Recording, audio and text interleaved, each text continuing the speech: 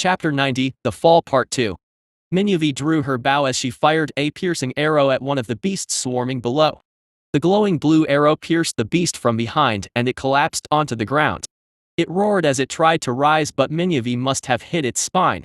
She had no idea on what its anatomy was, but trying to learn the anatomy of a hive beast is an exercise in futility. They change so often that by the time you figure it out, chances are it has changed somewhat. So the idea is simple.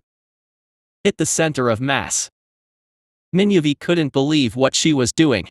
She left the Wood of the Ancients, the home of elves, to see the world.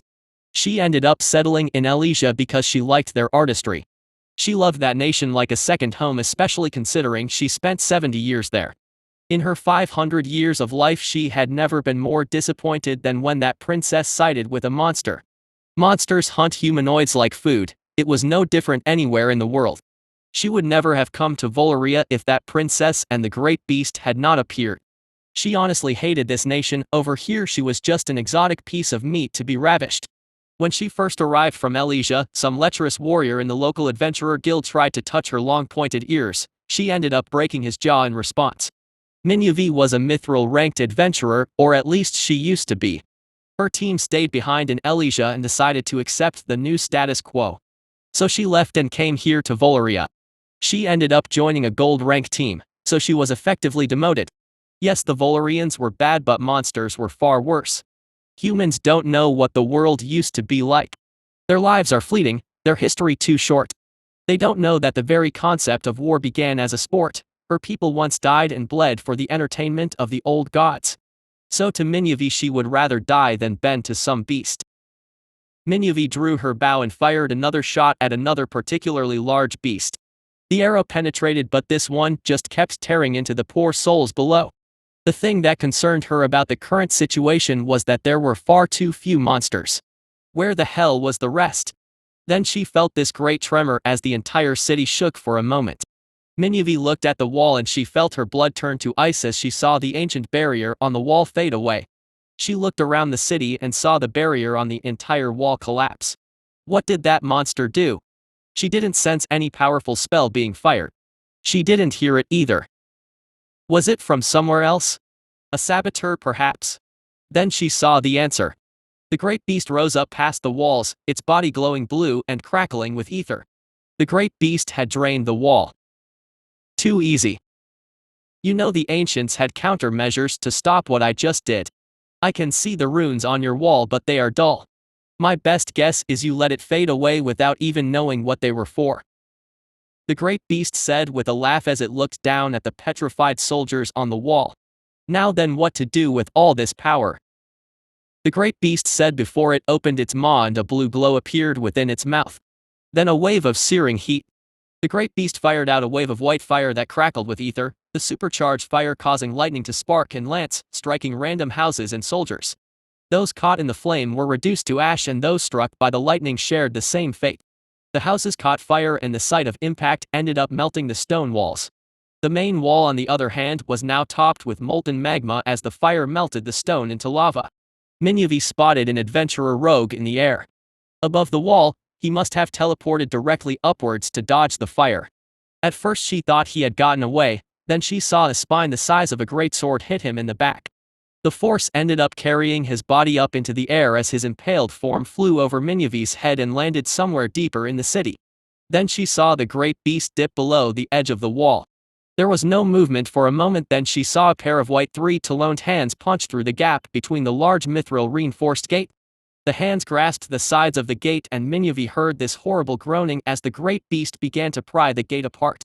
The mithril bent and buckled, the reinforced mithril bars on the back of the gate snapped and the wood splintered. Then just when she thought the gate was going to give way completely, the hands disappeared back past the mangled the hole. Then silence, but the next she saw was the massive gate being blown off its hinges.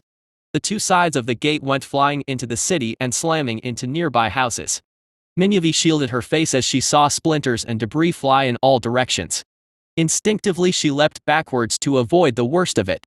When Minyuvi looked back at the great beast, she saw it standing past the destroyed gate, just looking up at the inner city's wall. Not enough for you, the great beast said in what must have been a mutter to it, but to Minyuvi the voice was booming. Fine. the great beast said as it looked at the mass of screaming and struggling soldiers in front of the gate. Minyuvi then heard a rumbling and she looked down at the streets below. She saw this massive hole appear and then swarms of the beasts started emerging. Minyuvi immediately drew her bow and readied her spell. Roar of the wind, Minyuvi intoned as she released her enchanted arrow.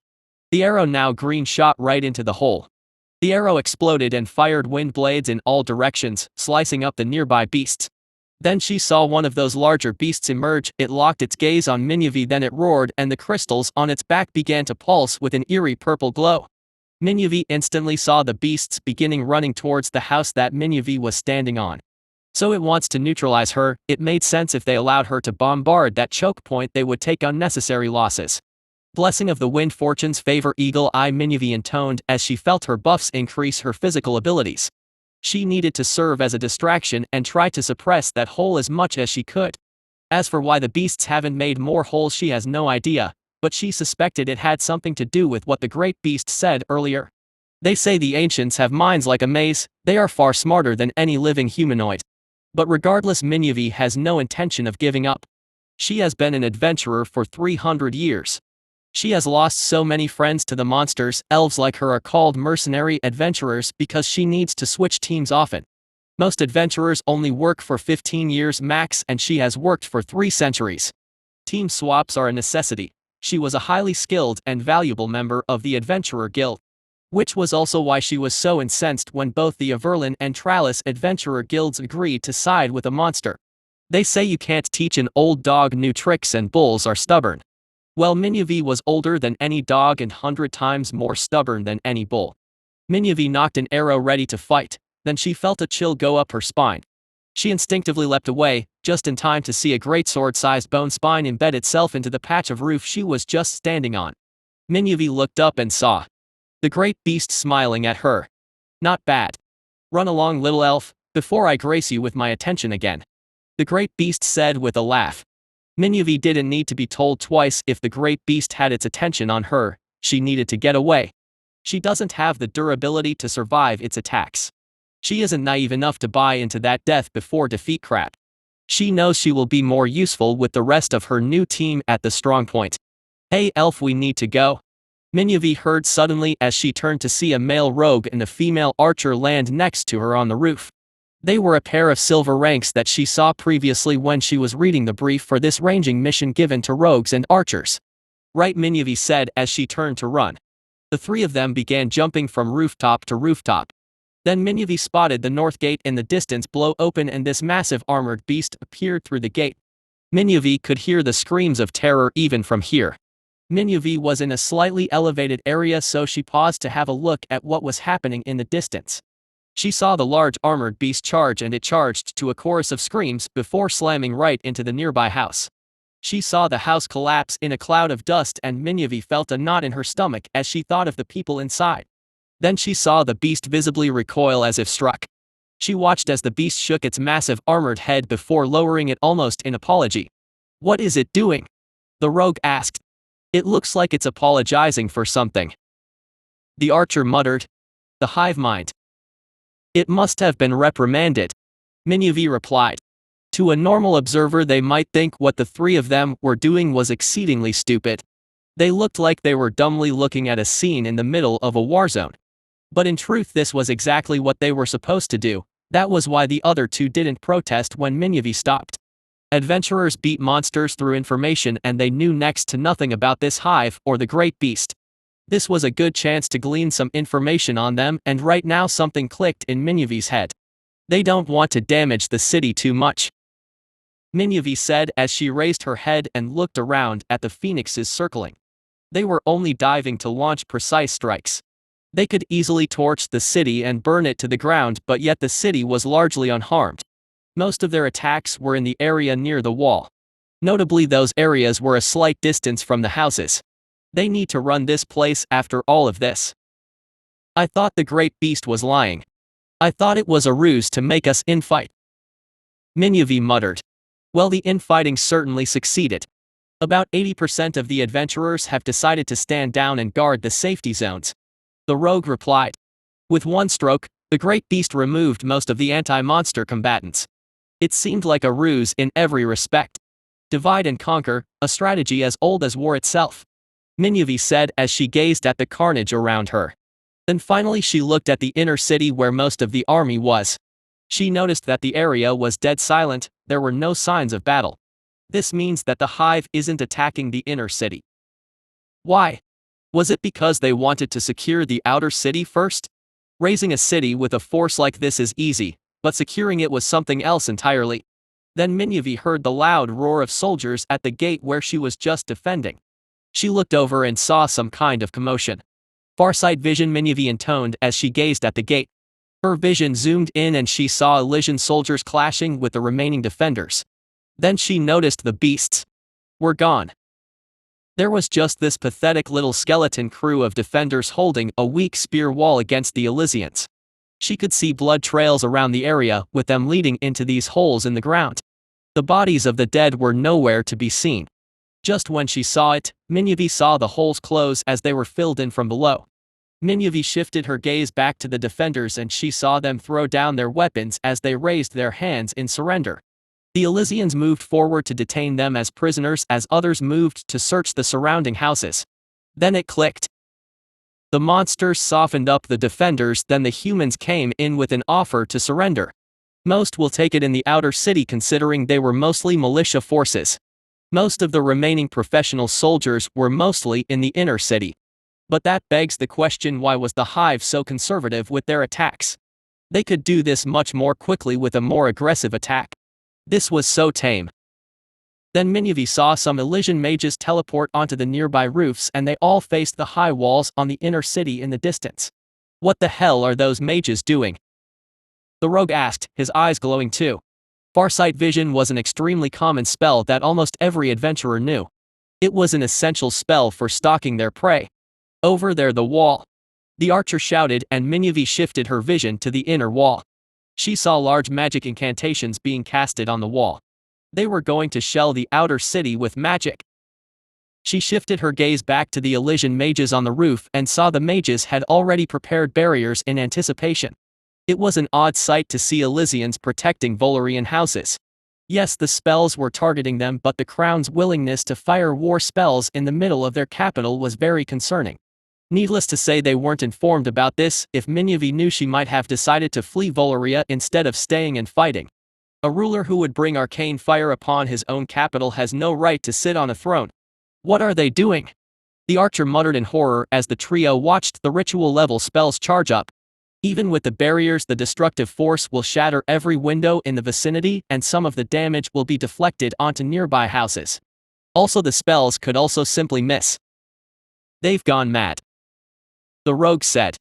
Minyuvi then spotted the glowing great beast fly up and face the wall. Then it spoke, its voice loud and booming, the sound so loud it rattled her bones and she could hear shouts and screams of terror from the house below her. If you fire that, you are not going to like what I'm going to do next. In response, the spells fired not at the Elysians but at the great beast instead. That was utter lunacy. If it dodged out of the way, the ritual level cursed fireballs would land in the middle of the city. The beast's hands glowed as it summoned a large barrier. The spell smashed right into the barrier, not even leaving a crack. Then it spoke again. This time it had a dangerous edge in its voice that sent a chill up Minyuvi's spine. It was the kind of voice a wolf would say to a sheep that it had pinned to the ground. Fine. On your head then. Chapter 91, The Fall Part 3. I lowered my hands as the spell faded. I could see the shock of the mages on the wall. They just fired a full barrage at me and I blocked it like it was nothing. Each spell they fired was a ritual level spell constructed from 6 highly trained war mages. Each of those cursed fireballs could level several houses if the houses were close enough together. I'll deal with them later. With any luck, after that little display they will be dissuaded from doing that again. I rather not do too much damage to the city just yet. No sense destroying something that I can preserve. But once I get in there past that wall, oh, someone is going to pay for that little stunt. As impressive as that little piece of magic seemed, in truth magic at its inception was a stopgap measure. The power derived from magic was an artificial construction. The main benefit of using magic was its flexibility. The strongest powers come from natural abilities, since the body is specifically designed and optimized for that specific ability. The spell-casting devourers of the past were only powerful because of this flexibility. But if they were caught out by a specialist devourer on unfavorable terms, they would lose in short order.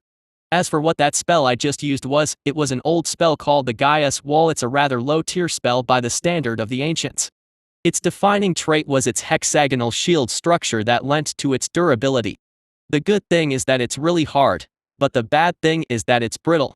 In simple terms, it's good against area of effect spells but extremely weak against high penetration attacks like shield breaker spells, which were specific spells designed to shatter magic barriers.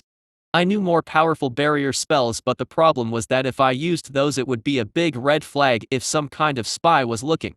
This was a rather low-powered spell which would arouse just the right amount of suspicion. In truth, a discerning eye should know that I can cast stronger spells, so by casting such a weak spell they might be suspicious that I know about their presence, which means they will be more cautious and not do anything too crazy. I had a suspicion that there were hidden actors in the shadows, but as of now I'm not sure who or where they are, so best to play it safe for now.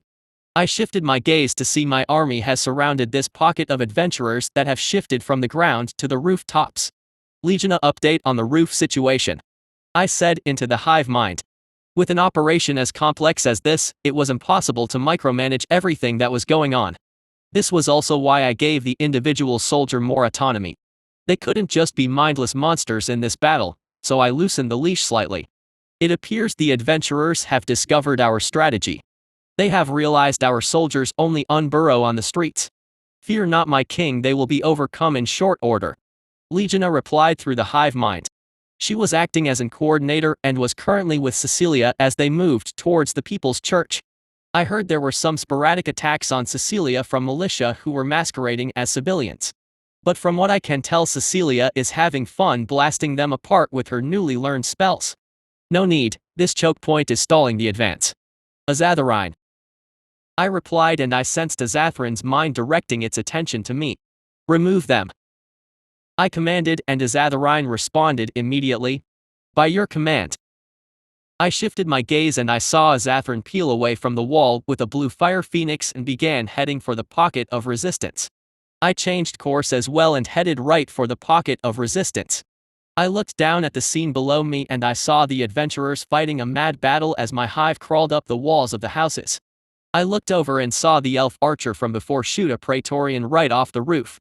It wasn't fatal, it looks like she used some kind of concussive enchantment on her arrow. The force from the strike ended up blasting the roof tiles loose, sending them careening in all directions. The praetorians were the largest of the common soldiers with a design focused on defense. They were coordinators and front-line commanders, so it is unlikely that the praetorian was seriously injured. Sure enough, I saw the praetorian get up after hitting the ground and jumped right back onto the wall of the house. It dug its claws into the stone, carving deep gashes into the wall as it climbed up the wall. That elf was particularly interesting. I've never seen a pureblood elf before. Even from this display I could clearly see the biological advantage. I heard the elves were a matriarchy, which is certainly interesting as they are an outlier on that fact. Heck, the orc class of humanoids don't even have females at all. They just impregnate the females of other humanoid species, a naturally parasitic species that was designed for a war. A species that was also cast aside by the firstborn once they outlived their usefulness and left to slowly go extinct. Why did they outlive their usefulness? Well, I have the answer. The Eternal Mother did that. From her memories I found out that apparently the hive brood class of life form was simply a superior tool for the function that the orcs were supposed to perform. So the Eternal Mother along with the rest of the firstborn created their own broods and grew them by unleashing them onto the orcs, using the old Orcish hordes as fodder to fuel their new superior machine of war. This was a good indicator of the firstborn's mindset, one that I share to an extent.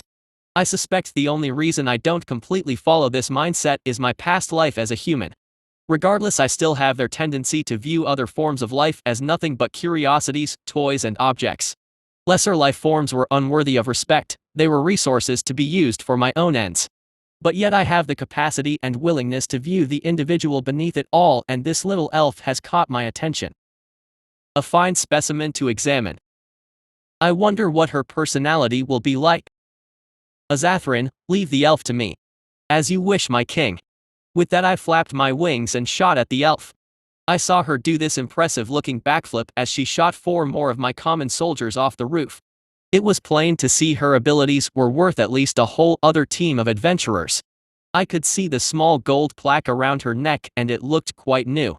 From what I know, adventurer ranks are given to teams, not individuals, since an individual has no chance of being able to be an effective adventurer. The job necessitates teamwork. My best guess is she shifted teams, most likely due to her long lifespan. Well, regardless, I can just ask her anyway. I saw her look up and her eyes widened. I saw her stress levels spike as she shouted at her teammates to scatter.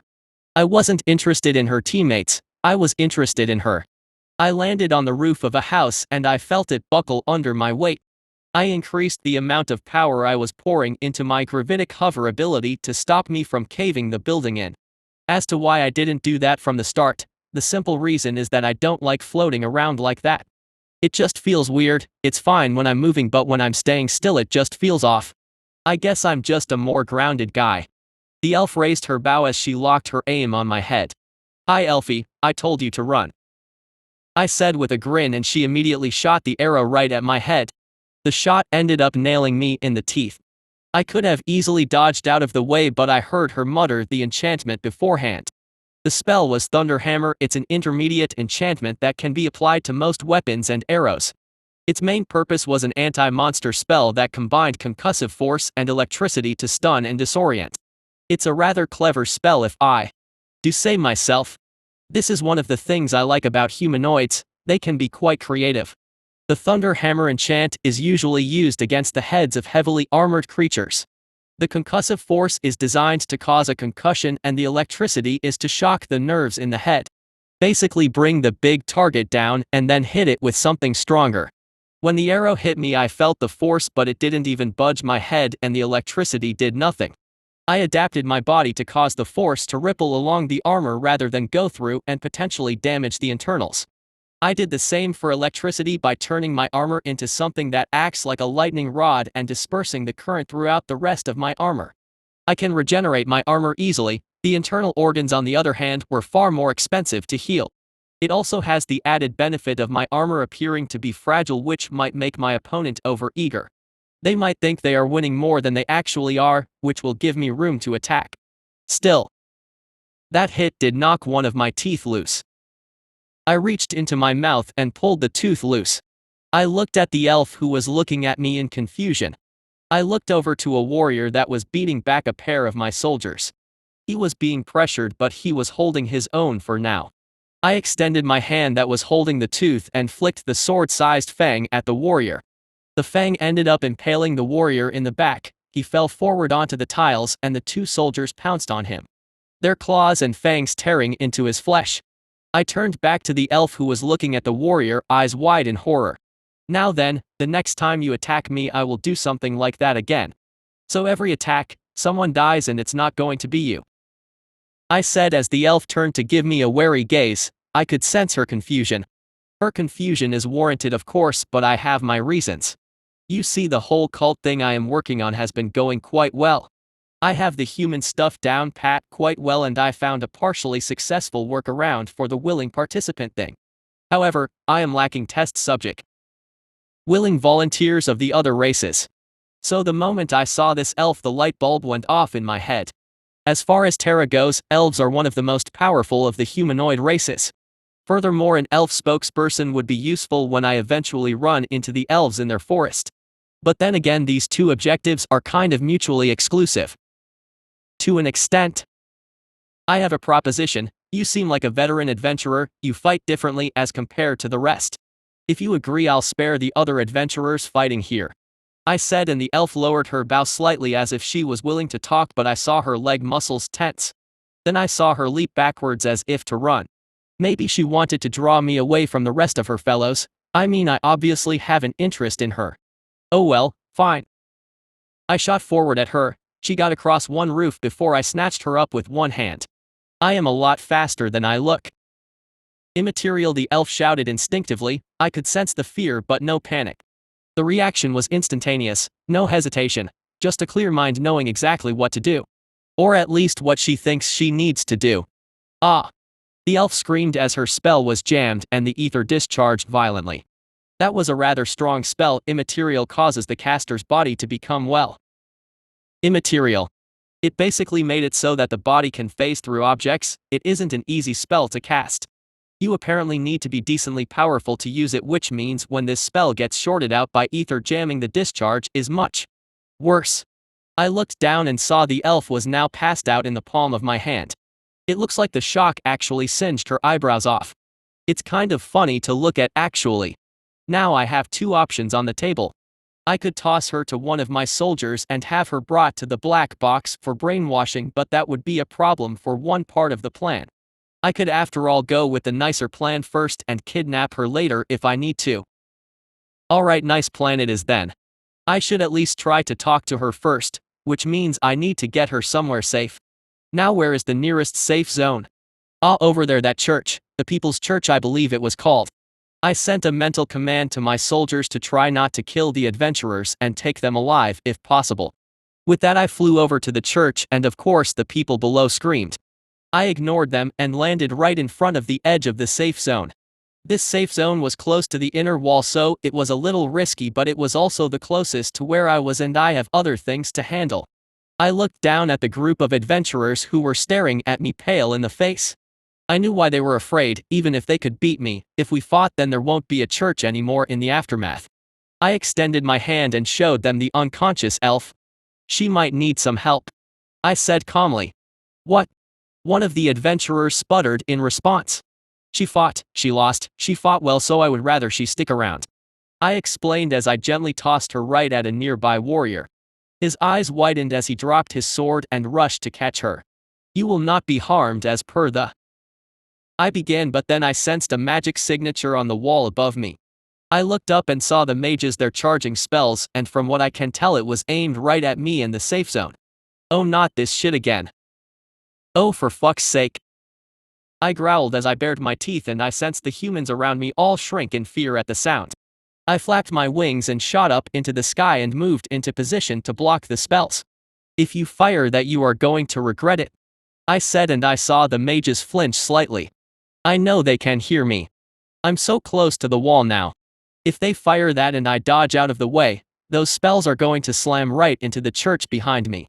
So if they fire those spells, it's obvious they don't care about the real estate value. Then the spells flew out and they were easily blocked by a shield spell. Fine, I had hoped blocking the spell from before would dissuade them from trying this shit again. Well, I wanted to try this anyway. Azathorin will be flattered. I used Solarite decoy, which split myself into 6 decoys. I plan to do the same thing that Azathorin did to melt off 2 of my arms. Only this time I'm still supercharged from draining the wall from before. Azathorin, Legiona, get ready to suppress and secure the breach. I sensed their minds shift their attention to me and I could sense the slight confusion. Breach.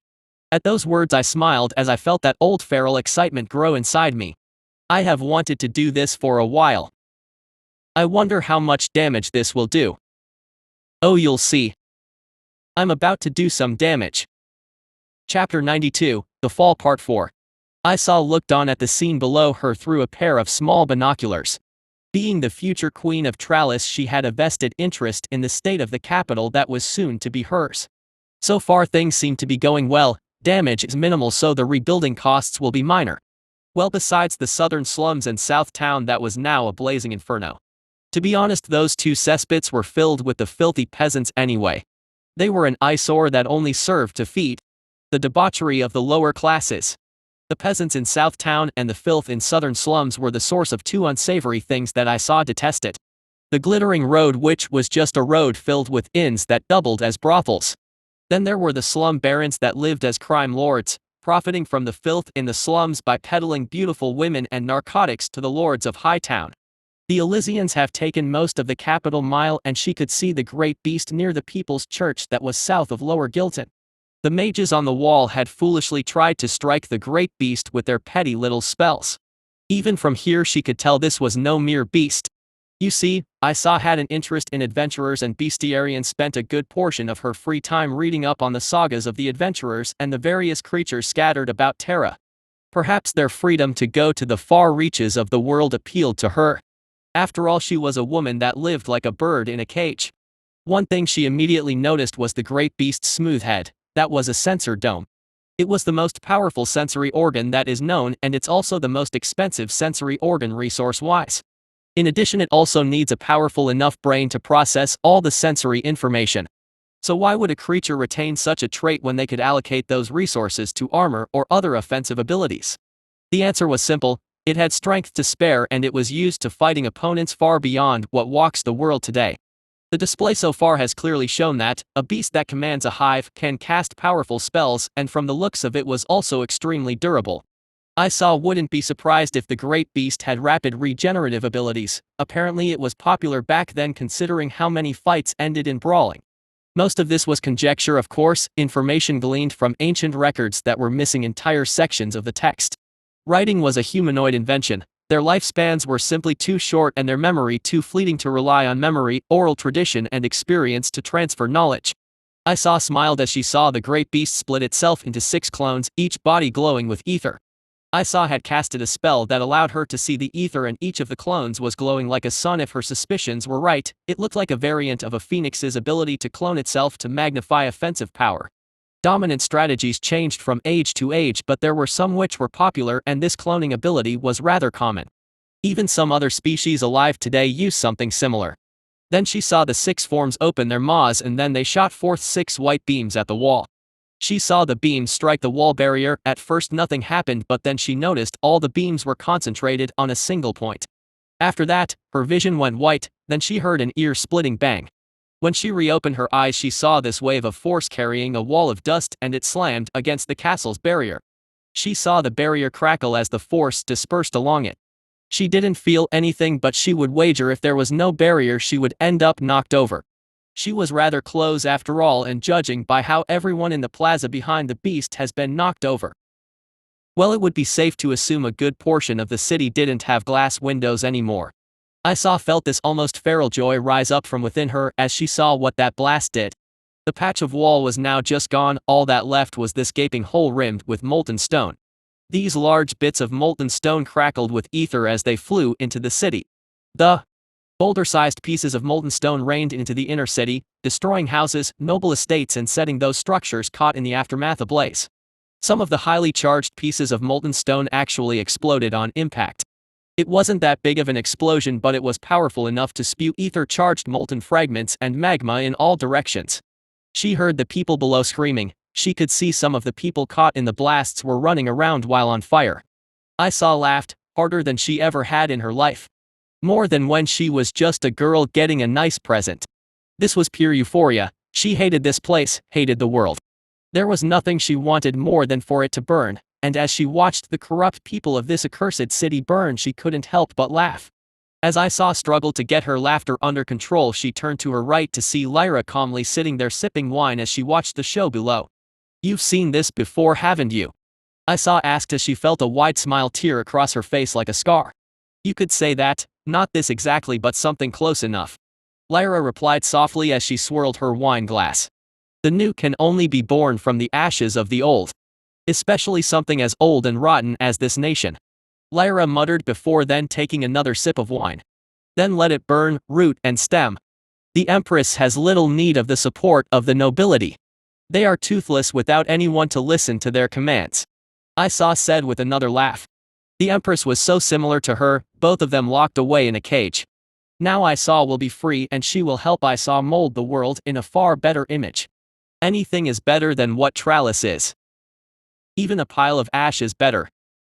Mother Justina felt the blood drain from her face as she watched the beast release 6 beams of energy right at the wall.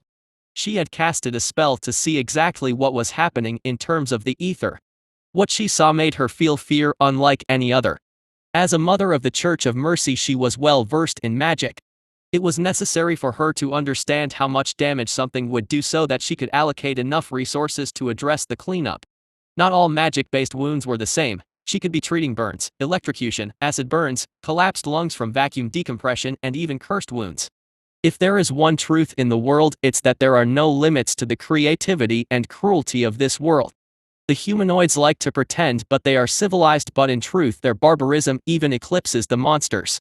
Humanoids lack the raw power of the beasts, so they must compensate through other means, like terror and cruelty. Yet here she was about to witness a display of power that was intended to induce terror. Her suspicions were right. The great beast has been playing nice up until this point. She was seeing what happens when his patience has finally runs out. Mother Justina looked to the left to see Junie and Arya staring wide-eyed at the beams. Then she looked back at the beams and tried her best to suppress her fear. She could see that those beams were ancient magic. It was chaotic, constantly changing with no stable structure to speak of. She could clearly see it in the unstable flow of ether that crackled off the beam in piercing arcs. And when spells were unstable. Instantly Mother Justina grabbed Arya's and Junie, who was on her left, yanking them towards her. As she did, she cast her gaze to her right and saw the large stained glass windows of the church. Barrier of light Justina intoned and a gold magic barrier appeared. Just as Mother Justina saw the barrier stabilize, she saw the wall's barrier flicker and fade. Then for a split second, she saw the 6 beams meet at a point on the wall, then her vision went white. For a moment nothing happened, then she felt something strike the barrier, followed by this ear-splitting bang and finally the sound of glass shattering. When her vision refocused, she saw the entire square of people had been knocked over as shattered glass rained down on them. She heard the clinking of glass as it landed on top of her barrier. Mother Justina instinctively looked around at the priestesses, and she was glad to see they were instinctively healing themselves and ripping glass shards out of wounds. They may be perceived as weak women, but in times of crisis the priestesses of mercy always rose to the occasion. She looked at Junie, who was trembling next to her. She could see the wide-eyed horror in her eyes, and following her gaze she looked to see the great beast merge itself with its clones. She watched as it raised its arms, as its body shook slightly, the ether crackling off its body, arching into the air around it. She could see there was this heat wave effect around it. How much ether was its body giving off? Then Mother Justina saw the great beast raise its head, and it let out a burst of white crackling fire right into the sky. She flinched as she felt the heat wash over her, and the sounds of screams rose out of the crowd. Many were already screaming or weeping from wounds caused by falling glass, but the screams grew louder as the heat bathed the terrified masses below. Mother Justina looked on and saw the more senior priestesses and priests still standing up above the common folk on the ground. They and the adventurers still stood tall above the weeping masses. In that moment it reminded Justina of why she took her oath to the divine. There were many defenders of humanoid civilization: the adventurers, the knights, the priesthood, even the bestiarians and alchemists, as well as many others. They were the bulwark against the terror, those who stood against everything this spiteful world threw at them. Even now, with an ancient beast just turning an ancient fortification into magma, they still stood poised to do what needs to be done, no matter what forgotten horror appears before them. Justina remembers what her mentor told her so long ago. She told Justina the difference between a humanoid and a monster is not intelligence, power, cooperation, nor form. It is the heart. Perhaps this was just religious dogma, but her mentor's next point was nevertheless true. Humanoids were the only class of creature that was willing to die for something greater than themselves. The most that has been observed from other creatures was a mother defending a child, but when the cause is lost, most monsters just leave the young for dead. No monster will die for another unrelated monster, yet humanoids routinely sacrifice themselves for those of whom they have no blood relation, even when there were no mating prospects. Men dying for other men based on friendship and camaraderie alone. The great beast says emotions were more often than not a hindrance, but Justina knows despite it often being hindrance, the whims of the heart were also humanoids' greatest strength. A monster like the great beast cannot comprehend doing something like that for another, to risk oneself just for the reason that it cares. It was plainly obvious this was an alliance of convenience despite all the theater it and the Empress puts up for the masses. But perhaps all of this acting was for the best. If the great beast possessed the ability to truly understand humanoid emotions and was able to control this impulse within humanoids, then the good people of this world were truly doomed to live under the great beast's lone thumb. Lord Warden Gabrian narrowed his eyes as he watched a particularly stupid teenager charge him with a pitchfork. Gabrian had just asked this particular group of soldiers to surrender. They were on the main highway and he could see the mangled corpses of soldiers and adventurers everywhere. Although he did see some adventurers already subdued on the roofs. The Phoenix Azathrun was just here. The burning houses and the melted cobblestone was all the indication Gabrian needed. He could smell the stink of burning corpses. Looking around, Gabrian could see the beasts of the hive dragging the corpses into holes. The humans were here, so they immediately shifted their task. Gabrian raised his great sword and easily swiped the pitchfork out of the boy's hands. Then he delivered a hard punch with his armored fist to the face of the boy. He felt the boy's cheekbones cave and his teeth give away. The boy went sprawling, blood pouring from his mouth and nose, his teeth clattering onto the stone like a set of dice. Gabrian shifted his gaze and saw a group of Elysian archers on the roof with hound-like beasts next to them. The new unit that was to be tested in this war. They have already performed admirably in the Powerless invasion, and now they are here to take the capital. It was a small unit, only 100 strong, but they were undeniably effective. Their speed and ferocity on land was unmatched by any human unit, and they had superior tactical prowess to the typical hive swarms. Effectively melding the strengths of both human and beast, Gabrian knew he was looking at the future of war. He was already considering incorporating the beasts into the wardens. Now would all of you be so kind as to drop your weapons? There has been enough death today, Gabrian said in a low tone as gazed at the shivering band of militia.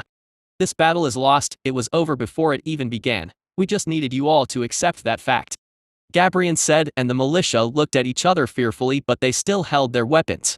In the corner of his eye, Gabrian then spotted the great beast split itself into 6 clones. He instinctively stopped speaking and turned to look at the great beast. I wonder what my dear friend is doing. Gabrian suddenly heard his Empress's voice from behind him. Empress. Gabrian began but was cut off. SHHH. Lord Warden. Look, all of you, you are going to miss the show, Cecilia said as she nodded in the direction of the great beast. Gabrian turned just in time to see a wild flash of light, then he heard the bang, then a shockwave that rattled his bones, and finally the sound of shattering glass. Gabrian looked on in mute shock as he saw the tall wall that was built by the ancients now had a section of it just carved out. He could see the rim of breach was glowing red hot with magma. Whatever the great beast did had melted the ancient stone into magma. One thought perplexed him, however. Wanton destruction was not what the great beast usually used. Destroying that wall was akin to destroying his own wall. Confused Lord Warden? Cecilia asked. I am Empress, Gabrian admitted as he gazed at the gaping hole in the wall. The Volarians simply needed a more heavy-handed persuasion, Cecilia said with mirth in her voice. We wanted to see if they would listen to reason. We made a deal with the church, you see. We gave the Volarians every opportunity, but I suppose they have run out of chances. If they want to behave like mad dogs, then the only thing they will understand is the fist and boot, Cecilia said, and Gabrian turned to look back at the militia. They were looking at the walls, and one by one their spears and clubs dropped to the floor. Even the professional soldiers dropped their swords. All except for one. The knight captain looked around in shock and started screaming at the rest of the soldiers to pick up their weapons. But no one cared, they just looked mutely at the molten gash in the inner wall. Whether what came next was from rage or madness, Gabrian did not know, but regardless, the knight captain raised his sword intent on hacking into his own soldiers. Gabrian was about to intervene, but he spotted an arrow fly in and hit the captain in the neck. Gabrian turned to see one of the special unit archers lower their empty bow. Adventurers were known for their precision and speed, so such a feat was not a surprise. It seems using them as members of the special unit was a good choice. Then Gabrian heard the great beast let out a booming laugh that echoed out across the city. Its head was raised, its laughter boomed, rattling the bodies of everyone in earshot. Gabrian sensed Cecilia walk up next to him as the two of them watched the great beast laugh, and he heard his Empress let out a soft musing comment. A little fun never hurts. Chapter 93, The Fall Part 5. As I cast my gaze to the destroyed wall, I saw the flying magma setting both houses and people alight. The red crackling balls of ether-charged stone and magma hit the houses and streets. They exploded and popped like firecrackers, spewing their lethal contents in all directions. I could see the magma eating into the surrounding stone houses. Any human that got hit by some of it didn't last very long. Death came in seconds as the magma ate into their bodies. Ether-charged materials tend to be destructive to other non-ether-charged materials when they are this unstable. All that latent energy has to go somewhere, and if you get flooded with that energy, bad things happen. God, that felt good. It's been such a long time since I cut loose like this. I've been far too civil for far too long. Nothing like a little death and destruction to unwind all that pent-up aggression. Speaking of aggression, I can see my vision going a little red. And I'm starting to feel really excited and I just want to kill something. I know this feeling, it was the same feeling I had back in that bandit camp. The joy of battle. I guess at the end of the day I am still a monster, still firstborn. My race defined natural selection and enshrined the law of the jungle in the logic of this world. I sensed a group of mages on an untouched section of the wall, channeling a spell at me. I could see other soldiers and archers getting into defensive positions. I could also see a mithril team of adventurers there. Funny. I thought there weren't any mithril teams here. Also, they don't look Volarian. Something was off. Well, I really want to kill someone. It must be my monstrous side coming out. Those guys are alive. I saw the spell fly free from the ritual, so I raised my hand and blocked the spell with a simple barrier spell. Yeah, they are alive. They'll do. I flapped my wings and dove right at the group of soldiers on the wall. I activated my ability Solarite Strike. It's simply my variant of the Phoenix's Ether Explosion ability. Azatharine used it in our first fight to get me off her after the initial ambush. It was also a rather creative way to turn myself into a missile. I saw their faces go pale as I dived down. I slammed down into the center of the group and detonated my ability. My vision went white for a moment as the blast triggered, then when I looked around I saw the section of the wall I was on had the top layer blasted apart. I found myself sitting in a shallow pool of ether-charged magma. Annoying filth. I held my hand out and drained the ether out of the surrounding magma.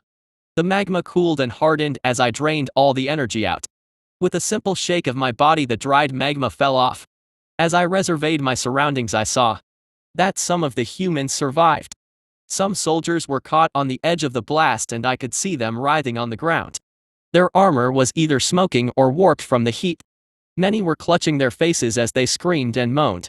I could see that their eyes were ruined from the heat. The heat from the blast had completely dried out their eyes. But these were not my main concern. Those mithril-ranked adventurers had made a clean escape, and as far as I could tell they were completely unharmed. There were two of them that had an interesting appearance. If I couldn't see their physiology and I didn't have some borrowed memories, I would assume that they are not human. What is so special? Well, simply put, I have never seen a human with such dark-colored skin. It was this dark brownish color that I had never seen before.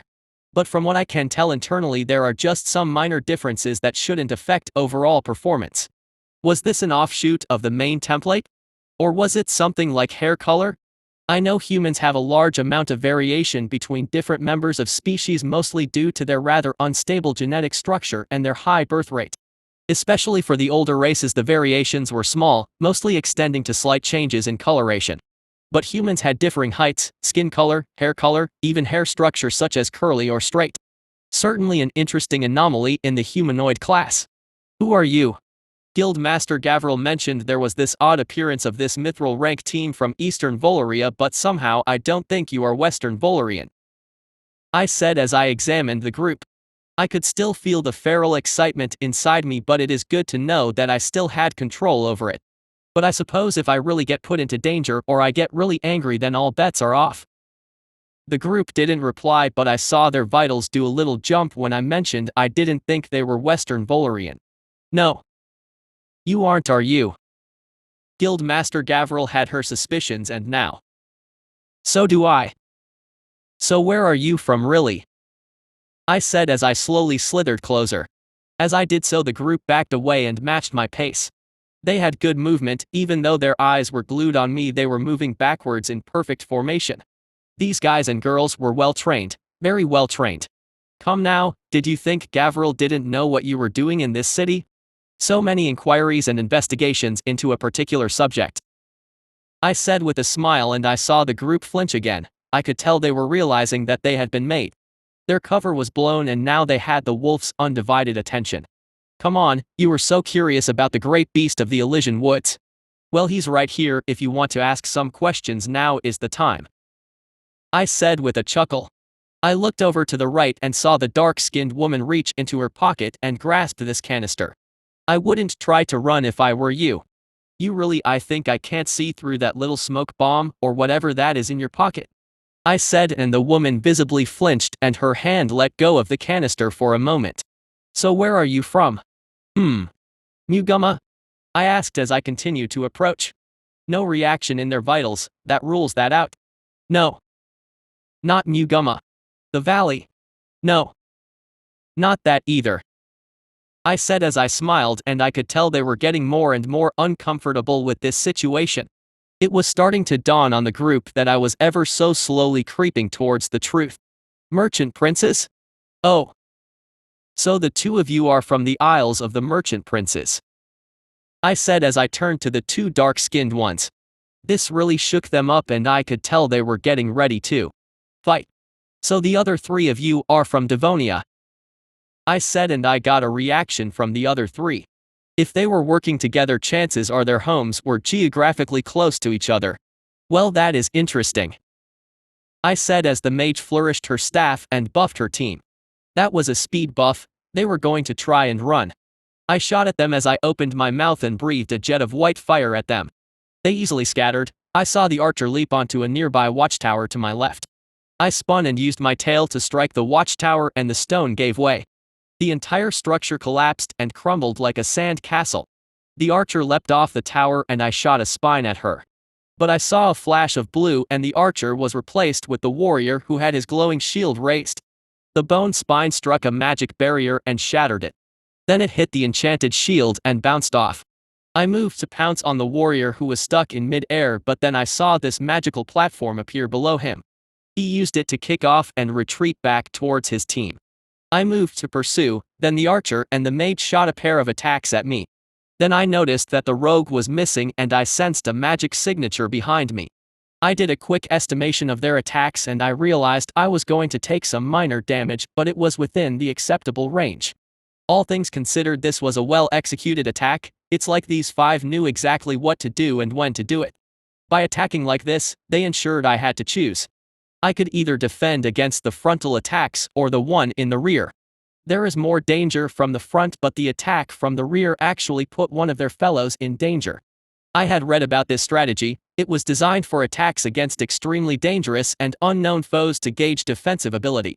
By having the rogue strike from the rear, they could gain insight on the defensive properties of the monster. It was a strategy to gather information. Most monsters will deal with the most immediate threat. Yes, the frontal attack was the more dangerous, but no one said the frontal attack was considered a significant danger. I turned around and I saw the rogue's eyes open in panic. In a flash, I snapped him up in my jaws. I felt the attack strike my back. It damaged my wings, but they would be healed soon enough. At the end of the day, this strategy was not an all-out attack, it was a probing strike. So they did not put everything into that frontal strike. I closed my jaws and I felt myself cut him in half at the waist. I tossed my head to the side and flung the lower half of his body off the wall. I turned around to see the whole party staring pale-faced at me as I calmly chewed their companion's top half. The shock was only a short moment, and soon their guard was up again. I saw the dark-skinned woman who served as the mage grasp the canister again. The others flashed their gazes at her and they tensed their feet as if preparing to run. I smiled as I spat the mangled dagger that was in the rogue's hand in their direction. Go on then, run. See how far you get. I said with a smile as I lowered my body as if raring to pounce. I love a good chase. I said with a chuckle. Then the canister flew and it exploded in a cloud of smoke. I couldn't help but smile at that little device. It was pretty clever, honestly. It wasn't just a smoke cloud. It also had an ether interference effect. If that smoke bomb was thrown into a group of mages, they would have some trouble channeling their spells. It was obviously designed to interfere with ether detection methods. If this was done in front of scryer mages, they wouldn't be able to see anything. But I could see everything just fine. I saw them jump off the wall right into the outer city. Looks like they are trying to use the city as a shield. I can't go all out in the city. I'll just wreck everything. Still, let's see how fast they can run. Their retreat options are limited. The warrior and the casters will struggle to keep up with the archer. Then to my surprise, I saw the mage and priest flourish their spells mid-air. A magic board appeared under each of their feet and they picked up speed. So they had an escape plan like this. I was wondering why foreign spies didn't run at the first opportunity. They must have wanted to observe me and test my abilities in combat before making a getaway.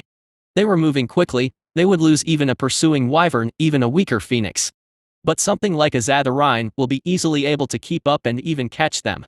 They probably didn't know this. It's not like information on white fire phoenixes were just lying around. Still, at this rate they will be out of the city soon, and I didn't feel like doing a long chase. I casted this spell. Mahila taught me Bashan Jam, an old spell that specialized in frying spells. Particularly useful if you wanted to capture targets alive. I released the spell, and from my hand shot out a narrow wave of blue energy. The mage and priest spun their staffs and put up a barrier. They must think this is some kind of offensive spell. Jamming spells were rare in this day and age. But jamming spells jammed barriers the same way they do magic hoverboards. They ended up being blasted off their hoverboards as their barrier spells shorted out violently. They hit roofs hard and their bodies ended up rolling off and landing in the street. The warrior and the archer found their hoverboards disappearing from under their feet. The archer managed to stick the landing, but the warrior stumbled and ended up denting the roof as well as destroying a few dozen roof tiles. Seize the casters. I commanded the hive mind, and I sensed Legionnaire send back an affirmative. Oh, hang on, this is interesting. Both Legionnaire and Cecilia are on the move. I hovered over the archer and the warrior as they warily looked up at me with weapons raised. End of the line, I said with a fanged smile. Honestly, this assault is quite interesting. I found that cool elf specimen, and now these guys. I thought this whole event would be dry and boring. Good thing humans are interesting or fun, if not life is going to be really boring. Now then, I'm going to give you two a choice. You can either surrender or you can be captured. You see, we may eventually have to negotiate with the Devonia Empire, so a few extra bargaining chips never hurt. I said as I extended my hand like a killer salesman. I could see two invisible figures float up from behind the two adventurers. It was a high-level concealment spell, so the two adventurers were none the wiser. I saw the warrior turn and give the archer a look, and the archer nodded. For the Empire, the archer said as she turned around. I could sense sorrow in her. She thought she was going to leave the warrior behind. She turned and was about to run when Cecilia reappeared and shocked her with a lightning spell. The warrior whirled around to see a smiling Cecilia reappear with Legionnaire calmly standing next to her. The archer was now gasping and groaning on the ground, her body smoking and her hair singed from the lightning. For my Empire, Cecilia said as her hands crackled with arcane power. No casters to protect you now, little warrior. Chapter 94, The Fall Part 6. General Montes walked through the city that was his home. He now wore Elysian red, clearly distinguishing his new allegiances. Thus far as he moved through the city, he had been securing prisoners. He had been promised that the prisoners taken during this battle would be first examined through interrogation. If found that they are unlikely to remain as agitators after the battle, they will be released. An extremely generous and merciful arrangement by the Empress. But that was no doubt motivated by the fact she knows a successful rebellion is impossible. Valeria simply does not have the strength to contest the great beast's power. At first, many of the soldiers were shocked to see what he was wearing, but as soon as he explained his reasons, they were quick to fall in line. Especially when he told them that the Elysian invasion was reduced to a few thousand survivors in under an hour, and that what they have experienced thus far was an extremely restrained assault. If the great beast were to attack with no reservations, bringing the full measure of his power and the might of his hive to bear against this city, then Tralis would be rubble, its people's meat or ashes. It will be a day where an ancient city is reduced to a haunted ruin. Montes knew this fact all too well. So sure he was in the futility of resistance, that he helped the Empress and the great beast plan the attack. It was his expertise and experience that led to this rather tame and non-destructive attack. It was also a good opportunity for him to start to prove his worth to the Empress. If he played his cards right, he could end up in control of Western Valeria, which means he will be able to keep the people safe.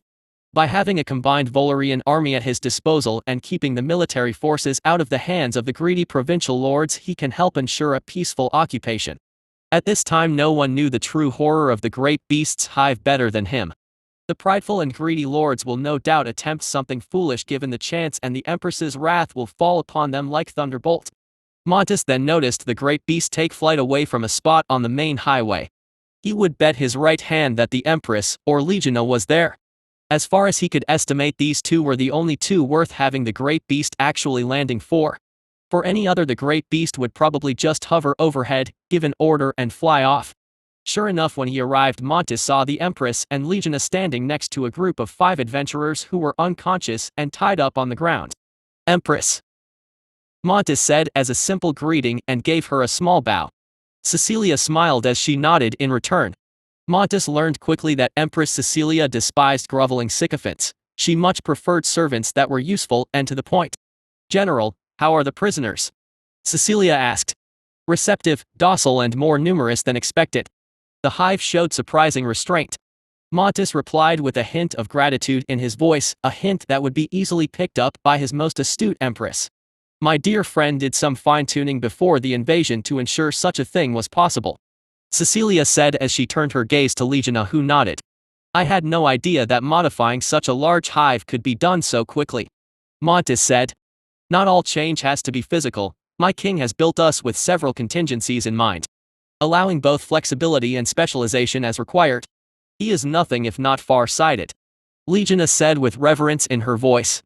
"We know precious few things about the ancients, especially since in their time, lifespans were long, so writing and record-keeping was largely unnecessary," Cecilia said. "I would assume you know more than most, Empress, given your rather close relationship with the great beast," Montes asked. "Curious are you, General?" Cecilia asked coyly with a smirk. "You would be surprised how often I get these types of questions. In truth, some things are better left unknown. For you see, General, to the ancients the words profane and abhorrent have little meaning. In the days of the forgotten past, it was not about who was right, it was about who was left," Cecilia replied, and Montes gave her a small bow to show he understood her meaning. The message may seem disjointed and even rambly to the uninitiated, but Montes heard her message loud and clear. The message was quite simple: be useful, give the great beast a reason to do the right thing. Because the moment doing the wrong thing is more effective is the moment that everything goes to hell. Once again Montes asked himself this question. It was a question he had asked himself all his life. His father taught him something very early in his life. In this world there were only 2 types of people, the winners and the losers. So Montes has tried to win and win many things he has. He rose through the ranks, making a name for himself as a fiercely intelligent and competent individual. So he rose from an unproven young heir of a great house to what looks like to be the military arm of a great empire. After this battle, the great lords of Western Voloria will covet his favor like drunkards seeking wine. He will be the most powerful Volorian. With a single stroke of a pen or a simple command he can make or break anyone, any house, any city. For all intents and purposes he has won. So once again he asks himself this question. Yes, he has won, but what did he win? "Are you well versed in the Devonia Empire?" Cecilia asked suddenly. "I'm sorry," Montes asked, slightly taken aback as he was torn from his thoughts. "I apologize for tearing you from your thoughts, but there is time for meditation later," Cecilia replied calmly as she cast her cool gaze to the group of tied-up adventurers. "Of course, Empress. As to your question, I am well versed with the Devonians. I have spoken with Devonian diplomats on several occasions. Tralles maintains several trade treaties with them. Those will naturally have to be renegotiated after the conclusion of this war," Montes said as he turned his gaze to the adventurers. "Can you confirm that they are Devonian? The 2 darker-skinned ones are apparently from the Isles of the Merchant Princes," Cecilia said as she gestured at the adventurers in question. "Merchant Princes? There may be an easy way to determine that. The people on those isles mark their backs with tattoos to denote their status and life progress. The tapestry of life they call it. I can read it if it's there. It should include some important information," Montes said. "I see, I have heard of the tapestry of life, but it slipped my mind. Strip those 2. Cecilia commanded, and a pair of royal guards approached.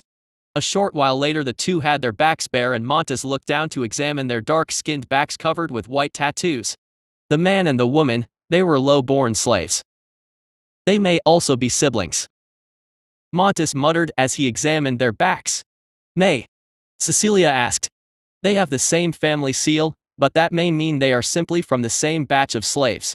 The woman was a whore for a period in her teenage years, then she and her brother became gladiators after being purchased. It is unclear if they were born on the Isles or if they were simply owned by an islander slaver on the Devonian mainland. They were then liberated by an adventurer who saw potential. It can be seen here from a man breaking chains and him pointing a spear at the wolf. Then they went into service of The crown. The eagle is the symbol of royalty. Montes finished as he reached the end of the wall of tattoos. So spies masquerading as adventurers. Still, why leave this evidence on their backs? Cecilia asked. Most outside of that region don't know how to read it. I only learned about it because I had to negotiate a slave deal with the merchant princes a few years ago. I read about it beforehand. It took me a lot of time to get my hands on the books. Or it could simply be incompetence, as I am sure you are aware corruption and nepotism is rife in the Devonian Empire. Montes said. A slave deal. I thought slavery was illegal in Volaria. Cecilia asked as she raised a brow. It is illegal. Officially we sold a contract of service. Their labor was contracted to the slavers. In perpetuity. They were condemned, so they were serving hard labor until the time of their execution. Montes explained. I see. A contract of service loaned in perpetuity. Now that's a joke and half. Cecilia replied with a chuckle. At least we now have an idea on who they are. They will be a useful bargaining chip. They are a casus belli for war. After what we did to Volaria, they will be wise to take our threats seriously. Cecilia said with a smirk. Still, this mark was very sloppy. Their subterfuge divisions must not be as good as they would have us believe. Montes said. It could also be possible that they were contracted for this job specifically. They were here to gather information on my dear friend. Mithril-ranked adventurers are hard to find, and nothing less than a mithril-rank adventurer would even stand a chance. Or so they thought. Cecilia replied. Then they probably should have sent one of their hero-ranked team, but I suppose that would be harder to hide. A hero-ranked team would draw a lot of suspicion. Montes said. Indeed they would. A mithril-ranked team like them drew quite a lot of attention on their own. Cecilia replied as she cast her gaze upwards and faced the inner wall. Montes followed her gaze and the two watched the hive swarm up the inner walls. It looks like the next phase of the plan is beginning. This means the outer city has now been occupied to a satisfactory degree. Work is never done. When you finish something, you always have something else to do. Cecilia mused. Good work begets more work. I learned that a long time ago. Montes replied. I suppose that is true. Come, we have much to do. Cecilia said as she turned away from the adventurers and began heading down the highway. Yes, my empress. Montes replied as he made to follow. I looked down at the battlefield below me. My not-so-surgical removal of that section of wall has greatly accelerated the fall of the outer city. The loud bang from the ether explosion combined with the now gaping molten hole shattered the morale of the lesser defenders. Relatively calm and orderly surrenders devolved into panicked, desperate militia throwing themselves at the feet of the Elysians. There was now only a few hours until nightfall, which meant we didn't have the time to take the inner city. Starting an all-out battle in the streets of a city during night was a good recipe for accidentally burning the whole thing down. Especially considering most of the professional soldiers were in the inner city. For today, the next main objective was to take the inner wall. If the Volarians remained in control of the wall, they could rain spells and arrows down onto the outer city. So now my hive was swarming up the walls and engaging the defenders. The phoenixes dived onto the wall, raining ether fire on top of the defenders, softening the defenses for the clash. However, the phoenixes weren't exactly known for their stamina, so Azatharine has already pulled the weaker phoenixes back to recuperate for tomorrow's final assault. Now only the Azatharine, the blues and about half of the oranges were still in combat. The reds and other oranges have already retreated. The side of the wall where I had rampaged through has already been taken. Even now I could see my hive repelling the counterattacks. The lesser hive soldiers were already on the ground, disrupting any reinforcements that were attempting to retake the section of wall. The ranged harrier hounds were at the top of the wall, firing down at the Volarians below. I added some adaptations that allowed them to scale vertical surfaces, and I also created something new. I couldn't help but smile at my new creation. It was a prototype, and thus far I have never sent anything into battle with so little testing, but it could also be said that battlefield testing was the best kind of testing. This not-so-little creation was called the Spider Ballista. It had a dual purpose. It was either for assaulting a fortification or holding it once captured. This design was made to be modular to an extent. As of now, it was made as a more heavily armored artillery unit, but it could also be outfitted with a different configuration. Specifically, that other design was a lighter anti-air model with a higher fire rate. In the event of war with the Seraphim, I intended to flood the skies with projectiles and force the angels to the ground where I can fight them on my terms. Also, the current projectiles these new creatures were using was also the projectile that was designed for anti-air. Using the type of ammunition that was designed for destroying buildings was not a good idea when you wanted to keep the city mostly intact. It was an interesting concept and design I pulled from the Eternal Mother. She called it living projectiles, and what did it do? Well, those poor shits down below are about to find out. Chapter 95, The Fall Part 7. Jin grimaced as he swung his warhammer and smashed the head of one of the smaller hive monsters. He cast his gaze upwards and saw the monsters atop the wall attacking the defenders. The defenders were slowly but surely being pushed back. Even now he could see soldiers taking the fast way down the wall after being tackled by one of the beasts. It was blatantly obvious that the beasts were not concerned about their own safety. They would gladly kill themselves if it meant they took one of their enemies down with them. Jin turned around to check on the war archers behind him. Jin and the rest of his strike team were on the roof since the beasts are showing some restraint with regards to collateral damage.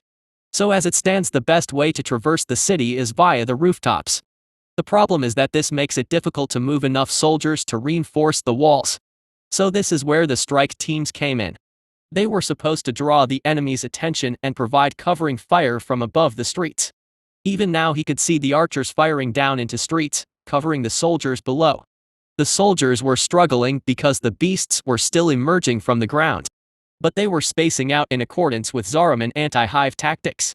Spread out and create overlapping kill zones. The only way to counter this is to cave in the entire section of ground, but that may cause the surrounding buildings to collapse. In Zarma this was viable because the land was basically sand and so it was soft. Thus the beasts emerged from tunnels. The hives in Zarma could not create giant cavities to cave in due to the soft nature of the sand, but here in the harder soil that was certainly an option. For now the beasts were sticking to tunnels, which means it was still possible to contain. If too many tunnels appeared, the streets would cave in anyway, so thus far it looks like the amount of tunnels appearing was few.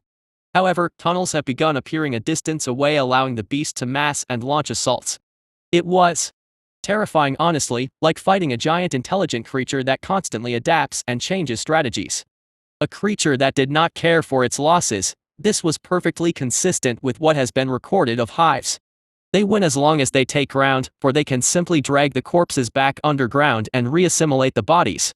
All the archers were using the standard spell penetrating shot. These were archers that were specialized for warfare.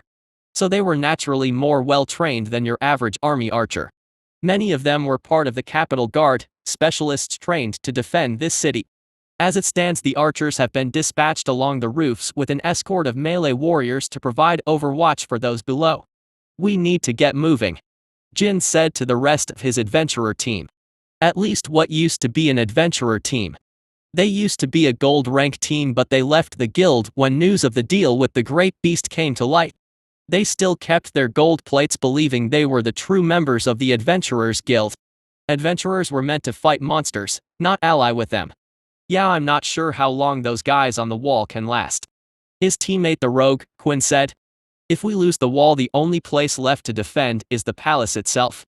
Then we are just waiting to die at that point, Jin said, and they began to press forward along with the rest of the reinforcements.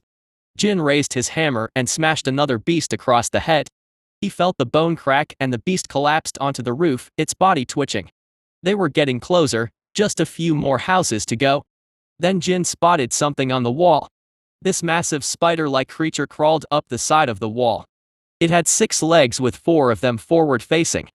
The front legs were covered with armor plates and its body was this strangely shaped, almost humanoid-looking body. It didn't have arms and the torso looked hunched over. On its back protruded this long cylinder that pointed outwards. He could see a pair of large eyes on its head as it scanned the surroundings. The monster dug its legs into the wall and seemingly sat down. It was then that Jin noticed that the front armored legs formed a kind of shield. The long cylinder-shaped protrusion rested atop the shield as the beast pointed the cylinder down from the wall and right at the group of soldiers in the streets below. Jin felt his blood go cold when he saw the tip of the cylinder open up, revealing a maw. He realized something was going to come out of it.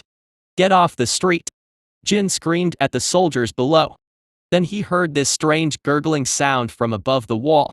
He turned to see that strange beast's long cylindrical maw seemingly scrunch up for a moment. Then it spat this strange black orb at the group of soldiers below. Instantly he saw a barrier materialize in front him. It was just in time considering as soon as the orb reached the soldiers it exploded. Jin ducked and shielded his face as he heard the barrier crackle as if struck by something. When he looked back up he saw the barrier was cracked but holding.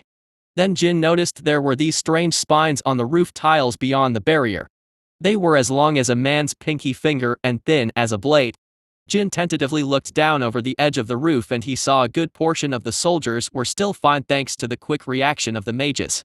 However, the hastily erected barriers couldn't cover everyone and now numerous soldiers now lay dead or dying on the streets. Some of the archers on the roofs were also caught in the attack and many were now incapacitated or killed. Jin heard a bestial growl from atop the wall. He turned to see the giant artillery beast raise its cylindrical appendage for a moment before lowering it again. "Get off the street!" Jin screamed again and immediately the soldiers below began to scatter into the surrounding buildings. He watched as knights kicked down doors and stormed in.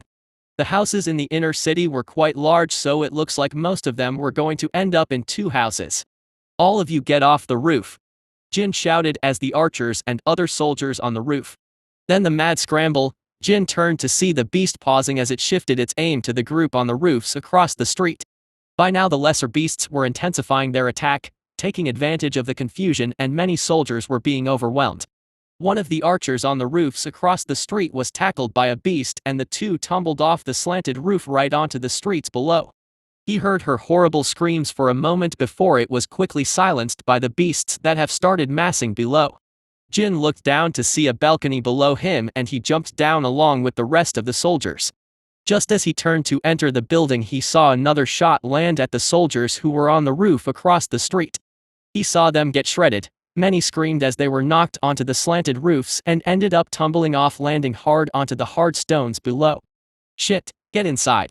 Jin shouted and one of his teammates kicked the glass door open, allowing them entry into the large estate. He turned to look at the balcony just in time to see beasts emerge up the edge of the balcony and they pulled a few of the archers right off the balcony. They fell screaming down onto the streets below. Some of the warriors turned to beat back the beasts, giving the archers and mages room to retreat. But just when he thought they were going to get most of their fellows through he caught a glimpse of a black orb appearing before exploding right next to the balcony. Jin flinched and shielded his face. Again it seems he got lucky. When he looked up again he saw how lucky he truly was.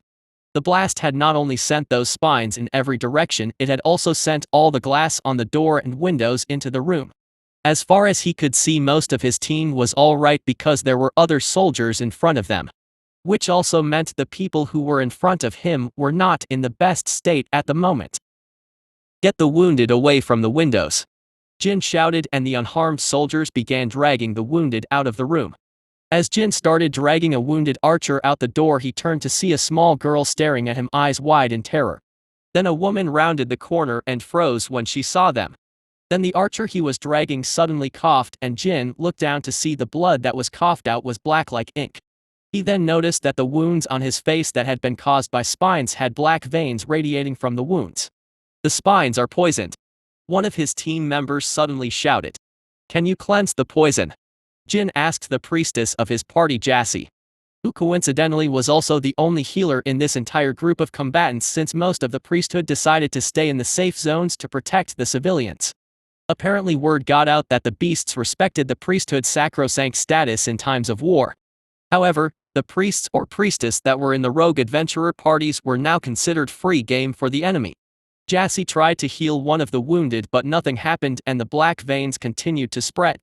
Jin looked down to see the archer he was holding onto was now gagging, his lips were turning purple, the whites of his eyes were now red, blood leaked from his eyes and nose and foam leaked from the corner of his mouth. Whatever this poison was, it looked fatal. "Q. Do you have an antidote that might work?" Jin asked. "For all of them. Do I look like a walking alchemist's shop?" The rogue Quinn sputtered in response. "Just try to save one of them, we need to know if anything you have works. You carry multiple doses, right?" Jin said. "Got it." Quinn muttered in response as he chose a random lucky soldier to try to save. Jas, stay safe, you are our only healer, if you go down the rest of us are done. Jin said to Jassy, who nodded stiffly. Jin turned to look at the mother and child, who were still staring at all of them in shock. Ma'am, you need to find somewhere safe. Jin began, but he was cut off. They're coming through the windows. Jin suddenly heard someone shout. Jin turned to see a pair of archers firing into the doorway the group just emerged from. Move the wounded out of the way. Jin shouted. They're already as good as dead. One of the archers shouted in response. Then do you want to trip over their corpses? Jin shot back. Hearing this, the rest of the soldiers began to drag the dying out of the way to make some space. Go! Jin shouted at the mother and the child. The mother flinched before picking up the young girl and sprinting away in the other direction. Then he heard the splintering of wood and he saw a door in the corridor ahead of him splinter to pieces as more beasts poured out and started flooding the hallway. What do we do? Where do we go? One of the mages shouted in panic. Then Jin heard the sound of splintering wood and cracking stone from above, and he looked up to see a white blade emerge from the ceiling. They were trying to break into the roof from the ceiling. They couldn't stay here, they weren't retaking the wall at this rate. Not when they are pinned down in the houses.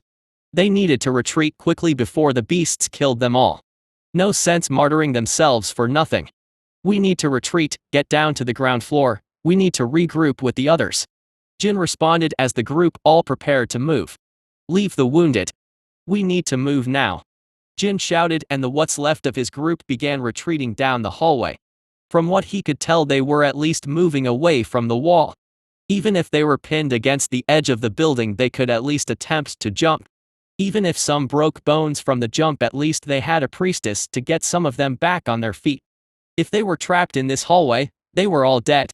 The group stormed down the hallway, the archers and mages constantly hurling projectiles at the beasts that were hot on their tail. But no matter how many died, the beasts just climbed over their dead fellows and kept up the pursuit. Luckily for them, they came across this downward spiral staircase. Thank the divine for stupid pointless spiral staircases, good thing they were fighting in some rich man's mansion. Jin turned to see the beasts were still coming, and a pair of warriors at the back of the group stopped to buy some time. An archer joined them and began firing what was left of her arrows at the charging beasts. If the beasts got into the spiral stairway, they could just jump down the stairwell and right into the group. The group rushed down the stairs, and Jin looked up to see one of the warriors being tackled by a beast that had just barreled right into him. Go leave us. The archer shouted down the stairwell right as another beast contacted the other warrior. Jin grit his teeth as they continued to rush down the stairs. Jin smashed his way through the door at the bottom of the stairs and took the nearest door. He saw he was in a room with a window that led out of the building. Out the window! Jin shouted. He ran forward and he reached the window just to see a group of soldiers running down the street back into the city. Then he saw another black orb fly in and decimate the group. It killed most of them, but some managed to get up seemingly unharmed. Jin had a feeling something like this would happen, but at least this way they had a chance. Then he saw another black orb fly in and kill the rest. What was that? That beast couldn't fire that quickly last time. Jin gingerly peeked out the window and he felt his heart sink when he saw one more of those artillery beasts had taken position on top of the wall, with another one currently setting itself up. If they ran out into the streets now, they were dead. They needed to use the buildings, but the beasts would catch up. Jin, what are you doing? What's the plan? Jassy asked from behind him. Jin grit his teeth and made his decision. It wasn't much of a decision, since this was the same mentality for the entire defense of this capital. We need to take our chances. Jin replied as he saw beasts emerge from the alleys and started finishing off the survivors from the bombardment. You want us to go out there? Jassy sputtered as she looked at the beasts tearing the survivors to pieces just outside. If we stay here, we're all dead, Jin said, but as Jassy was about to reply, he felt the ground tremble. Something big just landed next to the building. Jin turned to see a large white blade carve a gash in the wall. Then the walls glowed, and in an instant the entire wall was torn off, revealing none other than the great beast of the Elysian woods. Jin gulped as he looked up at the smiling monster as it loomed over them. Hello there, little lambs. Chapter 96, The Fall Part 8. I opened my mouth and sent a jet of fire into the house. I instantly incinerated the group of adventurers and soldiers. I told my soldiers in the house to back off to avoid them being cooked as well. Apparently there was a family in the house, no idea why the mother and child were in this place but the dad isn't. Well anyway, I can't have them dying, so I ordered my soldiers to drag those two out of the burning building. The battle was going well, most of the soldiers had been pushed off the sections of the wall that overlooked the inner city. The test run of the new artillery unit was going well, some of them had taken fire from the mages. Luckily the frontal armor I gave them was holding well against the attacks. One of the main design concerns was durability. These ones needed to be numerous enough to be effective. However, if I made them too durable and too powerful they would be too expensive to produce. Hence the design concessions I made of having less armor to cut down on costs. To be honest, using the less armored anti-air variant due to its higher fire rate would have been more effective in this situation, but I needed to test the durability, so I ended up using this subpar configuration. Still, this unoptimized setup looked to be more than enough to repel the attackers. From what I can tell, the remaining defenders were massing near the palace and setting up defensive positions. It would be beneficial if I could kick all of them into the palace, although the palace did have a section of wall overlooking the inner city.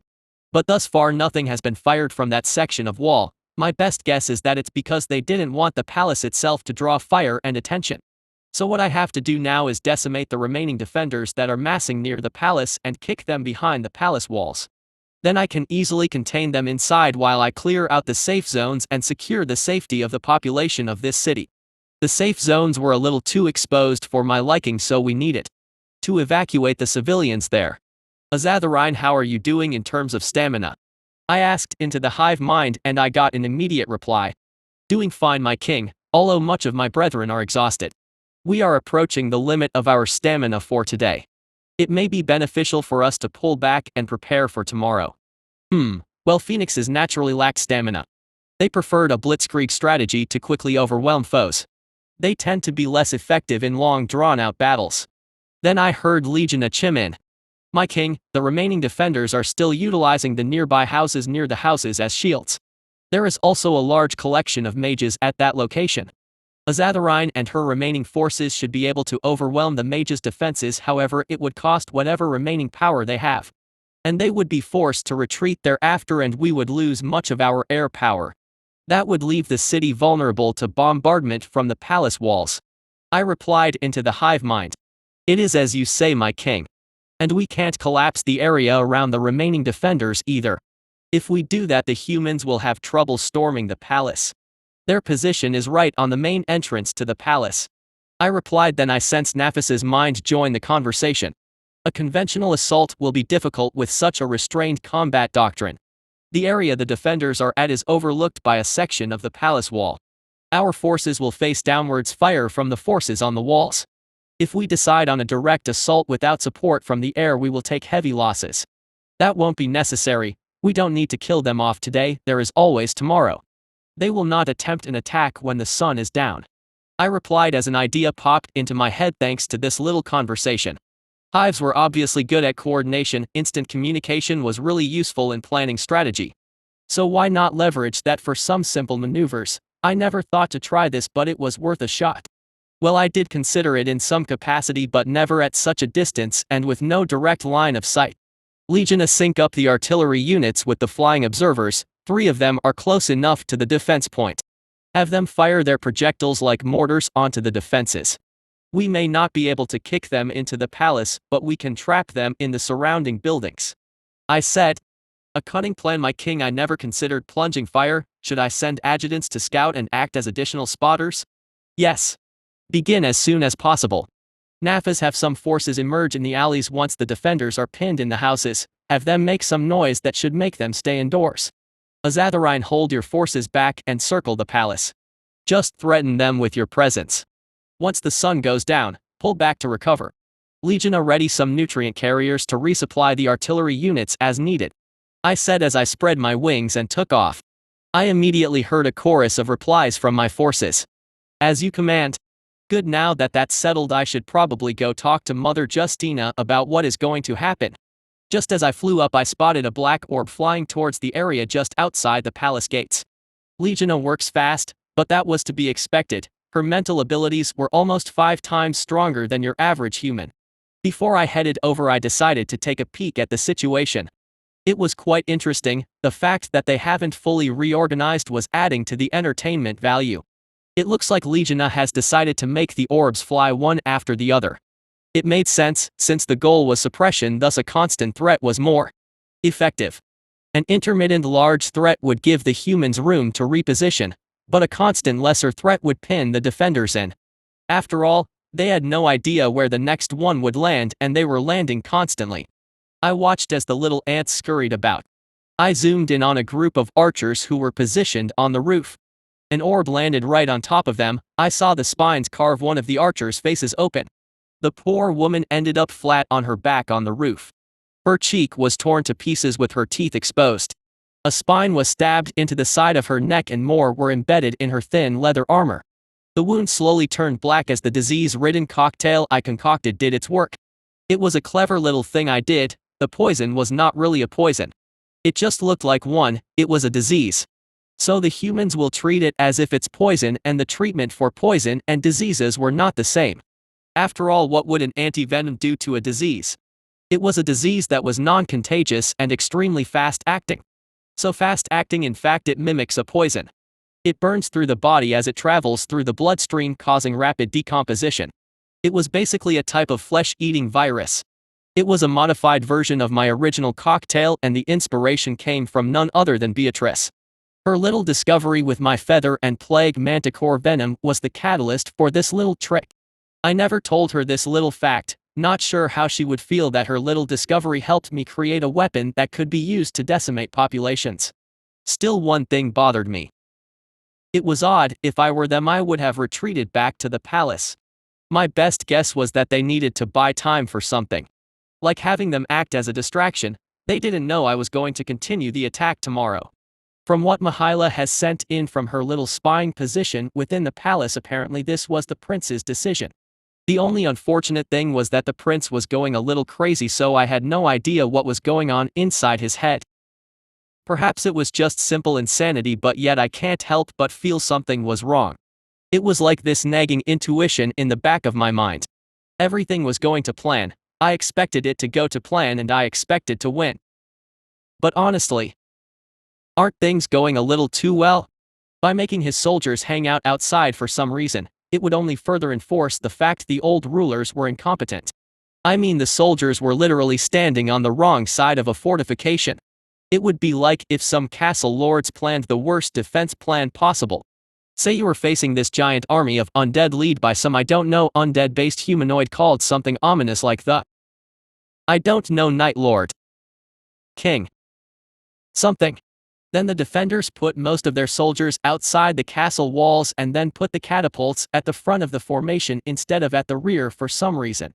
Maybe even build some dinky wooden spikes behind the main army, trapping them and preventing retreat into the castle. Something like that. Well, you are not going to have a nice time, and chances are you are going to be a laughing stock if you somehow survived.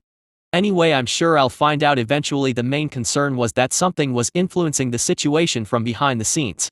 It was like the prince was a paid actor, being competent to rise to his position and then doing the worst things possible now that I'm here to make me look good. Oh well, regardless, the humans below are having a really bad time, judging from all the screaming and panic down below. From what I can tell, they are fleeing into the houses as expected. I can do a night raid later to pin them in further or wipe them out. I need to go talk to Mother Justina and get her to move the people in the People's Church safe zone. More busy work. Man, I hate talking about all this crap to take care of the humans' pretty little feelings. I took off right as another orb landed and more screams echoed out from the Volarians below. It didn't take long and soon I landed right outside the safe zone. Cecilia and Legiona were already there with the Lord Warden, the Lord Knight Enchanter of Istland, and General Montes. What's going on here?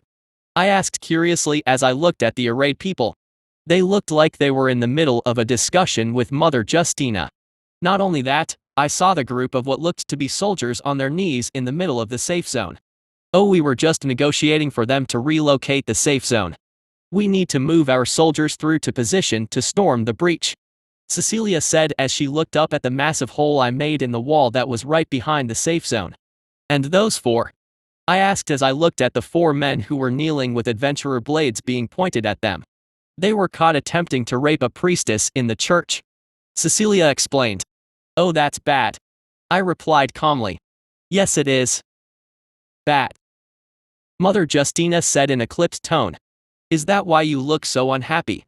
I asked as I shifted my head to face Mother Justina. You could say that. Mother Justina replied dryly. So should we settle this first and then negotiate about the relocation of the safe zone? The criminals seem easier to settle, so why not we settle that first? I said nonchalantly. Fair enough. Cecilia replied with a calm nod. So who witnessed the attempt? I asked. Mother Justina looked to the side and two of the adventurers that had them at blade point raised their hands. We heard the screams and the commotion, then we charged down, catching them in the act. The two adventurers said, both of them with jaws set, scowling in displeasure. They were both younger men, being in the silver rank. Not surprising that adventurers are big on justice, most of them begin as idealists. Going out into the cruel world hunting creatures far more powerful than you is not a profession for the faint of heart and weak of will. After all, an old adventurer is the perfect example of the saying, beware an old man in a profession where most die young. So you two caught these four? I asked. We had our swords drawn and we caught them with their pants down. One of the adventurers replied dryly and the other one nodded. Well, the two of you are telling the truth, so what is going to happen to them? I asked. Well, they would be handed over to us and then summarily executed. Cecilia replied. Yeah, that makes sense, since technically this place will soon be part of the Empire. By the way, I think this whole thing should be done by tomorrow. I said as I looked down at Cecilia. That would be best, I miss my bed. Cecilia replied airily, although I know it's not the bed that she misses, it was a certain servant that shared her bed. I'm sure you do. I said with a grin, and Cecilia shot me a sideways glance, to which I let out a small laugh in response. So let's get this out of the way first. I said and held out my hand. My hands glowed and the four men screamed as they levitated off the ground.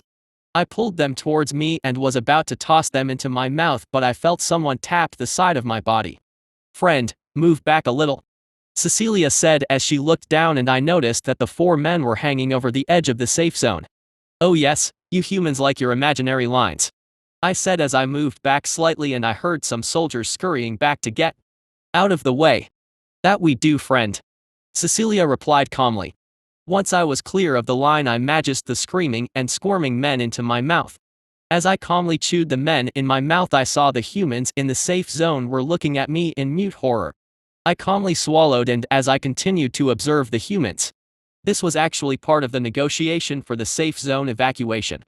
Humans often need to be reminded that I am not a humanoid but am in fact a monster. Hopefully this will get it into their heads. It would be in their interest if they settle their little human issues before I get involved. So I assume Cecilia here has told all of you in detail why we need you to get out of the way. I asked casually, and Mother Justina slowly nodded. So what's the problem? I asked calmly, and I saw the human all dart their eyes away for a moment. This zone was agreed to be protected. Mother Justina began. No, I agreed to draw these stupid imaginary boxes to make you feel better. You are no more safe in these little zones than you would be in your homes. In reality, I wouldn't have killed all of you as long as you didn't get in my way.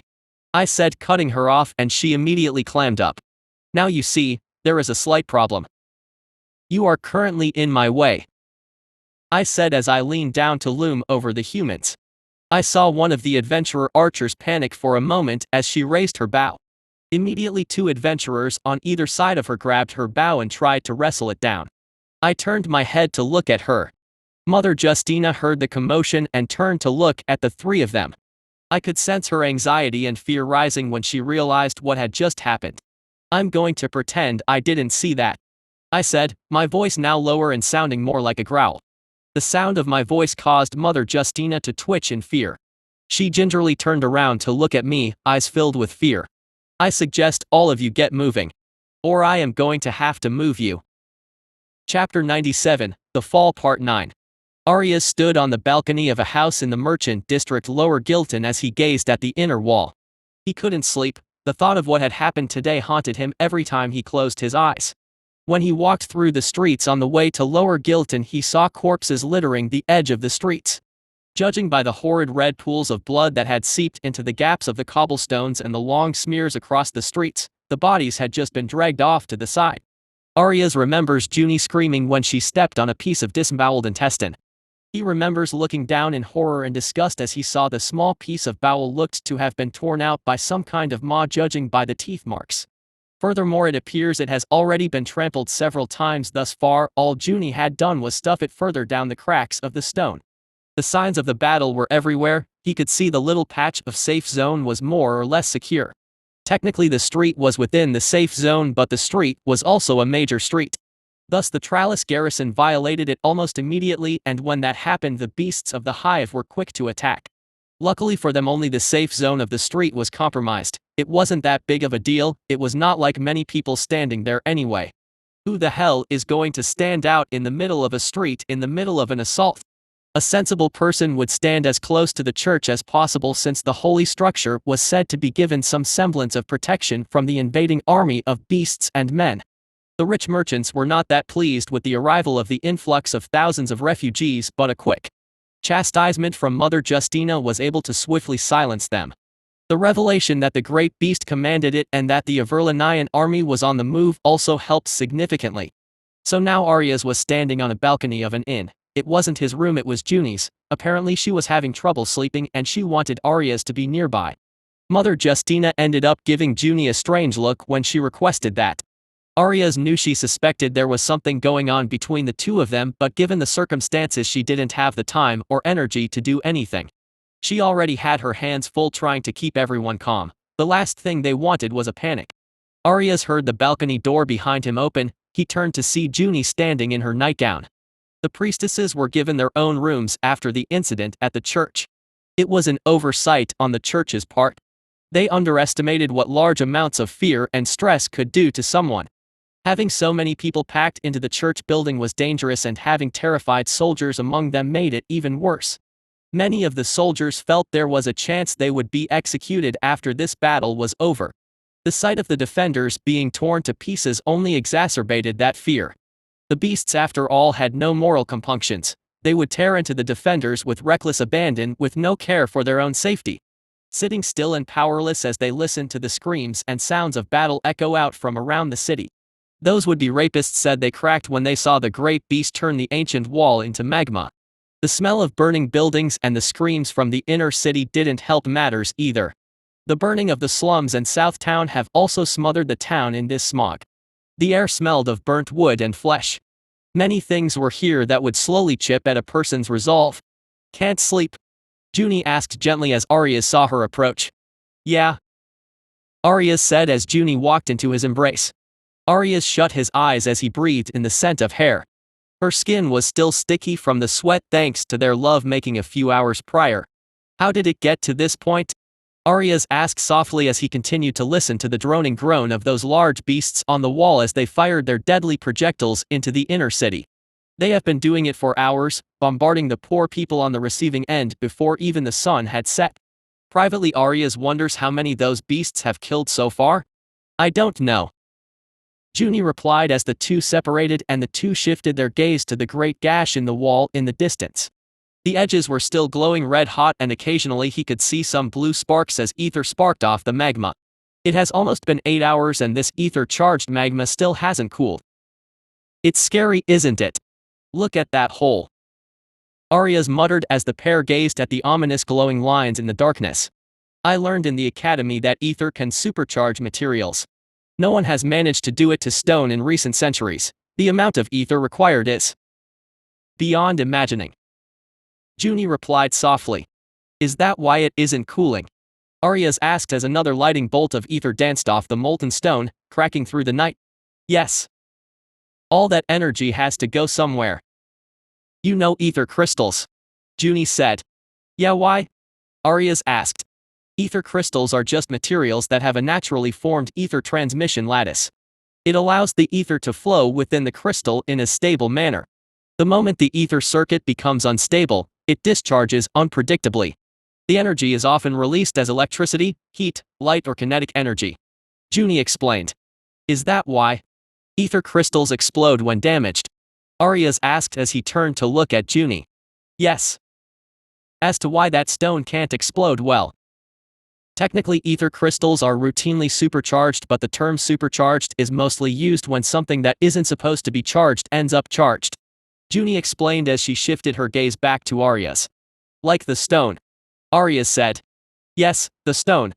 Stone is very resistant to ether, especially the type of stone used in fortification. It makes them more resistant to spells. That's why we use runes to create an artificial ether circuit to create enchantments. But even then, for those walls, there are mithril cables running through the wall to help facilitate the flow of ether. That stone known as carbidium stone has extremely low ether conductivity, which means you need a lot of ether to overcome the natural resistance. So if ether struggles get in, Junie said as she faltered, her mind most likely on the theory learned in the academy. It struggles to get out, it's trapped in there. Arias said, finishing her sentence, the pieces clicking together in his head. Exactly, enchantments and curses are precise. Special techniques are used to bypass this resistance. The power needed to do something like this is immense.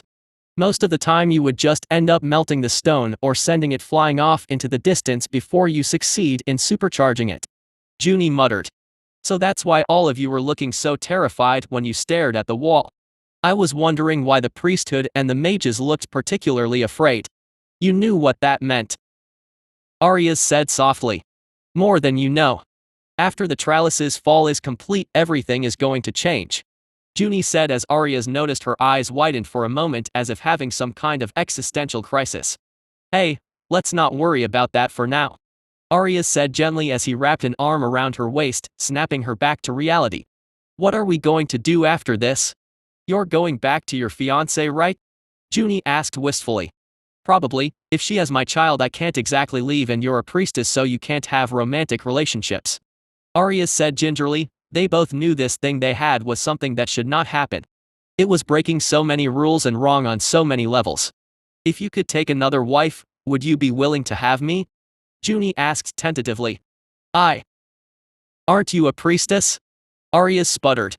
I could leave. I joined the priesthood to avoid being married to someone I did not care for. But now, I do have someone. Junie replied softly as her face turned scarlet. I don't know.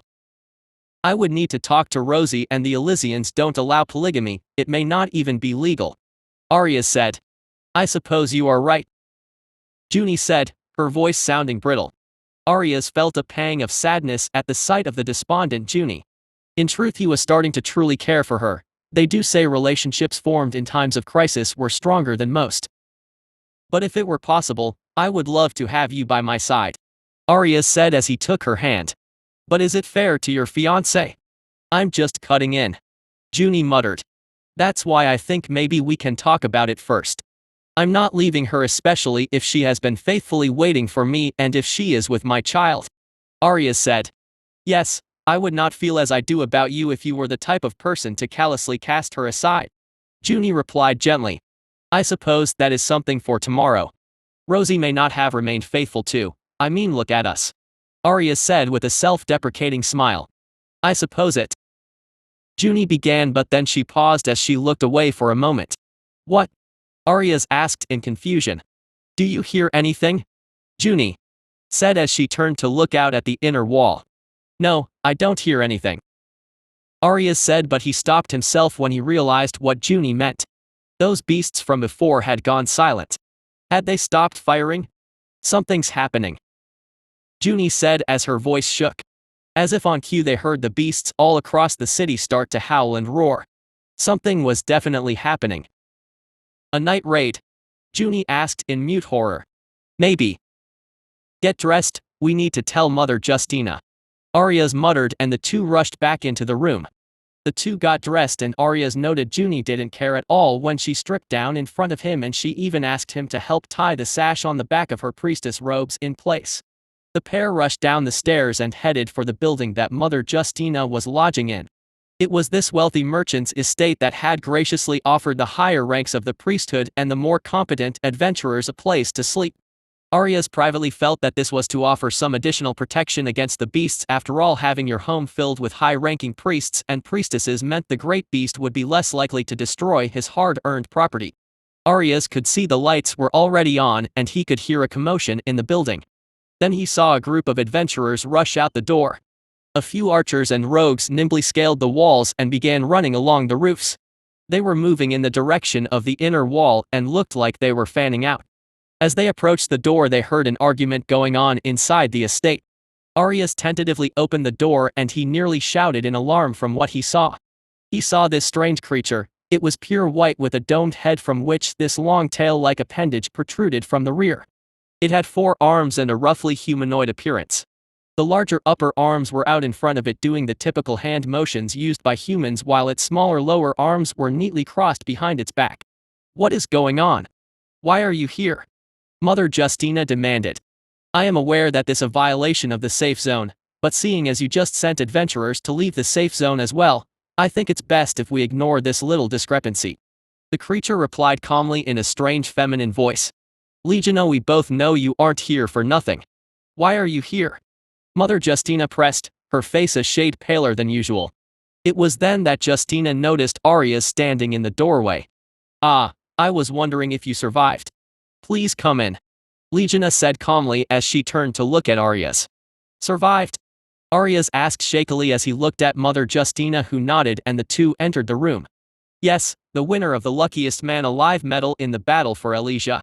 I wanted to thank you for protecting the little priestess. If she ended up shot by a spine, it would leave a black mark on our little family," Legiona said with a wide-fanged grin. Though this creature called Legiona had no eyes, Arias could sense her gaze and it felt like she was looking through him rather at him. "Black mark?" Mother Justina asked in a clipped tone. "Has the state of this battle distressed you, Mother Justina?" Legiona asked calmly as she turned back around to look at Mother Justina. "It was agreed that all wounded would be returned to us for treatment. We have yet to receive any wounded," Mother Justina said, her tone cold like ice. "My brethren typically do not leave many wounded in the wake of battle. Our attacks are usually not conducive for the survivability of our opponents. We have a tendency to decapitate, disembowel and lethally poison. We also do not have access to healing abilities. When one of us is severely injured, they are usually killed and reassimilated. Minor wounds are treated after the battle in rejuvenation vats," Legiona said calmly, obviously unfazed by this moral condemnation. "Why are you here?" Mother Justina asked in resignation, her frustration clear in her voice. Arias could tell her nerves were frayed. This period has most definitely been hard on her. Staring down the great beast on many occasions, trying to keep everyone calm in this time of madness and chaos. "A simple message that my king wanted me to deliver in person," Legiona said. "And that message is?" Mother Justina asked cautiously, uncertainty clear in her gaze. "There is a night attack commencing as we speak. My king has determined that a more aggressive strategy is needed. Our scouts have indicated that some of the defenders in the inner wall in the palace has been found with suicide vests filled with ether crystals," Legiona said, and Mother Justina's eyes widened in shock. "We estimate that they plan to use them when the hive becomes more concentrated near the palace. As a result, my king has begun questioning the rationality of the human species. He has never encountered your species until recently, and up until now has been operating on the assumption that you all were similar to older humanoids. He has been giving clear propositions and surrender offers, yet the humans in this city continue to choose madness and stupidity. Thus he wishes for me to remind you of the consequences of continued defiance and resistance. This city will fall tomorrow. I would suggest you get your fellows in order for the changing of an era," Legiona said calmly. "I understand," Mother Justina replied softly. "Also, one more thing, in case it hasn't been obvious thus far. It is in your best interests to settle problems with the other humans before my king has to get involved," Legiona said as she paused for a moment and stared unerringly at Mother Justina, who was just standing there stiffly. "My king has little patience for the foolish games of humans, and when troubled he may opt for actions of a more expedient nature," Legiona said, and Mother Justina nodded mutely like a servant taking instructions. "Do you understand, Mother Justina?" Legiona asked calmly. "I understand," Mother Justina replied softly, her previous righteous fury and frustrations now trampled underfoot under the weight of the cold apathetic logic by which the beasts operated. Once again demonstrating that beasts and humans were not the same in many ways. Now then, revered mother, with that settled, I must return to the Empress's side. We were about to have a game of expansion when the order came down. I do enjoy your board games, Legiona said as she gave Mother Justina a graceful bow, to which Mother Justina stiffly returned. With that, Arias and Junie watched slack-jawed as Legiona walked past them and opened the door. But she paused at the door and turned her head to look at Mother Justina. I suggest you do this quickly before the terror of this night raid takes hold and breeds irrationality, Legiona said. Arias and Junie then jumped as they heard an explosion in the distance. Legiona, on the other hand, didn't even flinch as she held Mother Justina's gaze just a moment too long. May you have a good rest, Mother Justina, Legiona said in a tone that betrayed that she knew no one would be getting any sleep tonight. With that final jab, she left and closed the door behind her. Arias turned to look at Mother Justina, who took in a deep breath before letting out a sigh. She leaned heavily against a nearby table and pinched the bridge of her nose. She honestly looks like she has aged a few years these past few days. Damned beasts, they call our ways foolish games, but they play it better than anyone, Mother Justina said wearily. Mother Justina. Junie began, her voice filled with concern. Arias could see why Junie was concerned. Mother Justina looked so haggard with those dark circles under her eyes. I'm fine, dear, could the two of you go and tell the rest of the priesthood to gather? Mother Justina said as she waved away Junie's concern. Arias and Junie nodded mutely, their minds spinning on what they have just overheard. Wouldn't that be a problem? Letting someone like them listen into what might have been a discussion of sensitive topics. Or perhaps that was the plan all along. Maybe the great beast wanted the word to spread. Then Arias heard another explosion far in the distance, no doubt from the aforementioned suicide vests. Oh yes, you too, Mother Justina said just as the two were about to leave. Yes, Mother, Arias asked. I didn't want you here to listen to this, but that creature obviously wanted you two in the room to hear everything, Mother Justina began, and Arias noticed that her eyes were clouded with worry as she looked at the two of them. For your own safety, tell no one of what you heard here today. Wash your hands of all of this once this is all over. Chapter 98, The Fall, Part 10. Captain Barlow grimaced as he stood next to the window of this large mansion they were hiding in. This place has been abandoned long before they arrived. When he first scrambled in, the first thing he noticed was that every damn door was locked. As the survivors searched the mansion, they found most of the valuables gone and all of the food had gone off. Judging by the mold on the bread, Barlow estimated that the original inhabitants have been gone for at least a week. Barlow's best guess was that the nobles in this estate must have fled the capital a week before the siege began. See anything? Barlow heard his longtime friend and colleague say. He turned to see Lieutenant Arya, the platoon commander of a group of war archers. She was attached to his company and they have served together for many years. Nothing, quiet as any peaceful night. You could almost forget that we are facing annihilation. Barlow mused. There is a good chance we won't see the next sunset, Arya said. Let's try to get to sunrise first, shall we, Lieutenant? Barlow replied with a wry smile as he turned to face her. Arya let out a small chuckle at his little jest. As you say, sir, Arya said with a nod. We've come a long way, haven't we? Barlow asked as he looked back out the window. Seems like just yesterday we were at the academy. Now we are fighting for the very fate of our nation and culture. If the great beast wins, all we were, all we ever will be, all of it will be lost to darkness, Arya muttered in response. Barlow winced as he heard another of those damned orbs explode overhead. This one was across the street and he saw the spines rake the roof tiles on the Massian. The tiles shattered and clouds of dust were kicked up from the strike. At least the great beast just wants to keep us in place. They don't want any attempt to retake the walls, Barlow said. Well, joke's on that monster, we were never planning to retake the walls. We are just the bait. When they try to storm this area they will get hammered by our comrades on the wall, Arya replied. If we somehow survive this we need to get a drink together. It's been forever since we had a night out together, Barlow said as he turned to look at Arya. Well, we are both busy, an officer's life is always busy. Besides, we knew the risks when we signed up for this. On the topic of drinks, Arya said, and a cheeky smile crossed her lips. She reached into her backpack and pulled out a bottle. The rich shit that lived here left this behind, Arya said as she handed the bottle to Barlow. Elysian brandy, 25 years. Damn. This is expensive stuff, Barlow said as he read the label on the bottle. Shall we have a drink? Arya said as she took out a pair of metal cups. It was the same kind that soldiers carried around. Sure, why not? Barlow replied with a grin as he uncorked the bottle before pouring her a cup and the one for himself. The two cups met with metallic clink and the two old friends took a swig from their cups. Ah. That's good. Elysians sure know how to make liquor, Arya said as she smacked her lips. That they do, Barlow said as he refilled their cups. What was it our old commander used to say? Arya said wistfully as she looked out the window. You mean in training? Barlow asked. Yeah. What was his name? The guy with the fucking ginger beard, Arya said as she snapped her fingers trying to recall his name. Ah, Sir Gibril, the bald cunt, Barlow replied with a laugh that was joined by Arya. That's the one. You remember we would joke about someone cracking an egg on his head when he was really pissed and seeing if it would cook? Barlow asked. Oh yeah, I almost forgot about that, Arya replied with a giggle. Ah, that's it.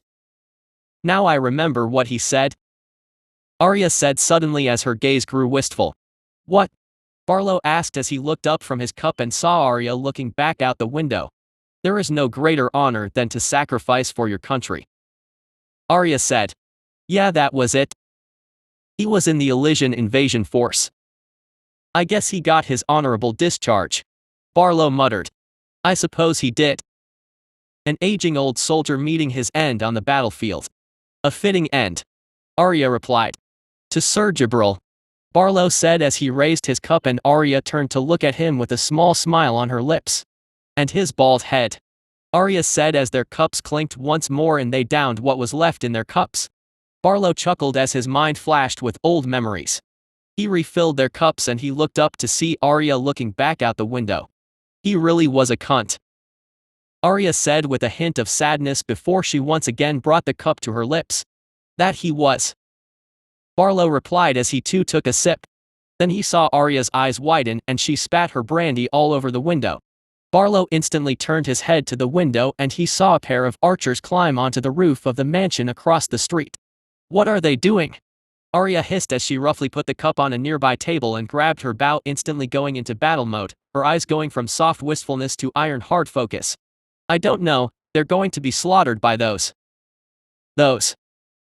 Barlow said, but he faltered when he realized something. The orbs have stopped, Barlow said in a hushed whisper. Shit, Arya suddenly shouted as she threw the window open and took aim with her bow. Barlow turned to look out the window and he saw beasts emerging from tunnels in the streets below.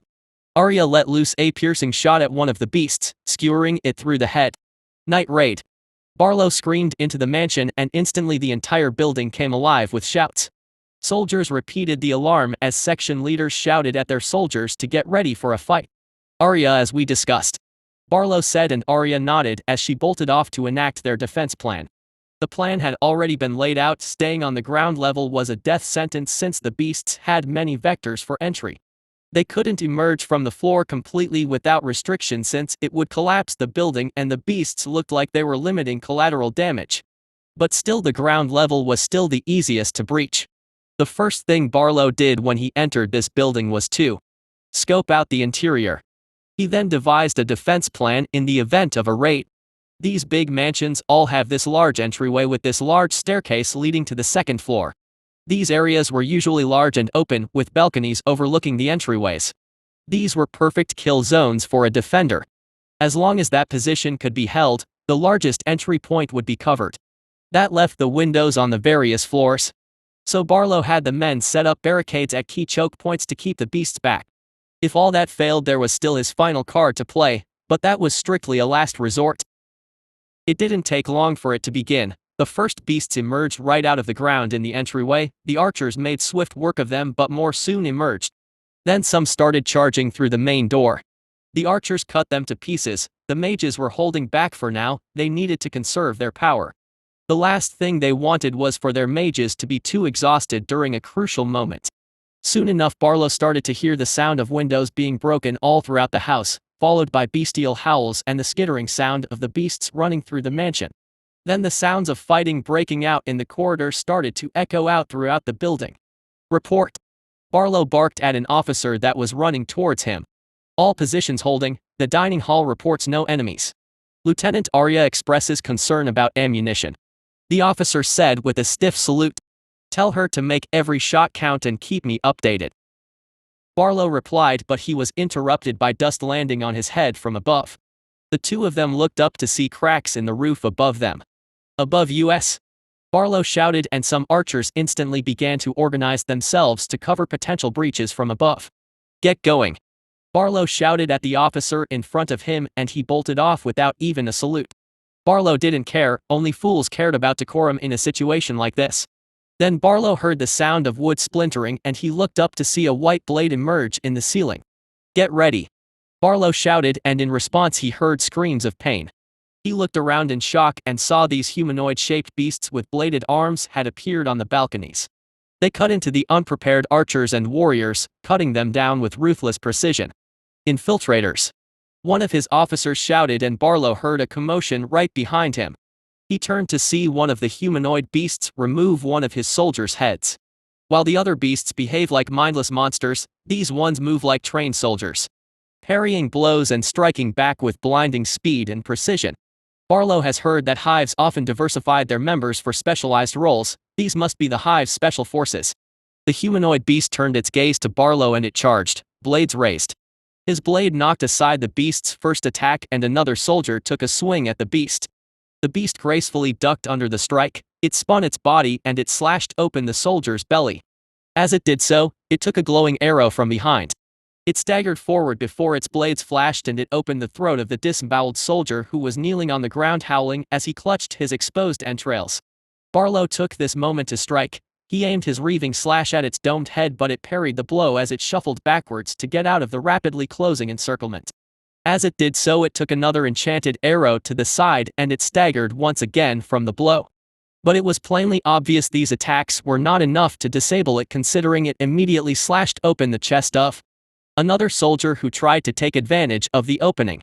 Barlow was about to have another go at the beast when a large blade emerged from its chest with the shout of piercing thrust from behind it. The beast shuddered as its arms drooped. That attack clearly damaged it, but instead of falling, it just spun around suddenly and grabbed the soldier that had stabbed it. It opened its maw and bit down hard on the soldier's shoulder. Barlow rushed forward, sword raised, and delivered another reaving slash on the creature's back. The cut went in deep, splattering the ground with the beast's blood. The beast's body was tough. He could feel a lot of resistance even with the spell enhancement of the attack. A normal militia would find their attacks bouncing off. However, instead of crumpling, the beast instead bit down even harder before ripping the soldier's shoulder off. Barlow caught a glimpse of the collarbone of the man as the beast tossed the mangled piece of flesh to the side in a final show of spite. Two more soldiers pounced on the beast. Now that the soldier was most assuredly dead, they no longer had to worry about harming their fellow. One of the soldiers delivered a hard slash at the head of the beast. The sword sunk into its domed head and the beast fell to the ground twitching. Barlow turned around just in time to see the ceiling cave in behind him. He saw the beasts began swarming out of the slowly widening hole, and the mage rushed forward, letting off a stream of ether fire at the opening, hoping to plug the breach. But all she managed to do was to turn the beasts that were swarming in into flaming beasts that were still swarming in. Barlow knew this position was lost. He glanced at the doorway downstairs and saw the beasts were breaking through. The sounds of fighting in the corridors were also getting extremely close. It has only been about 15 minutes and this major strong point was already collapsing around him. Barlow had no other choice but to pull back. Pull back! Barlow shouted, and the rest of the soldiers tried their best to retreat. It wasn't going to be easy, and Barlow estimated he was going to lose half his soldiers in this retreat, but if they stayed here they were definitely dead. Some of the mages bombarded the main entryway to buy some time, but this valiant effort was not free. Barlow watched as one of the mages was tackled right off the railing and she fell screaming into the burning mass of howling beasts. "Barlow, are we really going to do that thing?" Arya asked shakily as she ran up to him. "If we do, it would be the best option we have." Barlow replied gruffly as he jerked his head in the direction of the fallback position. Arya nodded and ran off. Barlow looked on at the scene and felt a wrenching feeling in his gut. The exit path was on the right of the entryway. The entire left side looks like it was going to be cut off. Some were just barely making it through, but it looks like he was going to have abandoned them. Retreat. Do not help anyone. Barlow roared, and the soldiers instinctively started following his orders and started rushing, ignoring embattled comrades as they rushed towards the door behind him. Eventually he couldn't stay there any longer. If he died, then the command structure would be decapitated. He had no choice but to prioritize his own safety. He ran through the corridors and saw soldiers guarding it just in case any of the beasts somehow ended up here. Hold as long as you can, but retreat when things get difficult. Do not die in this corridor. Barlow barked at the section leader, who nodded, his expression grim but determined. Barlow retreated into the dining hall and his eyes instantly began looking for a particular mage. Barlow found him soon enough, scribbling frantically onto parchment with a pen. "Ilay!" Barlow shouted as he approached, causing him to jump in shock. "Captain, it's almost done." The mage Ilay replied shakily. "Good. Let me know when you're done," Barlow said as he turned to face an approaching Arya. "We won't hold this place for long. There may not be windows into this room, but it's easy to surround. The roof is also another attack path. The beasts could also potentially collapse the floor from under us," Arya said grimly. "Get the vests on to the soldiers," Barlow said, and Arya paused for a moment at those words. "Now, Arya," Barlow said softly, and Arya nodded stiffly as she turned away. Barlow watched as a wooden chest was opened, revealing vests filled with ether crystals, as well as this contraption with a melon-sized ether crystal as the centerpiece. These were bombs, plain and simple. The orders came down with these vests and that contraption. If a unit was to be wiped out, they were ordered to take as many of the enemy with them as possible. Hives needed flesh to recover. By blasting the defenders and the beasts into ash, it would deny the hive resources after taking a defensive position. One warrior grimly stripped off his chest plate and put on the vest. He calmly walked towards Barlow, and he could see the resignation in the warrior's eyes. "I'll take the first watch in the corridor, Captain," the warrior said calmly, his face set, but Barlow could see his eyes were wet with brimming tears. "For Valoria," Barlow said solemnly as he brought his fist over his heart in salute. "For Valoria," the warrior replied with a salute of his own. Then, without another word, Barlow watched as he hurried over to the door leading to the corridor and went past it. "Barlow, the mages are setting up the bomb now. So I suppose this is it then," Arya said in resignation as she walked over, a suicide vest in hand. "Give me that," Barlow said as he reached out to grab the vest. Arya gave him an odd look as he started to remove his chest plate. "Barlow, what are you doing? Aren't you in charge of the bomb?" Arya asked in confusion. "That I am. I have new orders for you, Arya," Barlow replied calmly as he braced for the impending explosion of emotions that was sure to come pouring out of his longtime friend. "What?" Arya asked cautiously, her eyes betraying her suspicion. "Ilay," Barlow shouted, and he turned to see him stuffing the stack of parchment into a leather holder before putting it into a leather rucksack and rushing over. "It's ready, Captain," Ilay said shakily. "Good, to your position," Barlow said curtly, and Ilay nodded as he hurried off. "What is that?" Arya asked as she furrowed her brow. "Observations on our enemy, written by an expert." Junior Warmage Ilay studied bestiary for a period. He was observing the enemy for some time in this room with an observation spell. "We need to get this intel back to command," Barlow said as he held the rucksack out towards Arya. "No, you can't be serious. You want me to just leave my men and run back to the palace?" Arya shot back hotly. "No, I want you to get this intelligence back to command. You know we barely have anything on this hive. The contents of this bag could make the difference. If you want to die, die on the palace wall, or die defending the palace. But you must die after you deliver this," Barlow ordered, his voice hard and his jaw set. Arya just bit her lip in response as she looked down, no doubt going through some kind of internal struggle. "Arya, please. There is no one else I can trust with this," Barlow half pleaded as he handed the bag to her. "Take 4 men with you. If they have to die to buy you time, then that's what they do." "Got it," Barlow said as he shoved the bag into her hands. Arya nodded as she slung the bag over her shoulder. "Sorry I didn't tell you earlier. I didn't think it would get to this point," Barlow said, and Arya looked back at him, her eyes wet with tears, although he sensed an inkling of a small smile on her lips. You always were idealistic and naive. I'll meet you at the bar when I see you again, Arya said softly, as she tried her best to blink back tears. Yeah, I'm buying. Now go on, Barlow said as he gave her a strong smile. See you soon, Barlow, Arya said as she turned around. I better not see you soon, take as much time as you want, Barlow shouted after her, but Arya didn't even stop or reply. But perhaps that was for the best. Barlow turned around to look at the rest of his soldiers, and he saw groups of the suicide troops lining up near the doors of the room. He could hear the sounds of battle in the corridor that led from the entryway. The other entry points were silent for now. That meant Arya had a good chance of sneaking out. Brothers and sisters, Barlow roared using the voice he always uses when he commands his soldiers. Take a good look at your positions. This place is your grave. This is our last stand, but we do not die today just for defiance. As we speak, Lieutenant Arya is delivering intelligence that will be invaluable to the final battle. Raise your heads high, for we are buying time for her. We do not die for nothing. We die for our families. For our nation. For all we hold dear. We die for the chance that Valoria will stand for another 1,000 years. Arya gingerly opened a window and poked her head out to see what was happening. She had turned off all the lights in the room to make them harder to spot. She felt her heart skip a beat when she saw the hundreds of beasts swarming below, and she could hear some of them crawling on the roofs above. From what she could tell, her best chance was to climb along the walls of the buildings. We can't use the roof, Arya whispered to her 4 men who were looking at her intently.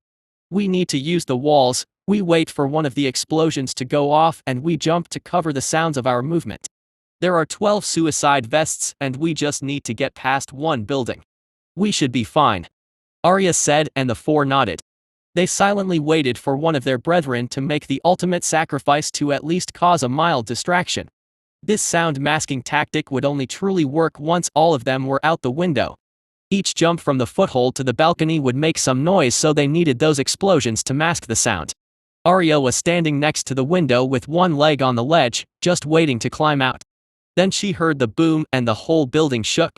She moved forward, but suddenly she felt a sharp pain in her chest. She looked down in shock and saw a long white blade had appeared in her chest. She felt her body being yanked backwards and she was tossed against a nearby wall, blood pouring from her chest. Arya gasped as she felt blood bubble up from her throat. She gagged as she felt blood dribble from her lips, and she looked around to see all her men were dead too. Her men had suffered the same fate and were all now dying with holes in their chests. As to why all of them were still alive, she had no idea. But there was one thing she does know: not all the infiltrators revealed themselves during the initial battle. 4 of those infiltrators were now standing there in front of her with bloodied blades. She noticed the one that looked to have stabbed her had strange markings on the side of its head. Perhaps it was some kind of leader. Then Arya felt another explosion rattle the building as if to spite her. Then she noticed the humanoid-shaped monster reach down and took the rucksack off her limp body. No, Arya gurgled as she tried to lift her arm to stop it. This was what these bastards were after. They didn't want the information to leak. No one has ever managed to get a trained expert to observe a hive this closely before. Then to her surprise, the beast with the markings seemingly smiled, then it spoke. Foolish human, the beast said in a warped bestial voice. Abandon hope, you never had a chance, the beast said with a laugh. Arya grit her teeth as she lost feeling in her limbs, so the beasts just wanted to gloat. You will die for nothing, your friends will die for nothing. The king will remake your people according to his designs, the beast said as it dropped the rucksack on the ground, and Arya's eyes widened when she saw the small fireball appear in one of the beast's hands. It was going to burn the intel. You humans fear when you do not understand, but you will never understand what we are.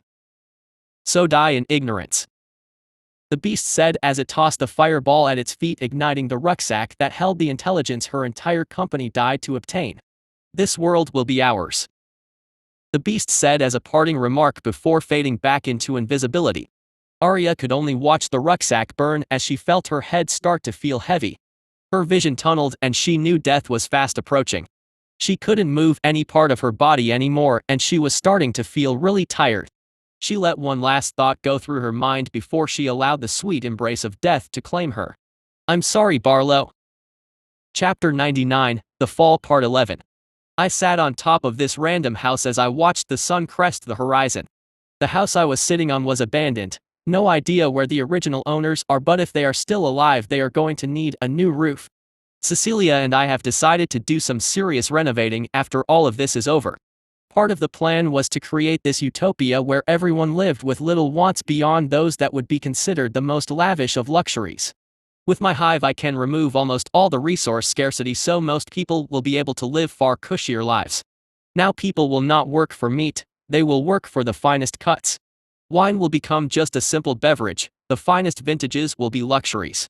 The streets will be paved, the houses will be completely revamped at no cost for the residents. Cecilia already had plans for an aggressive expansion plan for Everlyn. In her words, she wanted her capital city to be the hub of the world. Basically, she wanted the best of everything in Everlyn, the best infrastructure, and that environment will attract talent to her city. All of this was a plan to deal with heaven in the long run. We wanted it to be painfully obvious that without me and Cecilia around, the lives of everyone was going to get a lot worse. Heaven won't want that, of course. Nothing shakes faith in a group of divine beings like said divine beings destroying the paradise the faithful found themselves in. Of course I may do some subtle things, like making certain luxuries like rapid transport and logistics dependent on my hive. With some aggressive reforms I can make this transition extremely quickly. So if I were to do this in a certain way I can make it so that if I am removed by heaven, well then societal collapse would be likely. So if I go down, an entire continent of people will lose faith, and since apparently the seraphim draw power from prayer. Well anyway, I doubt they will choose mutually assured destruction, especially considering I hear they are having some trouble up north. I don't have anything concrete on that, considering it's mostly rumors that have trickled down through Serena's spy network, and Mahila was so tight-lipped. She might as well have her lips sewn shut. But I guess all of that is for the future. I have plenty of time to think about it once I tear this nation down. I sat up and I felt the roof creak as some of the internal beams cracked under my weight. Well, time for the closing act. I spread my wings and launched myself into the sky. I circled around to the People's Square, and the first thing I saw was a pair of priestesses chatting on the stairs leading up to the church. Interestingly, I saw that one of them had robes bearing Elysian markings while the other bore Volarian markings. I could sense no hostility between them, which is certainly a good thing. Cecilia said the church was one of the main linking points between the two peoples. Sharing a religion was a useful tool for unification. I looked over at the crowded square filled with soldiers and saw Cecilia standing in front of them along with Legiona and her other aides. I landed next to them and noted the two invisible rogues standing nearby. I knew they were there for quite a while, of course. Legiona told me that Cecilia wanted to make an example of them. Many see her beauty and think she is some meek woman, but Cecilia is probably the most powerful human mage on the continent. She's not as powerful as Mahila, me, or some of my hive members, but honestly that's not a fair comparison. From what Mahila told me, she did have the potential to be one of the most powerful mages in the world. So these two little assassins would serve her well as subjects for her little demonstration.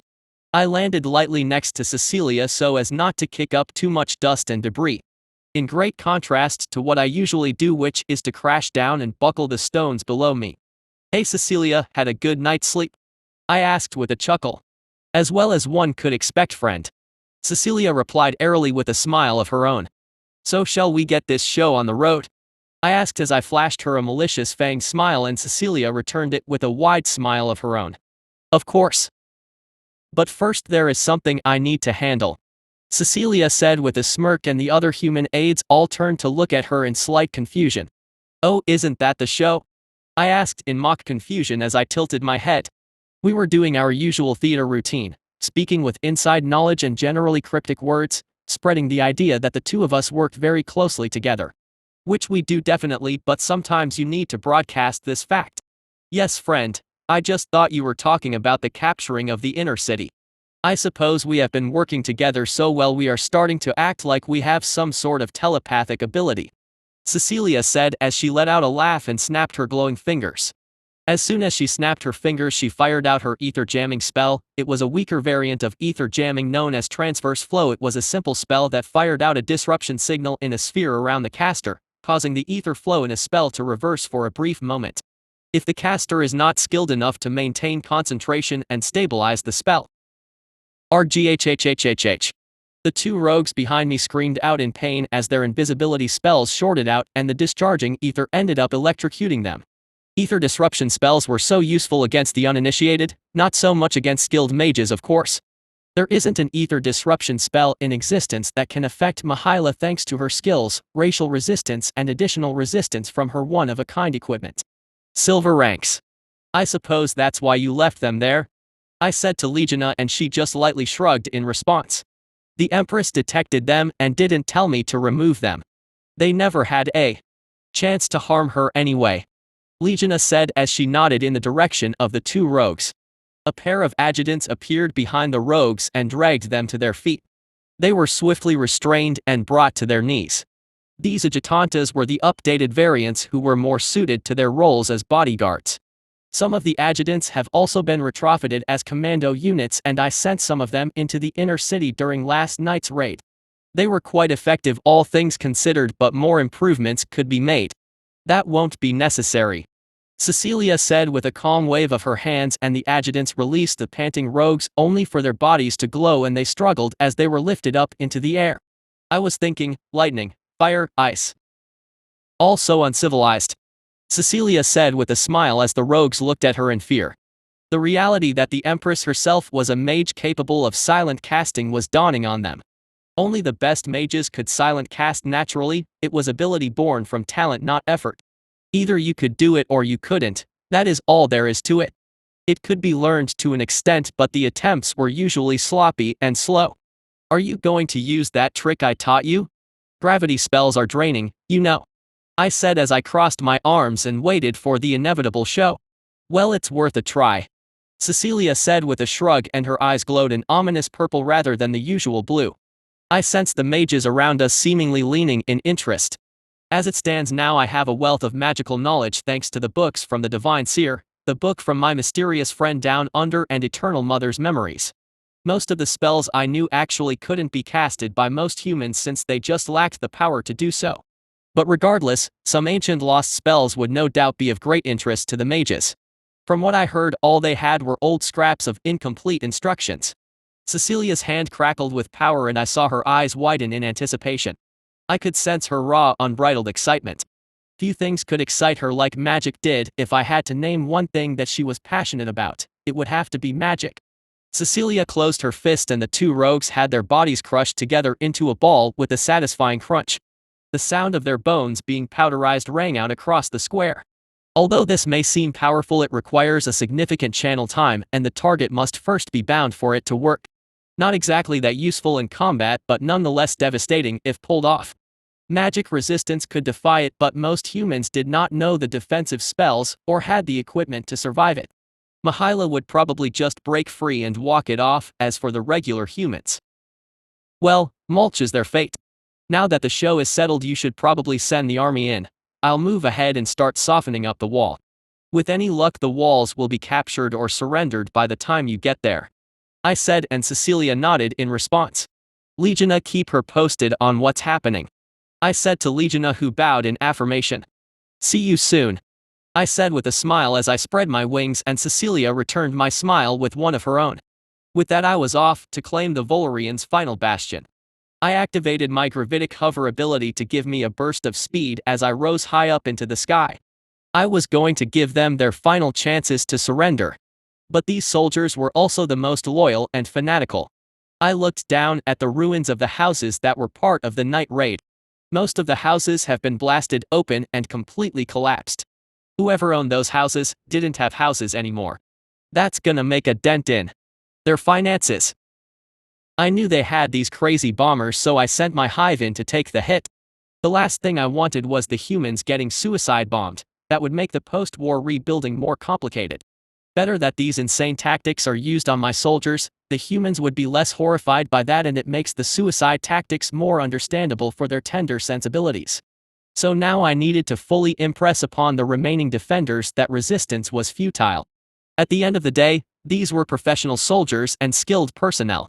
It was a waste to kill them all, they could certainly be useful after the fact. I finally cleared the clouds and I saw my phoenixes all rested up and waiting for me. I made sure to make the defenders see me rise up above the clouds. A little extra fear is always good. Are your forces ready? I asked as I turned to face Azatharine. Yes, my king, the flesh stores have certainly proved useful. Azatharine replied as she referenced the special flesh I have prepared so as to quickly recharge the phoenixes in emergencies. They do say an army marches on its stomach after all. Good, now we give them 2 chances to surrender. If they refuse, then we carve our way in. No need to wait for the humans. I grow impatient with this piece of bad theater. It is time for the closing act, I said, and the phoenixes all lowered their heads in a bow.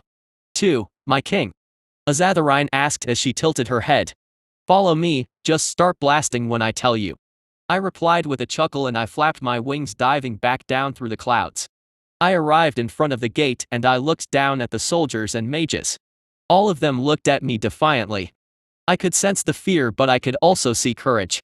It would be such a shame to kill them all. Yes. If they surrendered, they would certainly be useful in the future. With that, I said my little lie to get the ball rolling. The Empress wishes to parley. Chapter 100, The Fall, Part 12. I watched as the soldiers all looked at each other for a moment in confusion. I told them that whole thing about the Empress wanting to parley to get them to send someone to talk to me. If I told them that I wanted to talk, they would just start firing stuff at me. But then again, this was why my partnership with Cecilia works so well.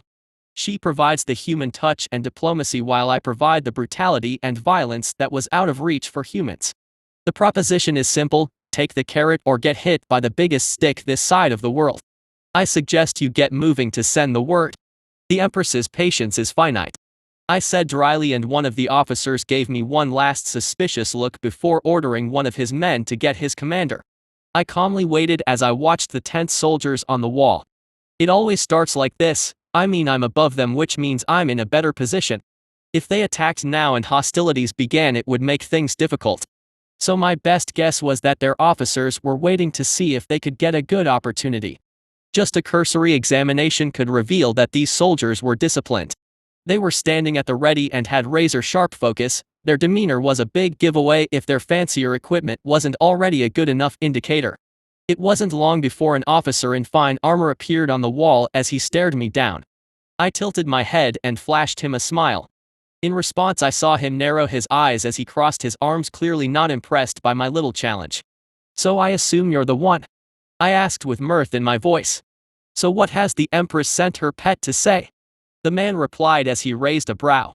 He was acting brave for his men, but I could see his heart hammering in his chest. Of course he would be. He was standing behind the same kind of barrier that I just easily took down yesterday. I'm no pet little human, I said with a chuckle.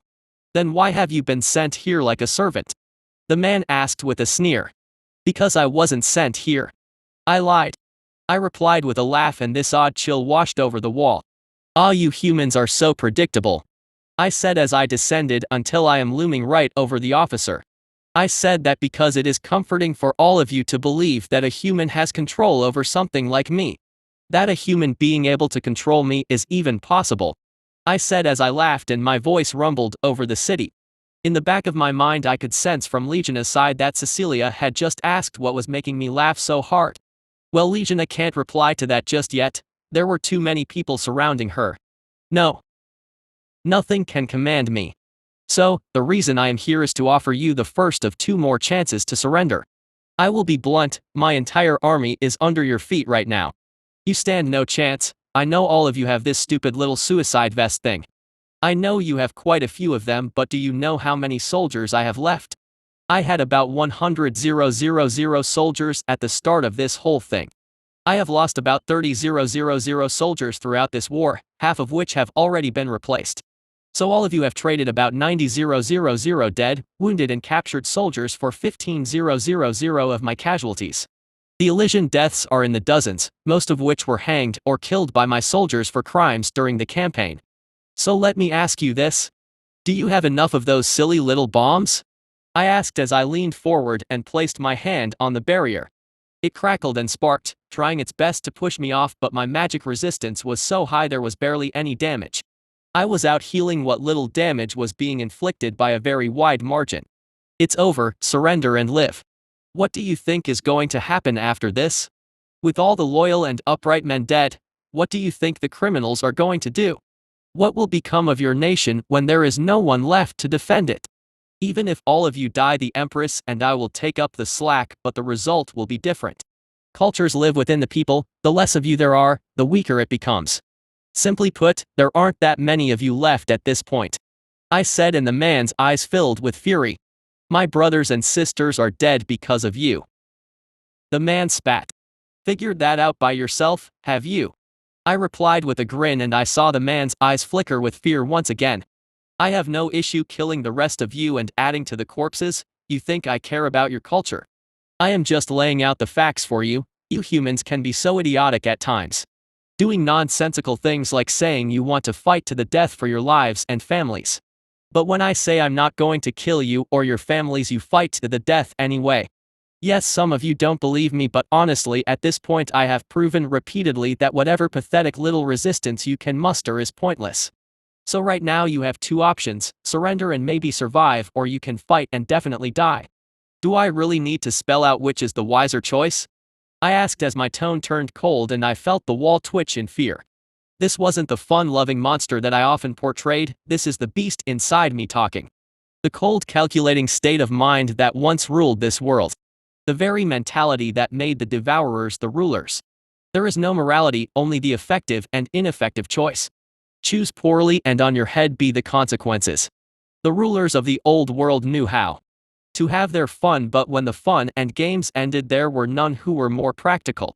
For the firstborn were born into a world that was so ancient that it predated some basic concepts.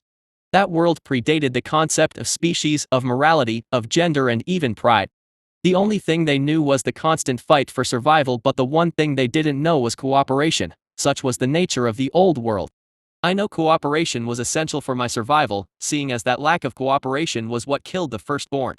If the firstborn united against the so-called Great Rebellion, the humanoids would have been crushed into the dirt. How arrogant were my predecessors that they just sat on their asses for thousands of years as they watched their fellows be taken out one by one. I have an idea based on the Eternal Mother's memories, but she was just a servant of one of the dominant firstborn at the time, so she wouldn't exactly have an ideal perspective of the larger picture. Many stupid decisions in the past and present, with more to surely come in the future. The humans who cannot accept their weakness. The firstborn who could not accept strength from a source they were not familiar with. They deserved to die. They were weak of mind, inflexible. As far as the firstborn goes, being inflexible was a cardinal sin. Our entire species was based on our adaptability. So what is your answer, human? I said as I stared down the officer. A soldier knows his duty. When the barrier falls, we will rush to fill the gap. We are the defenders of this city and we will fight to the last. The officer said in response. Who said I needed to take the barrier down? I said as I channeled ether into my body. I had this interesting thing built into my body. Barriers worked by repulsing foreign contact and acting as a wall. But magic was not a physical thing. In theory, if you could generate enough magic resistance, you could in theory do something rather unexpected. A novel idea. Honestly, it was something even the Eternal Mother couldn't think up. I got it from Cecilia's spell, the same one she used to put her hand through the barrier. I funneled my ether into the two organs I built into my body that could serve to enhance my magic resistance as much as possible. It's still lower than Mihaela's thanks to her slew of fancy equipment, but it's enough for this. I folded my wings and hovered towards the barrier. I reached my hand out, and though the barrier crackled with some resistance, I was able to move through easily enough. I saw every soldier's face go pale as a sheet once I crossed the barrier. Ah, you all thought I took down the other barriers because I needed to do that to go through. No, I did that to let everyone else through. I said as I stared down the mass of trembling soldiers that were now painfully aware that I am on their side of the barrier. Now then, I know you can open the barrier at select areas, but there's a lot of you here. So just as this barrier was supposed to keep me out, it also keeps all of you in. I said, and my tone lowered to a growl as I bared my teeth. The threat was simple: surrender or die. My patience is wearing very thin, in all honesty. As much as I can smile and joke, a part of me was getting a little irritated. This is your last chance to surrender. I have never interacted much with you humans before I awoke, but thus far it has been rather disappointing. Your predecessors were far more rational. I struggle to comprehend how all of you even lasted this long. I said as I tilted my head and eyed the humans. They all had spells and weapons pointed at me, fear brimming in their eyes. You all are brave, I will give you that. Perhaps that is why you survived. My good friend the Empress once said the willingness to sacrifice is what sets humanoids apart. But at the same time as I see the senseless death and resistance from you lot, those words ring a little hollow. So what will it be? I asked dryly. And I was met by a fireball to the face. You will never understand us, monster. The officer shouted as he drew his sword. So it seems. I muttered in response as I channeled ether into my body. Well, there are always more of you humans. If you won't listen, perhaps another lesson is in order. Maybe your comrades in the palace will be more receptive. I said as the spells began to fire. They slammed against my body, but only knocking loose some feathers. All my magic resistance meant nothing. They could possibly do enough damage to me. I had edited my body to be a perfect counter against humans. I opened my maw and released a torrent of white flame into the mass of soldiers on the wall. General, officer, soldier or militia, they burn all the same. My flames washed over the crowd of soldiers and they screamed as they scattered. No matter how well disciplined they were, they ran all the same. The panic was beginning to set in. I landed on the wall and raised a hand in the direction of a group of warmages that were channeling a ritual spell and fired off my jamming spell. Bashan Jam. A translucent pulse flew at the circle of mages and shorted out the spell. The ritual level spell exploded and blasted bits of burning bodies in all directions. The ether crackled out from the ensuing fireball and it fried several unfortunate souls. Die. A voice screamed and I looked down to see a knight wearing one of those suicide vests charging at me. I raised my hand and swatted him off the wall like a fly. He collided with the wall of the palace and exploded. The shock from the collision must have ruptured some of the crystals. I noticed there were more soldiers swarming out of a nearby watchtower. I charged towards it, ignoring the soldiers in my path. Many were crushed and others were flung off the wall from the force of the impact. I spun and used my tail to bash the top of the watchtower off. I saw a mage standing in this now exposed stairwell as she looked up at me blankly. I opened my mouth and breathed another wave of flame down the stairwell, intending to burn every soldier inside. Then I saw a flash of light and then I felt the floor beneath my bowl outwards.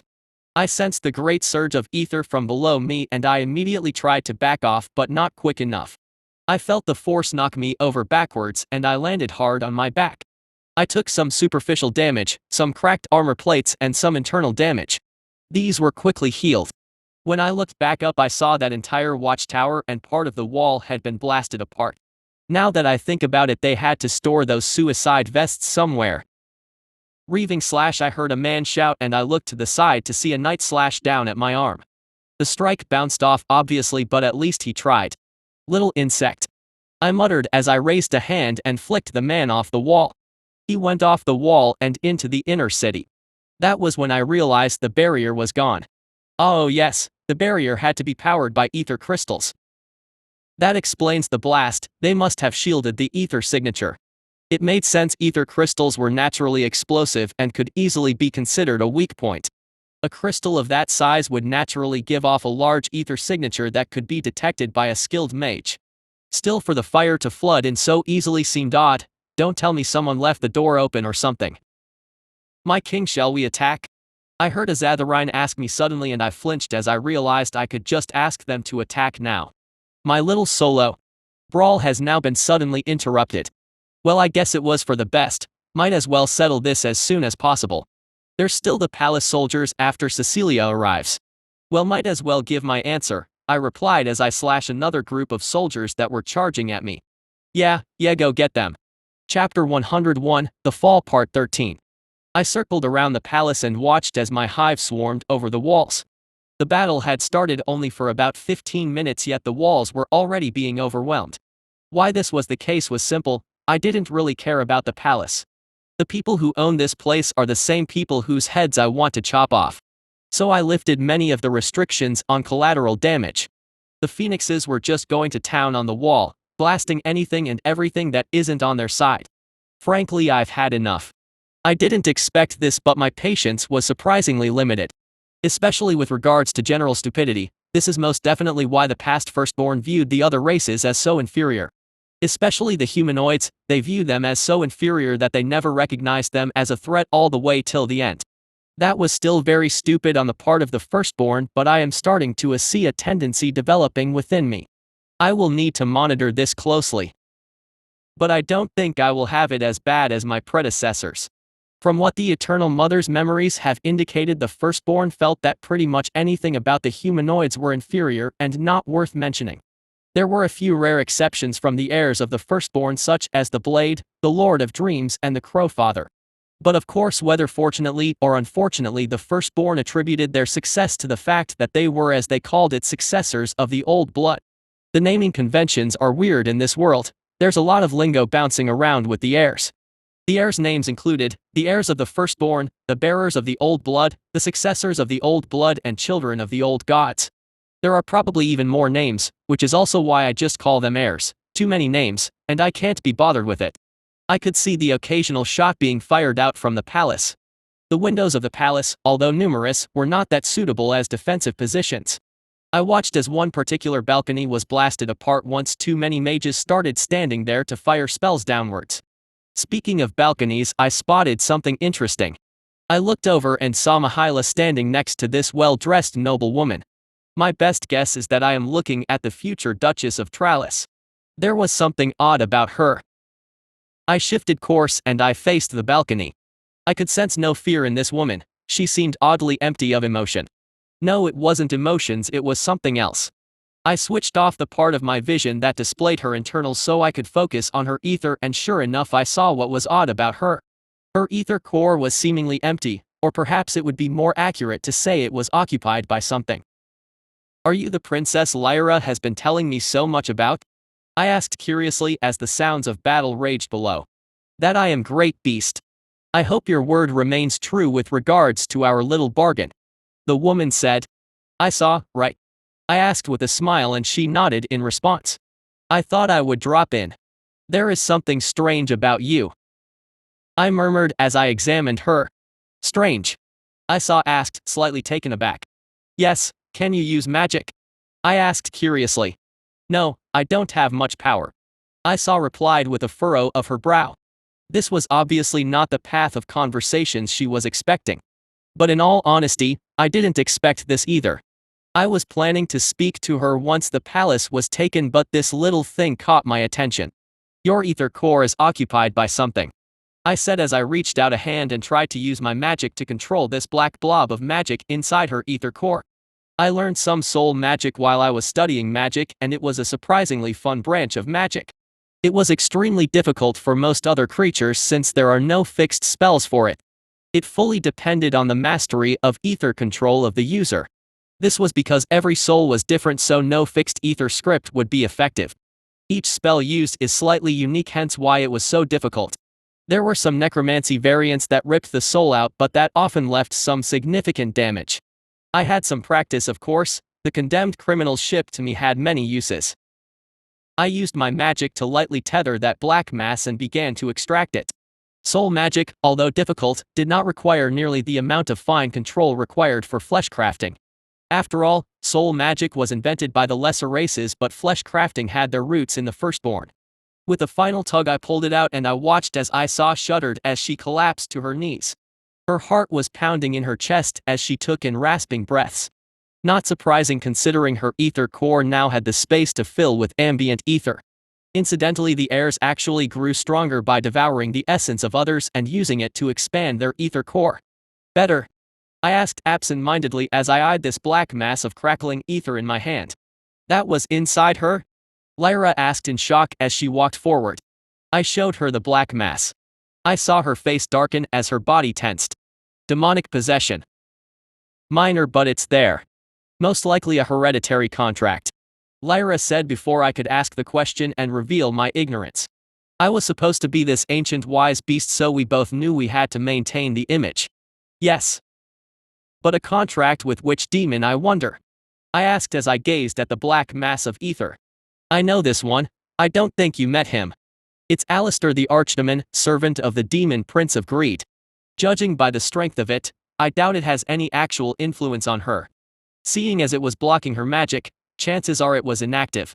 Lyra muttered as she gazed at the black mass. Then we have a problem, don't we? We'll discuss the rest later. I think we just found out why that little prince is so good at war and how Trallis rose to power. I said as I absorbed the black mass. It couldn't do anything to me. Demons couldn't even make deals with Azatharine, let alone something like me. Their deals only work on those weaker than them, and some deals were inherited. This I saw girl was genuinely surprised when I pulled this out of her. She wasn't lying with her shock. She genuinely didn't know, and I know I always think most humans aren't that bright, but a demonic pact would be something even a goblin would remember. I don't see any signs of memory modification either. Magic always leaves traces and I see nothing. She isn't that old either for the traces to truly fade away into nothing. I always felt Trallis's rise a bit odd. Yes, mercenary companies were basically just adventurer guilds that specialized in killing humanoids, but still it's not like they were well versed in politics and rule. The stories say the usurper king was the son of a whore. He came from nothing and yet he managed to usurp and control such a large piece of territory. You may win the war, but your ability to conquer did nothing to stop poison ending up in your wine or a long knife ending up in your back. If someone like Cecilia was alive at the time in the Trallis court, chances are that warlord would find himself assassinated. But if there was a demon at the helm, well, they do say no one schemes like a demon. Plots, conspiracies and vile schemes were a demon's forte. Even winning the rebellion would have been difficult despite a mercenary band's power. Mercenaries were soldiers of fortune and they could be bribed and outpaid. I initially thought that the usurper king was just a talented man, but perhaps he did have some external help. Keep her safe, we have much to discuss, I said, and Lyra nodded as her eyes darted around her surroundings. Keep an eye out as well and tell no one of this, I added once seeing her reaction, and she nodded again.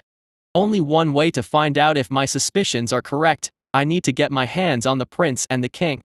If those two had any of these traces, then something was definitely up. It's quite unfortunate that I never actually met any of the royal family until now.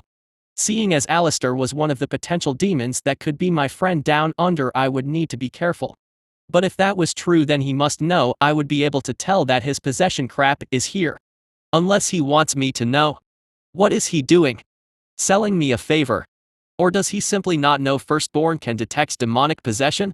Or did the ones he ran into not have this ability? Seeing the Firstborn as this cohesive species is just factually inaccurate. My Firstborn type is called the Wraith strain. Most likely the other strains have other abilities. But then again, perhaps this demon just never ran into a Firstborn before. Perhaps I was too hasty. I probably shouldn't have pulled that out. Oh well, what's done is done. It's not like I knew what it was before I did it. Well, I should go and brief Cecilia on what has happened. This was rather urgent after all. I'll probably just do the stasis thing she did last time to make the conversation private. It is dark magic, so I don't want her doing it and revealing the fact that she knows how to use that kind of stuff. I looked over at the state of the rest of the battle and saw the walls were just about done. What's left of the defenders were attempting to retreat into the palace, although with not much success. There just weren't good enough retreat paths.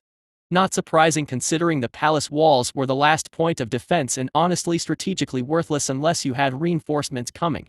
If the palace walls fell, then it was over, simple as that. The palace itself was never designed for a defense, so as far as this battle was concerned it was as good as over. Nafas, finish up the walls, make it quick, the situation has changed, I said coldly in the hive mind. I need to get to the bottom of this demon thing. I always knew humans were poor tools. I will need to change them to be useful. There were too many things in the shadows, too many plans at play. I do not like being toyed with because toys get broken. I spotted Cecilia slowly proceeding towards the walls and I headed over to her. We needed to discuss this before we entered the throne room. When I landed in front of the group, Cecilia paused as she furrowed her brow slightly. Friend, is something wrong? Cecilia asked, concern coloring her voice. We need to talk, I said simply, and she nodded in response. I saw the rest of the humans giving the two of us funny looks, but considering the current situation I don't really have a choice. We need to talk now and it's going to be weird no matter what, so we might as well get it over with. I can't exactly have us walk into the throne room with Cecilia having no idea what was going on. The humans mostly listened to her after all. Cecilia walked forward and I casted that little stasis spell that would isolate us from the rest of the world. Usually it would require reagents like blood or corpses, but I just used a part of my own body since I could rapidly heal it anyway. I ended up sacrificing some of the flesh on my arms, but they were healed by the time the spell completed. Once the two of us were in that colorless world, I saw Cecilia tilt her head as she looked at me. "What's wrong, friend?" Cecilia asked again. "Nothing wrong per se." "You remember I saw the princess?" I asked, and Cecilia furrowed her brows as soon as she heard the name. "Yes, why? Is she performing some form of treachery?" "If that was the case, I would assume it is no form of simple treachery. You wouldn't have done something this dramatic if it was simple betrayal." Cecilia asked. "I found something inside Ice's ether core. Mihaela saw it too and confirmed it once I pulled it out. I saw is possessed by a demon, but it looks like some kind of inactive hereditary contract," I said, and Cecilia visibly balked at the information. "Demons. I always felt that Tralis's rise was odd, too much had to go right and so many things could have gone wrong." Cecilia muttered as she cupped her chin. "So now you know why I pulled you away. In case something happens, we don't want to be caught with our pants down. We could potentially pull back if we suspect a trap, but that would be problematic," I said, and Cecilia slowly nodded in response and her gaze shifted to the ground as she ran through the possibilities in her mind. Yes, demons are not to be trifled with, although Mihaela is present even if her loyalties are not as clear as I would like it to be. Abandoning the assault at this stage would be catastrophic for our political situation. The sheer expense of this invasion will need the Tralis treasury and territory to justify. The last thing we want is for the people of Volaria to think their little prince is actually competent. "Do you know what demon it was? If it was a minor demon, then it's not that large of a problem," Cecilia said as she shifted her gaze from the floor to me. "Unfortunately, it's not some minor demon. It's the archdemon Alistair, according to Mihaela. She knows him and she recognized the ether signature," I replied with a small sigh. This whole development was so tedious. Alistair, servant of Mammon, the demon prince of greed. He is known to be one of the most active demons on Terra. He just might be your friend down under," Cecilia said as she bit her finger.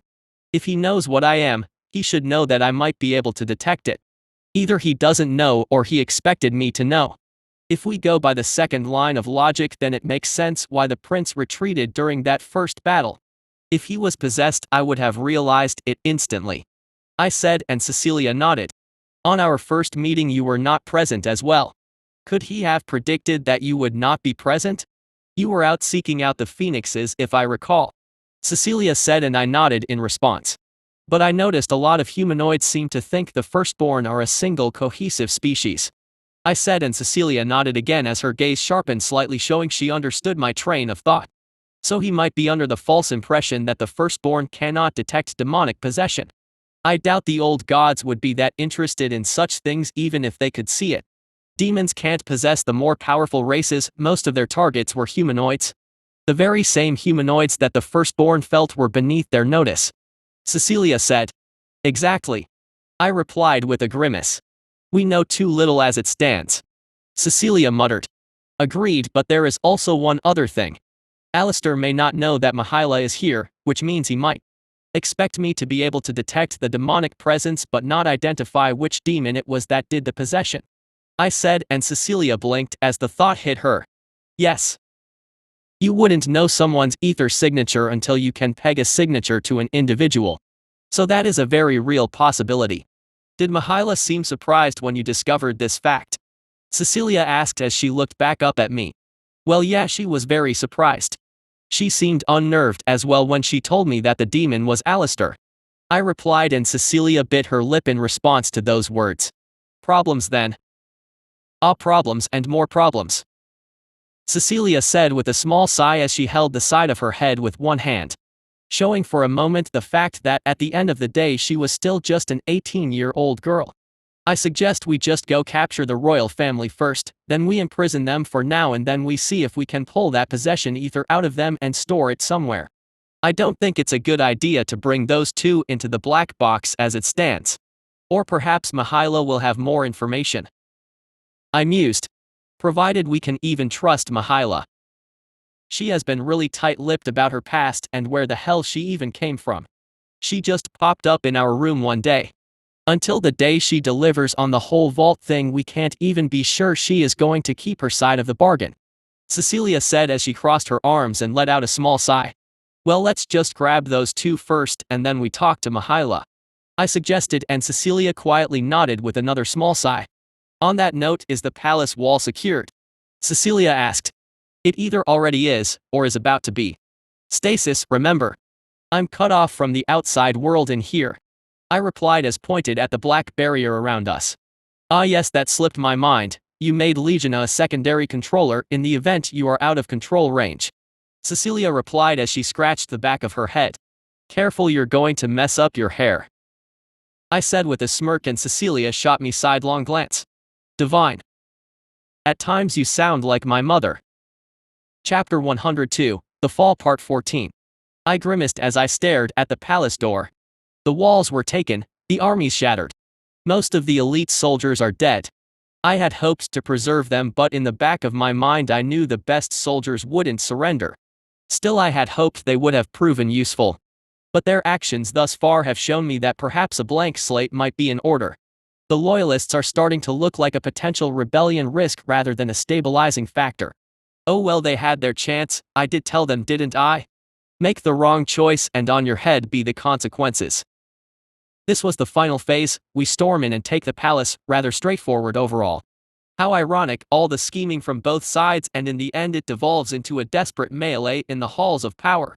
In the end it all boils down to brute force, doesn't it? All that fancy scheming, and where did that lead? Right here to this simple brawl, I said as I stared at the door. What was that, friend? Cecilia asked from the side as we stared at the palace door.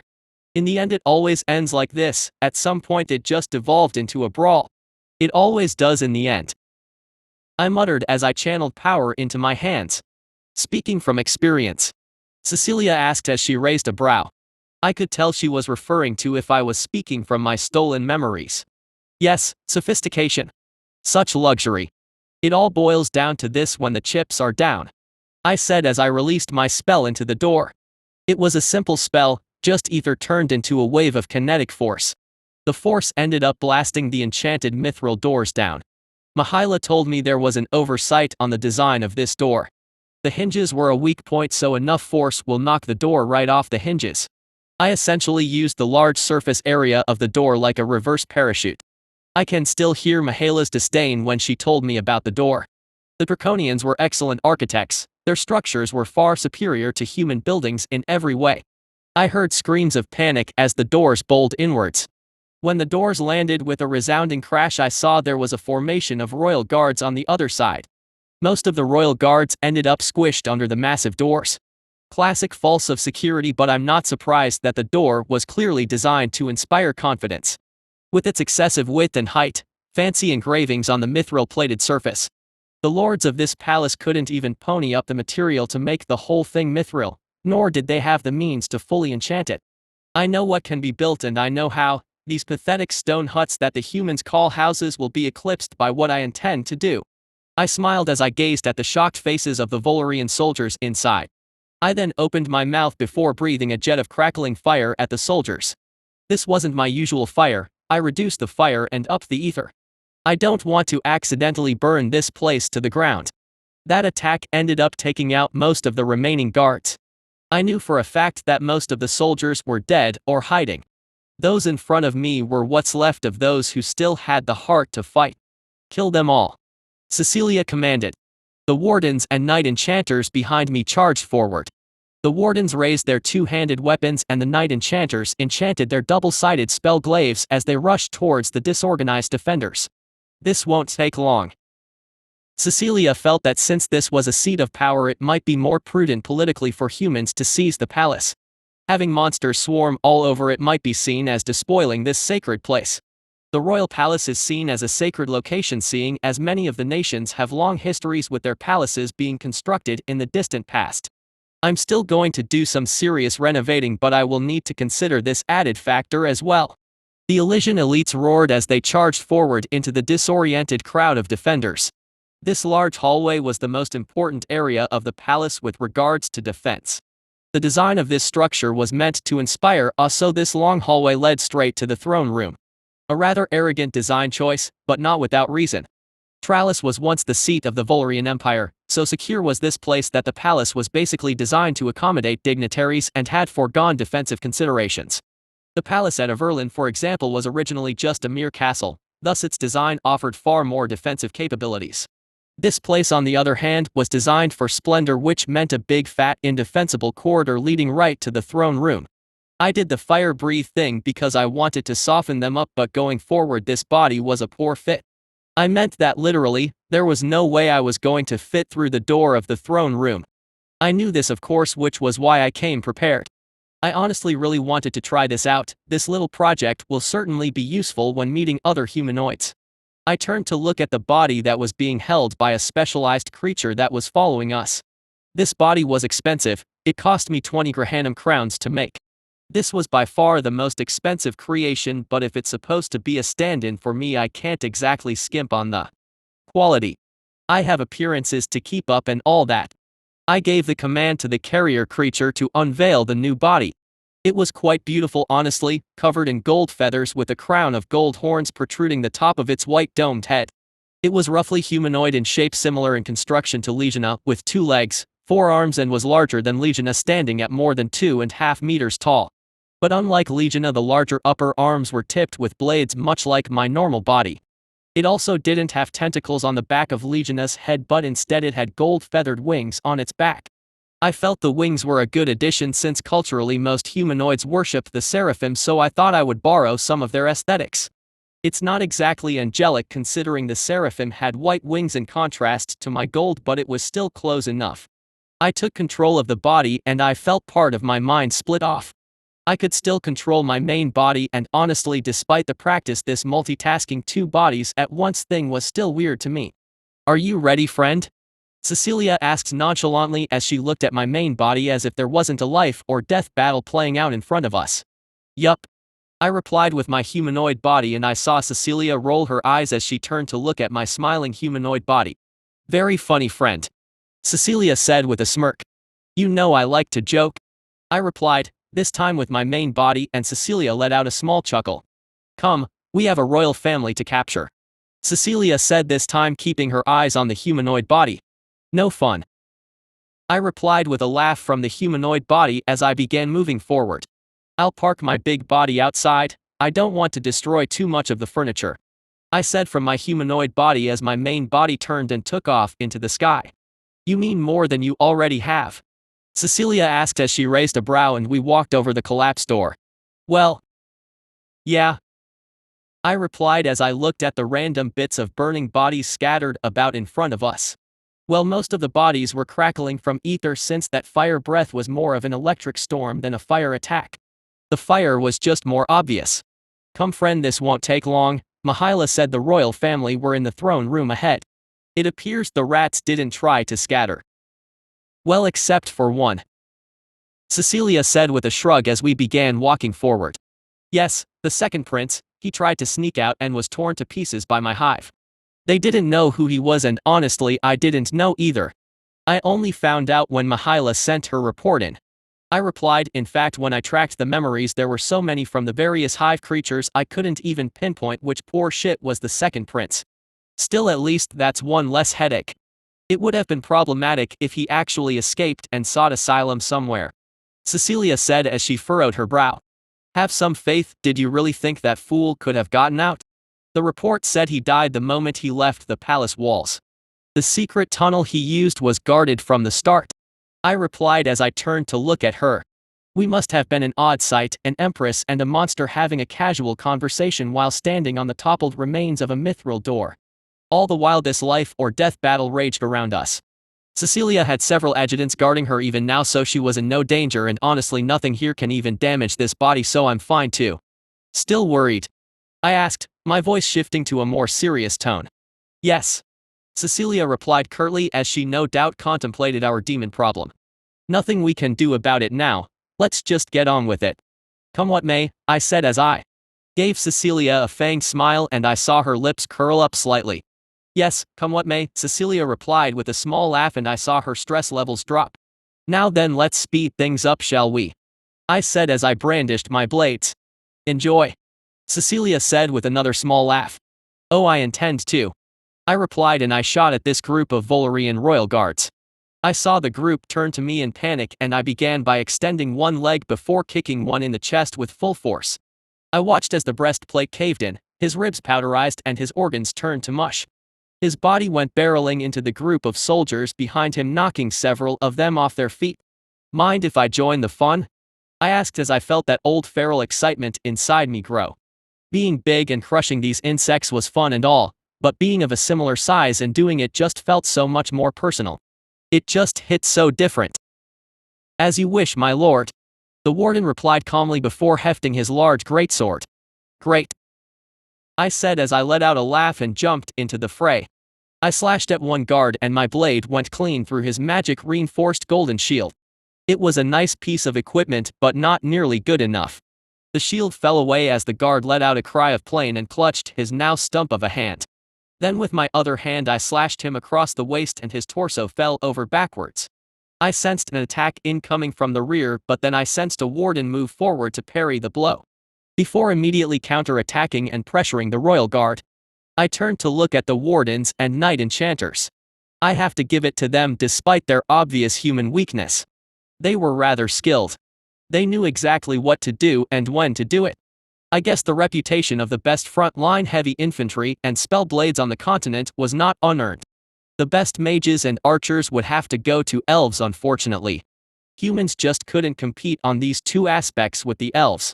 I have heard that the best light infantry were Mugumans, but I've never seen them in action. Another royal guard charged forward, sword raised. As the swing came down I reached out and caught the sword. I closed my fist and the weakly enchanted mithril warped easily under the force. I pulled the ruined sword right out of his hand and brought the handle down onto his head. His helmet caved in as the sword's handle buckled and the blade bent all the way into a right angle. I saw his skull shatter and he fell to the ground limp like a doll. I looked up and saw the two royal guards in front of me take a step back in fear. I heard a gurgle from the side and I turned to see the warden from before sticking his sword into the gap of the armor at the throat. The royal guard twitched and the warden extracted his blade to a fountain of blood as the royal guard collapsed. A well-executed thrust considering the warden was using a greatsword, so that wasn't exactly an easy maneuver to pull off, especially considering the warden was actually taller so he had to lower his body to do it. Not bad, I said with a grin, and the warden turned his head to look at me in response.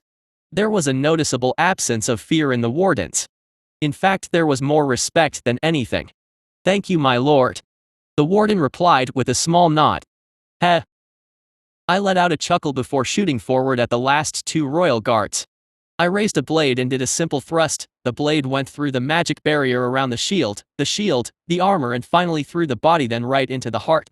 The last one swung at me, but I just turned and took the slash to the face. Even though it was the enhanced attack reaving slash, it just bounced off my domed head.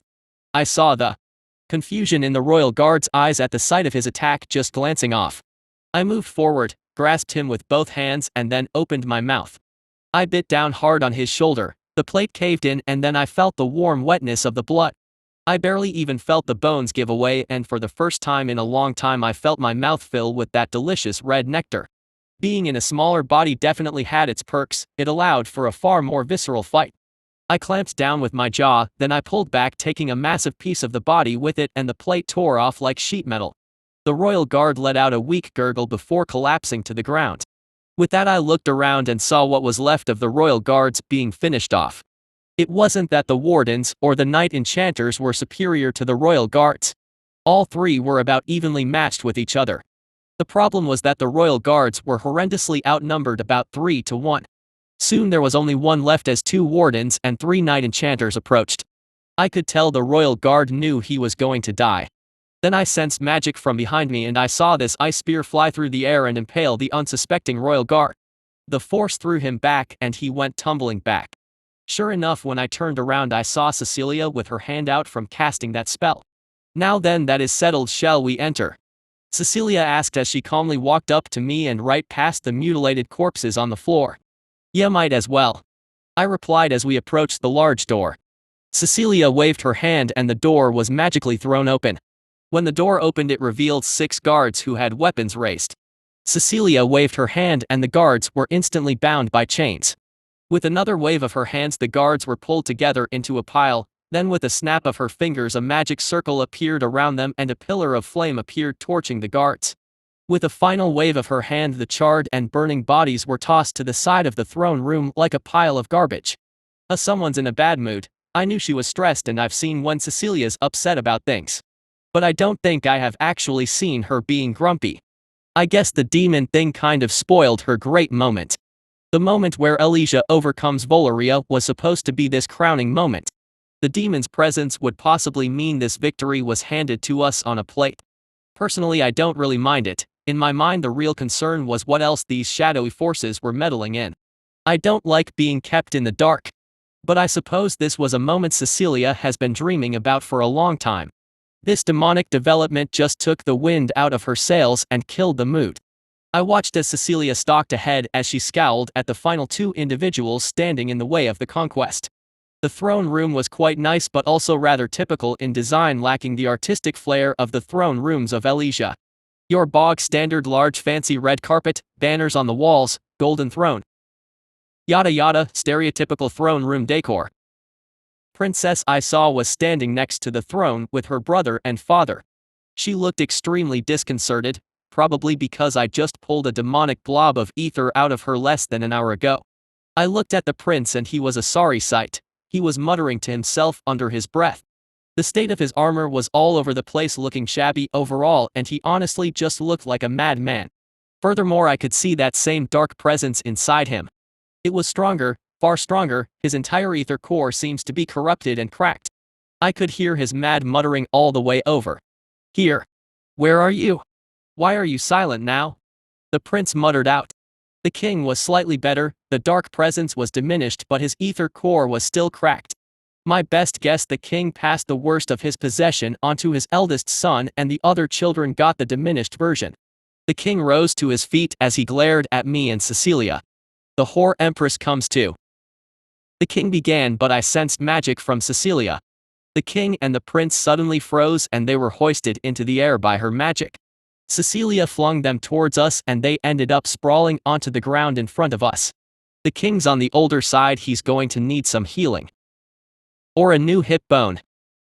Cecilia turned to look at me as she held them down with magic and I nodded, giving her the indication that the demonic presence was indeed there. She then gave me the "we will discuss this later" look before raising them up and slamming down on the ground hard. This left them groaning on the floor from broken bones. "Take them," Cecilia said curtly to the surrounding soldiers as they rushed forward to capture the 2 royals. Then she began to walk forward towards the very nervous-looking I saw. To be honest, I'm curious if removing the possession caused any personality changes. But that's for later, we'll be talking to her in private anyway. There is one more thing, however. I know Cecilia probably isn't in the mood for it, but I really wanted to make a snarky little quip. I mean, honestly, we just conquered a massive piece of territory. Isn't this final moment a little anticlimactic? Unable to bear it anymore, I decided to say it. "Geez, Cecilia, you could have at least let him finish his dramatic speech." Chapter 103, Newest Edition. I walked into a private meeting room. I looked around and looked at the gaudy decorations.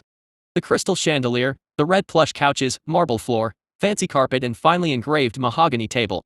I walked over to the couch and took a seat. This was my first time sitting on a couch in both this life and the last. Well, at least one that wasn't covered in filth and who knows what else. That was my previous life, of course. As for this life, I was way too big for one by the time I ran into a couch. I looked up from my seat and I saw take a nervous seat across from me. She looked very nervous and stressed. Not at all what I expected. I heard she tried to stab Mihaela when she first appeared. I wonder if demonic possession really did change the person. It would make sense, but the Eternal Mother never had an interest in it, so the memories didn't look reliable on this topic. Plus, an outside observer wouldn't be able to tell if it was the demon doing it or the person being possessed. As for the books I have, the quote was kind of vague and honestly seemed a little melodramatic. The possession will apparently change all of what you are. Technically your body counts as a part of all of what you are, and I saw looked exactly the same minus the dark presence in her ether core, so that was just a fucking lie. Cecilia, on the other hand, had not said a word and had just walked over to the wine cabinet. She calmly took out 2 bottles after a brief examination of the labels. She then took out 3 glasses and poured a serving for each glass. With a wave of her hand, she levitated all of it and walked over to the table in front of the couch. "Are we alone?" Cecilia asked as she looked at me, then at Mihaela. "As far as I can tell," I replied, but Cecilia knew I wasn't completely sure. "Same for me as well. But just in case." Mihaela took out a little amulet and it began to glow. Then it let out a pulse of energy. Mihaela nodded in satisfaction before pocketing the amulet. "A gift from my uncle, no syndicate. No angels, no demons, unless there's someone possessed here. They can see through the possessed by proxy, like your hive." Mihaela asked as she looked at me, and I shook my head indicating no one here was possessed. "Good, we are alone for now," Mihaela said as she sat down and picked up her glass of wine. She was still in her human form, masquerading as Lady Lyra, but by showing her the amulet, mentioning the syndicate, heaven and hell was letting I saw in on certain things. However, like it or not, as far as I saw is concerned, the veil has been lifted to an extent. We cannot just kill her, since it would leave a political vacuum that would cause problems. I saw can't betray us either, because if word of this gets out we were all screwed. Heaven doesn't take kindly to demonic pacts regardless of who was ultimately responsible. They would probably kill Isa and all her children just to be safe. I will have to fix her children too at some point. However, I don't know enough about demonic possession yet, but on the other hand Mihaela was here, so she could definitely help. But regardless, Isa didn't need to know Lyra was actually the legendary Mihaela, who was also supposedly a goddess of war. "Who are you really?" Isa asked as she looked at Mihaela. "Something that isn't human. You think the great beast was the only thing they kept locked up in that illusion vault?" Mihaela replied as she raised a brow. That was honestly a pretty good lie. It didn't change the arrangement at all, and it drove home the point to Isa that there was a lot in the world that she didn't know. Uncertainty breeds fear, and pulling the rug out from under her puts her in a more dependent state of mind. "Do you understand your position?" I asked as I looked at Isa. She flinched in response to my voice and nervously looked at me. "You are stuck with us. If anyone finds out about the whole demon thing, heaven is going to kill us all, your kids included. If you prove to be useless or a straight-up threat, I will kill you and your children anyway. But if you prove yourself useful, you will live long and happy. I will pull whatever demonic crap there is out of your kids, and they can live their short meaningless lives in luxury and happiness," I said, and Isa nodded mutely. "Sounds good?" I asked as I tilted my head. "Yes," Isa replied softly. "Now on to other matters. I have heard reports of your personality from Lyra. You seem far more subdued than what I expected," Cecilia said as she swirled her wine glass and gave Isa the look. "I feel calmer. Less angry, hateful. Sadder," Isa muttered in response. "Demonic possession amplifies negative emotions, mostly the destructive kind. It serves their purposes well. The more suffering, anger and hatred in Terra, the more their kind grows in power," Mihaela replied. "Although a hereditary contract is rare," I said as I remembered the things I read in the books. Few are willing to damn their entire bloodline. Most contracts are built on good intentions. Like selling their soul to further the lives of their families. It usually doesn't work out for them either. The demons do not make losing deals, they always collect their dues eventually," Mihaela replied as she chewed her lip. "What did my ancestor do?" Isa muttered as she looked down at the ground, her eyes wide in horror. "Something very stupid," I replied calmly, and Isa's head snapped up as she looked at me, visibly stung and upset. "What's the matter? How else could you describe this as anything but stupid? Your ancestor sold you, princess. He sold everything for his petty glory in his pathetic fleeting life. Your family has been slaves for a demon ever since, and none of you even knew it," I said, and Isa visibly deflated. "Good news, you are free. Bad news is that the demon is most definitely aware something broke the contract. Which lends the next question: what is that demon going to do about it? If a cranky demon comes bearing down on your family's head, what are you going to do about it?" I asked as I leaned in, and Isa shrank back into her chair. "I'll tell you what you are going to do. I said, and I saw locked her trembling gaze on me. Alone you are going to do nothing because you can do nothing. Either the demons or the angels will come for you, and when they do, you are going to wish I killed you in that throne room. But with us you have a chance. I am sure you know why you are still alive. I said, and I saw nodded. You need someone to take the throne and submit to the Averlanian Empire. I am the perfect fit. If you use someone else, partisans and rebellion become far more likely. I said. I could see her calming down slightly. Honestly, for most cases this trembling in fear crap would have been a deal breaker for a leader. But given that she was dealing with the fact that I just pulled a demonic possession out of her, the personality changes and the new revelations of her now precarious situation, she was honestly taking it quite well, all things considered. Lucky for you, demonic possession does not add any abilities usually. Demons in most cases are not so kind as to make you stronger in most situations. So your competency should be just as good as it was previously. Mahila said as she shifted her gaze to Cecilia. That's good to hear. I hear you are a rather intelligent princess. Cecilia said as she coldly examined I saw. Thank you, Empress, I know much about the nobility. The position of a royal allows me to listen in on a great many things. You may now know this, but I have a network of maids that act as spies in Tralis. I said, and Cecilia's eyes widened slightly in surprise. That was you?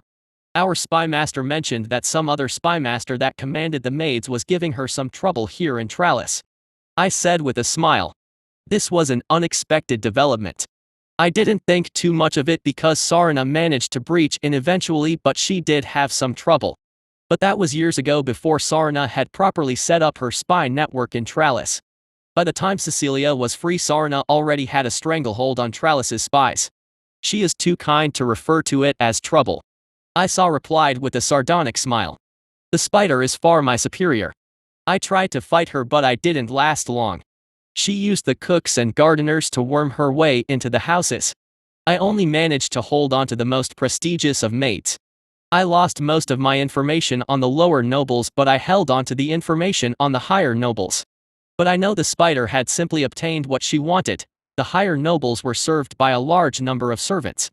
Plenty of room for both of us to have spies within their estates.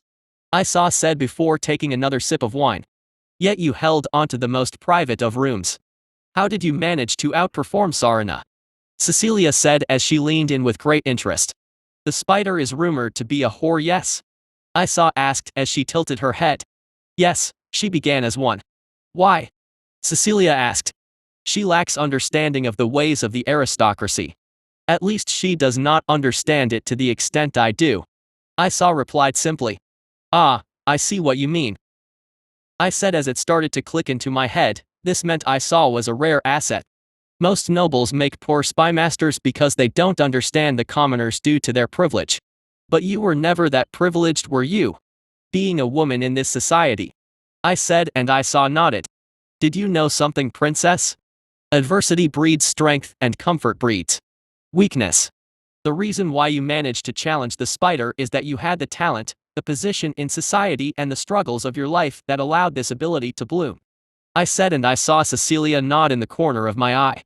You may not be useful as a spymaster, but your utility just went up as someone who can keep the scheming whelps in check. This is a rather unexpected surprise. A duchess of my empire who holds perhaps the most problematic piece of territory has experience with subterfuge. How very convenient. Cecilia said as she smiled. Well, that's a good thing for you. I said dryly as I reached for the other bottle of wine that was still unopened. I didn't reply, and I saw her still nervously looking at me. Well, I suppose a monster drinking wine was quite weird.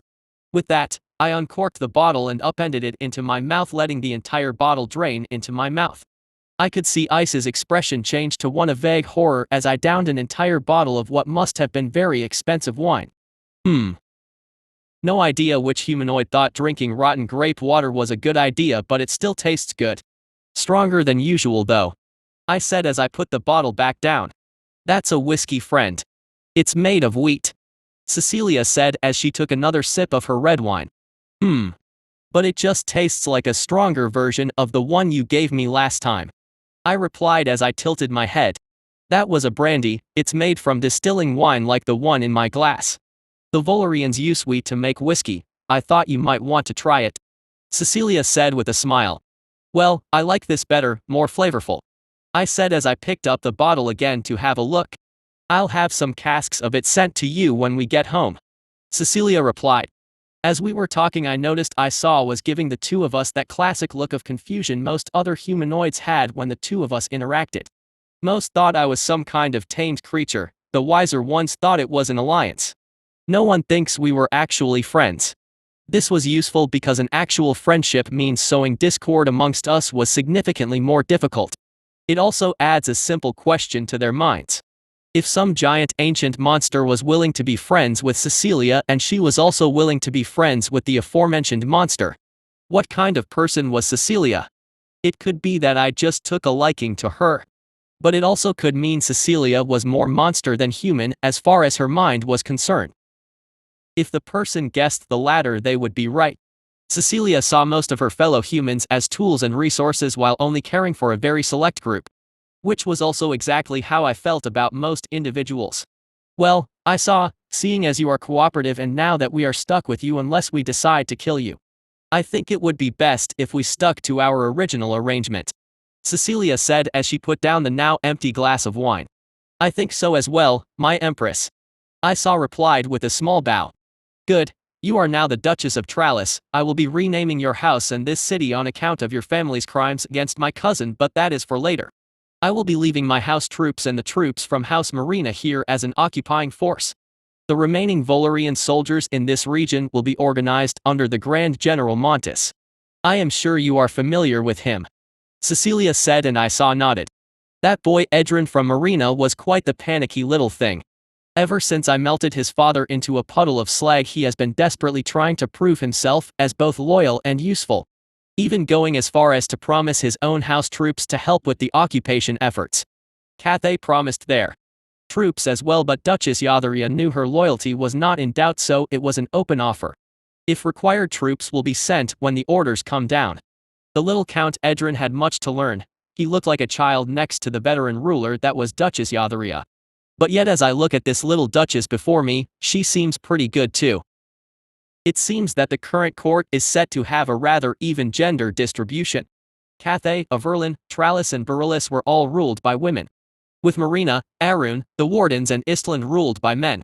Too many lords in the region have grown soft on their thrones. It wasn't that women were better, it was just that their lives were harder. They had to fight for every scrap of power, and that struggle made them strong. For simply put, comfort and security breed weakness. As you wish, my empress, I saw replied with another nod of her head. Now then, your job is to prove your worth and your loyalty. Cecilia said as she looked down at her empty wine glass before looking back at I saw. Let's see what this little duchess does. If she is smart, she won't take the bait. Cecilia's little ruse is to see if she will refill her glass. But if I saw does that, she will be knocked down several pegs in Cecilia's eyes. I saw reached for her wine glass and down the rest before putting the empty glass on the table. I will start getting the nobles in order. I may have to request aid from Grand General Montes in case heads need to be removed from shoulders. I saw replied calmly. Good, very good. You should know I hate sycophants. If I wanted something to sing me praises, I would get a parrot. If I wanted a mindless drone, I would ask my friend here to make one. Drones are laborers, not rulers. Cecilia said with a smile. And I could make one quite easily. I added to a small chuckle from Cecilia. Then I will get started immediately. I assume your grace will be heading back to Averlin to address the question of my brother and father. I saw asked. Naturally. But if you have any requests regarding their treatment or punishment, I'm afraid my cousin gets first pick. Cecilia replied and I saw just calmly shook her head in response. I just don't want them free. Imprisonment, execution, torture, I couldn't care less. Do what you want, the only thing I care about right now is my children. I saw said, giving us a very obvious hint that if Cecilia wanted her to remain loyal, I saw expects any demonic influence to be pulled from her children. But by doing so she also indicated that her children were a weak spot, but honestly, that's not much of a secret. A more foolish noble would be more cautious about that, but any semi-competent noble would realize they might as well come clean about it. We'll let you know, I've never tried to do this before. Thus far no humanoids have ever warranted the effort. I replied and I saw give me a look. Oh yes, I know how to play this game too. Do your job or your kids remain as puppets. It's a veiled threat because, in reality, her kids won't remain as puppets. I'll just kill them. But of course, that won't happen. I'm quite confident I could resolve this problem. With Mihaela's expertise, this should be quite easy. If I do kill her and her kids, it would be because she fucked up and betrayed us, but judging from what I see here, that was also extremely unlikely. I flashed her a fanged smile and I could tell she knew that I knew what she was doing. In response, she just bowed. Then I wish you success, great beast. Chapter 104, New Chapter, Exciting Possibilities. I flew over the city. It's been 2 days since we took Tralis and messages have been sent out by Isa ordering all remaining Volarian soldiers to surrender. The city has slowly started to return to normal, but it is becoming extremely clear that Tralis had a similar idea as the Averlanian Empire. Simply put, this war was one that they could not afford. With the Averlanian Empire, the problem was gold, but for Tralis it was food. They had expended so much food in their campaigns that they were facing famine. Well, lucky for them, Elysia had one of the most fertile lands in the world.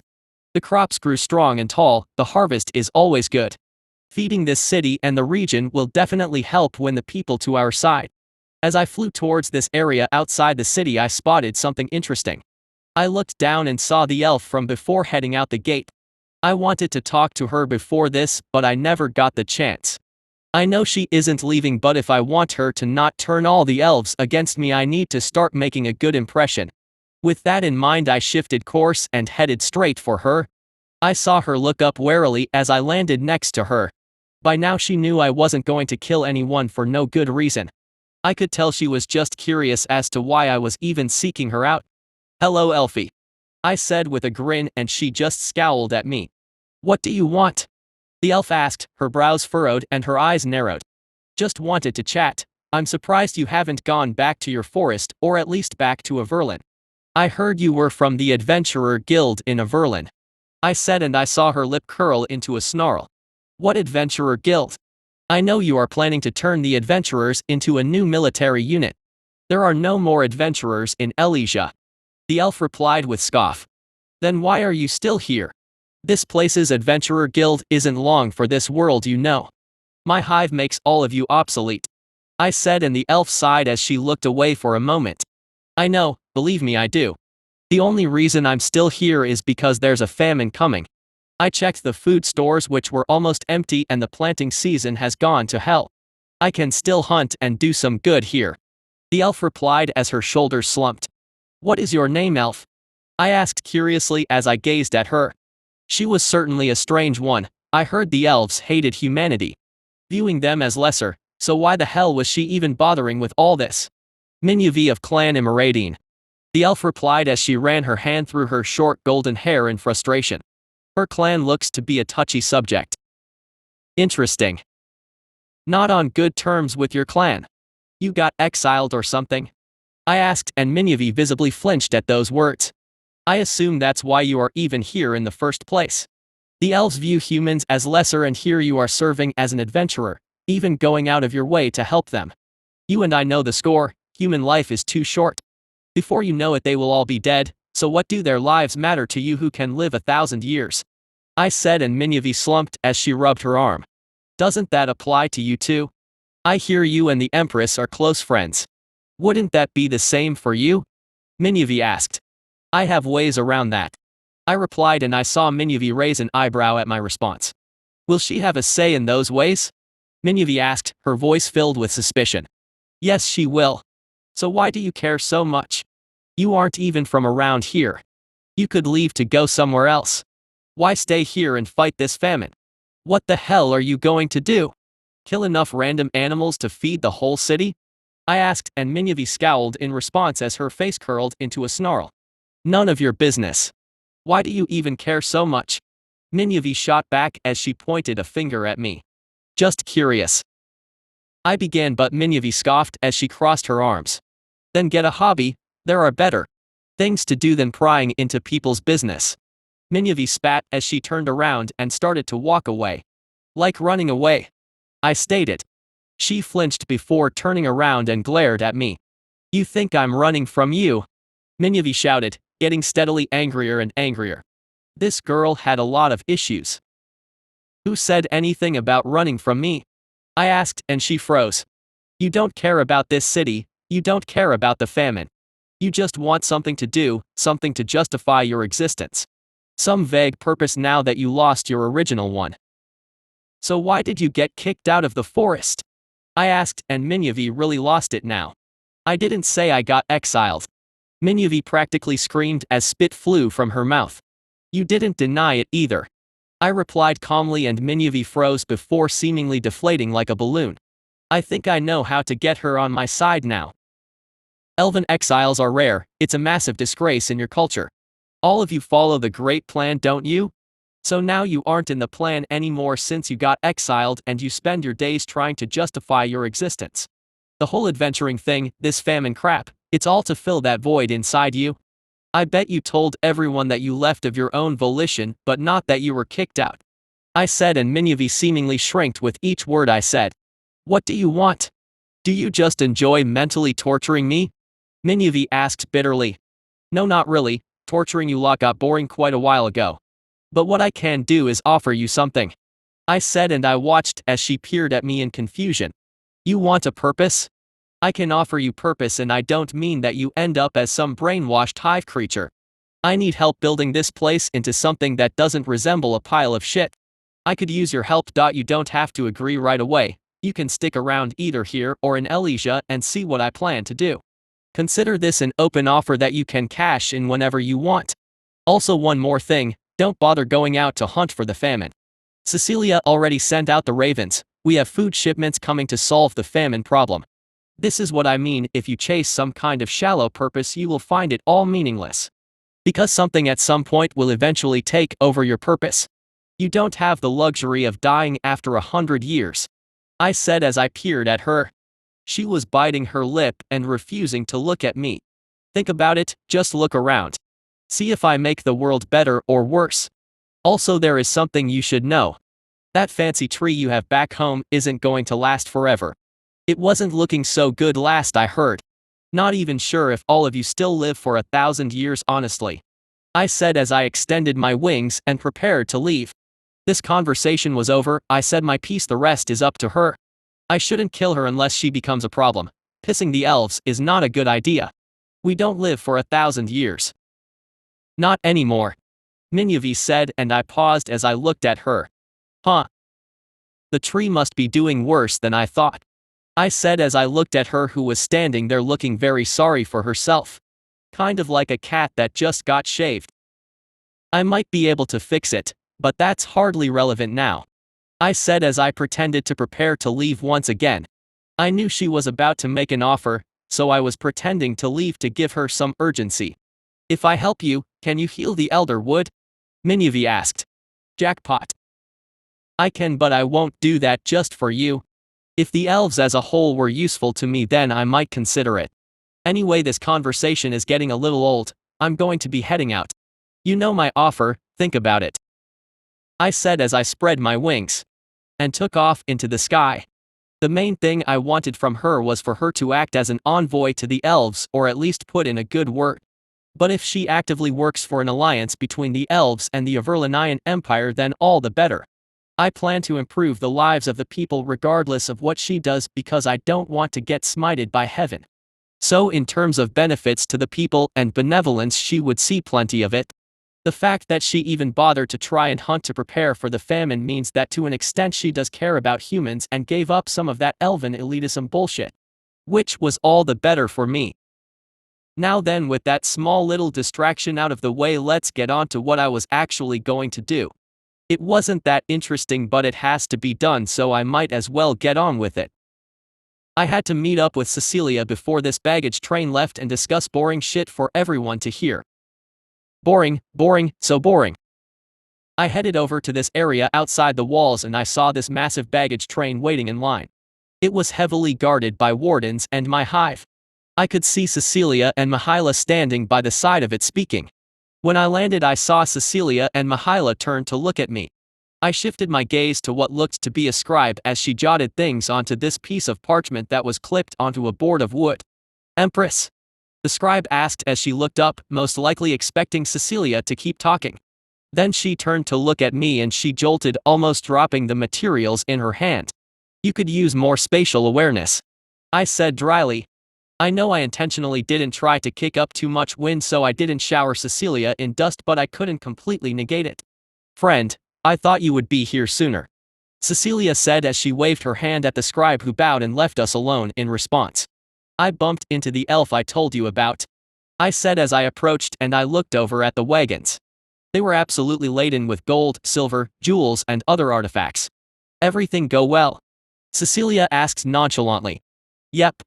Quite the haul, is what you found enough? I asked as I turned back to face her. Yes, it is quite sufficient. About a fifth will go to paying the soldiers as a victory reward. Another fifth will go into paying the people of Port Mari for destroyed and stolen property during the initial invasion. Also, I plan to do some infrastructure projects in Port Mari. Overland needs a better port after all, Cecilia said as she turned to look at the wagons. Port Mari was kind of looted clean during the Volurian invasion. I said kind of because the city was evacuated and we told the citizens to take their most valuable things with them. So most didn't lose much. With this reimbursement they actually end up with more. It's the good old classic strategy of allowing someone to take something away then giving it back to them to earn some free goodwill. I will be spending half on general infrastructure upgrades to the entire Elysian region and the last tenth of the haul will go into upgrading our fleet. We need to improve our naval abilities since we now control such a large coastline. There is much wealth to be earned from Eastern Voloria and the Devonia Empire. Perhaps we might even trade with the elves assuming your seed bears fruit, Cecilia said as she looked at me. Perhaps, more allies is always good. Honestly, I can't wait to settle all this crap, I said as I looked around at the massive baggage train just parked by the side of the road. Trallis really did loot most of the stuff around them. This giant convoy was just the stuff we were bringing back to Overland. Cecilia will be sending other convoys to Berylis to give them back most of their treasury. Overland would be getting some too. Trallis didn't take anything from them, they were just broke. But considering they were about to get this vast swathe of territory they were going to need some money. Overland and Berylis were also supposed to be a counteracting force to Trallis, which would be the most belligerent state in the empire. So now with the new borders, Overland will need to develop their existing new port, which would be quite expensive. I'm honestly questioning if Overland even deserved this special treatment, but then again the strategic thinking behind this new border made sense. Trallis's capital has now earned the title of most exposed capital city in Western Voloria and Elysia. Every other capital had some kind of geographic defense, whether it be a river, a choke point, or just distance from the border. Now Overland could in theory just march across the border and be right on top of the Trallis capital. This should help keep the idiotic Trallis nobles in line. Sarna had already sent Cecilia a list of Trallis nobles that might be better without a head. The process is already beginning in vetting who gets to keep their head. However, despite all that I saw, looks like she would remain loyal. As long as we can keep the nobles in line, the rest will be easy. However, there were now two new pieces on the board. The Wardens were going to be turned into an amphibious strike force, while General Montes now had command of the largest humanoid army in Voloria. His army was only set to grow once we annexed the other Volurian states of Varia, Boria, Vororia and Geria. Whether they will come peacefully or be dragged kicking and screaming into the empire remains to be seen. But we had plans for that, many plans to push them into our waiting arms. With any luck we won't need any wars to get them in line. After that, well, the next question was who was next? The dwarfs? The Lizardkin? The Eastern Volurians? The Mugumans? Maybe even the Ostaeans. So many choices. What fun. But before all of that, once we cleaned up the immediate concerns, there was something even more important. There were still the Zariman vaults that Mihaila held the key for. She didn't know what was inside, but I was hoping there was something in them. Or perhaps someone. If you think about it, if the Eternal Mother was locked up, then what else was locked up in a Zariman vault? From the Eternal Mother's memories, I saw something very interesting. You know, if I had Legionia, wouldn't the Eternal Mother want her own version of it at some point? Or at least something similar. Well, this ends this particular escapade. At least the exciting bits anyway. The rest is just the boring cleanup. Still, provided he exists. I wonder what this Maligaros guy is like. Chapter 105, Good Faith. Nice, I said in satisfaction as I looked at my little display section. I had started keeping this menagerie of the various creatures. Call it a hobby, I guess. It's been a month since Tralis fell and I was getting quite bored, so I started this whole thing. So far I have Spriggans, Stalker Chameleons, Horned Bears, Trolls, Feathered Wyverns and humans. My collection of trolls had both genders as well as particularly young one. For the humans I lacked your typical human fair-skinned female, but I had a male one, as well as the two exotically dark ones which were male and female. I'm a little upset by the lack of the normal females though. I guess as much as women get the short end of the stick most of the time in human nations, they at least don't get the death penalty that often. It made sense to an extent why the females get treated the way they do. This world was way too violent and dangerous. If you couldn't fight or do dumb labor well, then you were less useful. Magic was a great equalizer in a way. If a woman was powerful in terms of magic, she could find herself high in the social hierarchy.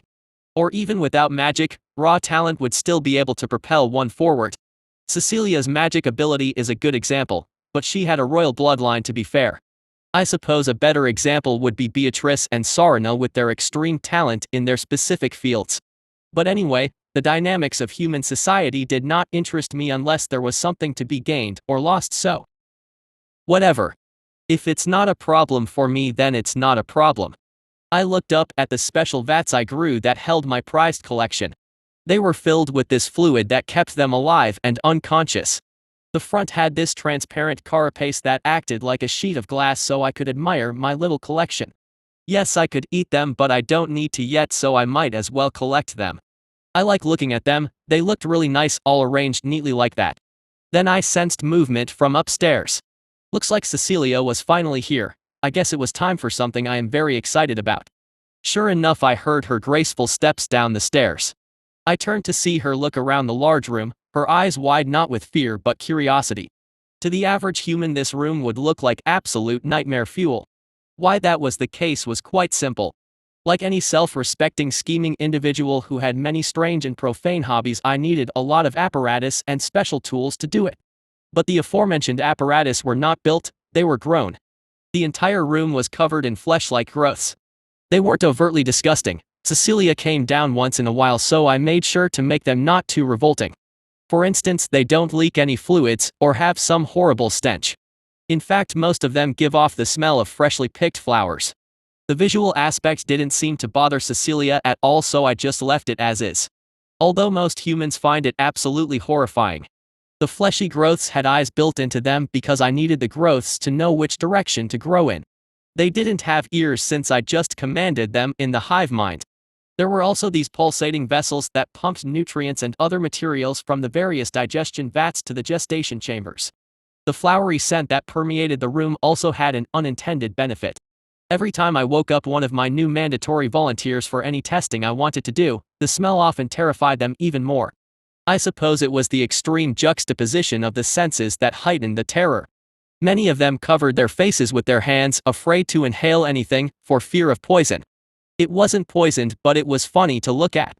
Well, most of the mandatory volunteers were really freaked out the moment they saw me anyway. So the visual appearance of the living room was only an added thing. But they were dead soon anyway, so I didn't exactly torture them unnecessarily. I have standards after all. Actually no, not really, I just honestly found their screaming annoying, so I just gag them and carry on as per normal. There was nothing in it for me to knock them out, waste of resources frankly. So they get to be awake for the whole thing. This place has changed a little. Cecilia mused as she looked around the room. Yeah, I started calling it the living room. I replied with a grin, and Cecilia cracked a small smile at that comment. Very funny, friend. Cecilia said with a roll of her eyes as her gaze shifted to the display pods that held my collection. A new hobby, I said before she could ask. Well, everyone needs a hobby, although a menagerie isn't that bad of an idea, Cecilia said as she cupped her chin. Huh? I asked. I knew she had another scheme brewing in her head. You know how we wanted to advance the field of bestiary to help educate the masses on your hive. People fear what they do not understand, Cecilia said as she calmly approached the pod that held a wyvern. Imagine what kind of an institute we could make with something like this. The learning opportunities. The bestiarians across the world will flock to the Empire to work at the Institute. Cecilia said as she brought her face right up to the pod and peered intently at the sleeping wyvern. It's a beautiful creature, isn't it? I've never seen one with my own eyes. The feathers are gorgeous. They must fly really well with those feathers. Cecilia said, her eyes darted around the contents of the pod. Not well enough to outfly me, but pretty well compared to some of the other things, I said, and Cecilia turned and gave me a wry look. Saying that something loses to a firstborn after their genome is assimilated is like saying something lives under the sky. Cecilia replied dryly. True, anyway, should we get going? I'm really excited for what comes next, I said eagerly as I turned towards the stairs. Yes, I think we have kept Mihaela waiting long enough, Cecilia said as she turned as well. When we exited the black box, I saw Mihaela leaning against a tree. She was back in her pink-scaled lizardkin form.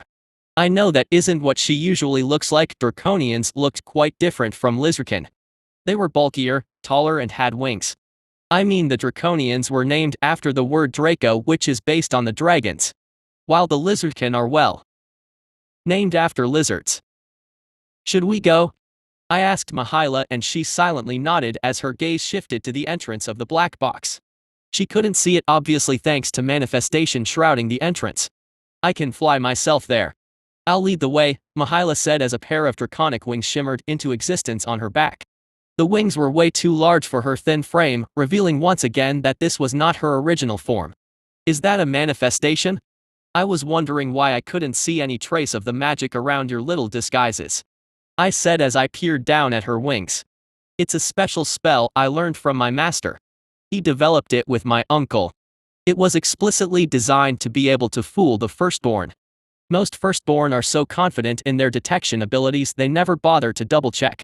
It works well because manifestations are essentially lies made real, so once in place there is no magic involved. A lie to trick the world, Mihaela replied as she looked back at the entrance of the black box. I'm guessing your master didn't teach you how to see past manifestations, I said, and Mihaela nodded. It's far easier to make one than it is to break one. That is perhaps the strongest aspect of manifestations. Once one is employed, it is extremely difficult to be undone by a third party, Mihaela said. Good to know. Can you keep up? I can outfly a Zatharine, I asked, and Mihaela cracked a small smile as her forked tongue darted out for a moment. I noticed she does that when someone says something particularly amusing. So can I, Mihaela replied with a chuckle. Nice. I know where the vaults are, so which one should we hit first? I don't think we can go to the one under the Capitol. Unless of course you have an idea on how to get in undetected? I asked as my mind wandered to her map. Mihaela just shook her head and she paused for a moment as if thinking. The vault in the Capitol isn't that important. It's built into the structure of the palace itself, so it's not that large. Furthermore, if you had something really dangerous and important, you wouldn't put it under your palace. You would put it somewhere one would go. That would be the vaults against the mountains. Most mountain vaults are larger and those areas are the most dangerous. An intruder would have to not only risk the dangers of the desert but also the beasts of the primordial peaks, Mihaela said, and I nodded. It made sense. That mountain range was a circular ring of mountains around the primordial font. The primordial font was the place where the firstborn crawled out from. It's dormant now. There wasn't enough remaining power to spawn any more firstborn. But just because it can't spawn any more firstborn doesn't mean it's not a large source of ambient ether. Ether was a funny thing. It behaved a lot like air and water in certain ways. It liked to flow from areas where there were a lot of it into places where there was less of it. It's not exactly that simple, but it did behave similarly to something like that. Every creature had an ether core inside them. It wasn't a physical thing per se, it was in fact a mass of energy inside them which was usually located in the heart. This was part of the reason why I loved eating hearts so much. The heart also stored essence, which was the main thing, but the ether core was also there. The ether core essentially self-regulates and absorbs ether around the creature when it's empty. Stronger creatures have larger ether cores that store more energy. So the problem lies in the situation when there was a greater ether concentration in the air around the organism as compared to their ether core. When this happens, the ether essentially starts getting forced in, and eventually this will crack or even break the core. When that happens, the organism dies, since the ether core is basically the vessel of the spirit. This means that areas like primordial font were simply uninhabitable by weaker species. This included all the surviving humanoid races. The heirs of the firstborn were the exception, of course. But this fact was a significant factor for many creatures. In fact, both the angels and demons couldn't remain in primordial font's vicinity for too long. A human would succumb in minutes, an angel would die in days. If the best vaults are the ones in the middle of nowhere, should we go from east to west? I asked, and Mahila nodded in response. The eastern vault in the middle of the desert shouldn't be that well stocked. You can roughly tell by the entrance. The ones near the mountain have extremely well fortified entrances. It's almost excessive in a way, Mahila said as she flexed her wings. Well, let's go see, shall we? Are you going to lead the way? I asked as I picked up Cecilia and opened up my wings. Yes, I'll conceal myself, but I'll leave a trace for you to follow, Mahila said as she shimmered out of existence. But I could still see a trace of ether surrounding her. Yeah, that looks good. Lead on, I replied, and Mahila shot up into the sky. I followed her up, and I made sure not to take my turns too sharply lest I shake Cecilia up too much. Yes, she did cast a spell to make this trip more comfortable, but too much momentum would still be unpleasant. Mahila wasn't kidding. She was fast. I could keep up, and I wager I could overtake her, but I suspect she is far more maneuverable. The size and weight of my body significantly restricted my aerial mobility. My body was designed for raw speed, not maneuverability. Something of my size wouldn't be that good at an aerial dogfight anyway, especially against something as small as a humanoid. The trip didn't take long, only about 15 minutes of flight. Normally this trip by carriage or horse would take days even with a direct straight line route. If you choose the safer roundabout route or the treacherous across the mountains, it would take weeks. Eventually I saw Mahila descend. But she did so extremely sharply. I couldn't do that with me holding Cecilia, so I slowly arched downwards while reducing my speed. Eventually I saw her land at this odd patch of sand that seemed to be slightly shimmering with ether. I began my slow circling descent to ensure the process was as comfortable as possible for Cecilia. Technically I could just drag out my landing on the sand, but that would kick sand everywhere, which wouldn't be the best outcome for Cecilia. I don't think getting covered in sand was particularly comfortable for humans. Not really sure about that, never saw sand in my past life. When I finally landed, Cecilia got off and gave me a grateful smile, to which I returned with a smile of my own. I turned to Mahila, who had taken out that odd-looking totem that was supposedly the master key. Immediately I could tell this illusion wasn't as good as the ones in Elysia. I had checked out one of the vaults in Elysia and even I could not see through it. But for this one I could tell that it was there. Wondering why the spell is weaker? Mahila asked casually as she raised the totem and it began to glow. Then the illusion vanished, revealing a small structure with an intricate door filled with swirling runes. Judging by the shape of the structure, my best guess was that the door will reveal a staircase leading downwards. Yeah, I replied as I approached the door. I already had an idea why. The Elysians were excellent mages. As you know, such techniques and secrets are not usually shared. I assume this door is superior to the one that the black box has, Mahila asked as she gazed at the extremely well-constructed and enchanted door. Yeah, it is. Let me guess, the Draconians were better at architecture than magic. So they compensated with a better door and structure? I asked, and Mahila nodded as she held the totem against the door, and I watched the individual segments of the door start to shift. I could hear some complex mechanism moving behind the door. Soon enough the door slid open and revealed a stairway going downwards. Although the structure looked small, but in truth the doorway was very large. It was obviously not intended just for humanoid use. The designers clearly expected something rather large to enter. Just as I was about to head down, I saw Mahila walk in front of me, blocking my way, and she held out the master key towards me. It's yours, Mahila said simply, and I gave her a look as I tilted my head. I just wanted to prove to you that the key works. This vault is probably the only one with anything that I would be remotely interested in. The more discreet and secure vaults probably have things that would be only of interest to you. You know where the rest are, you don't need me. So I will ask you, Firstborn, what do you want me to do? Mahila asked as she raised a brow. I knew for a while that Mahila didn't know what to make of me. I am sure I am behaving very differently from what she expected. Of course, she didn't know the fact that I actually used to be human, so I could relate with humans to an extent. I could tell the way I seemingly danced circles around the humans with ease must have been odd to her. Still, having Mihaila as a genuine ally would certainly be useful. People you can trust are few and far between. But trust requires a leap of faith, so let's see what she does when I ask her this question. Tell me, Mihaila, were you part of the war that helped kill off the other firstborn? I asked. No. But my master was part of it. He was one of their favorites, I suppose you could say.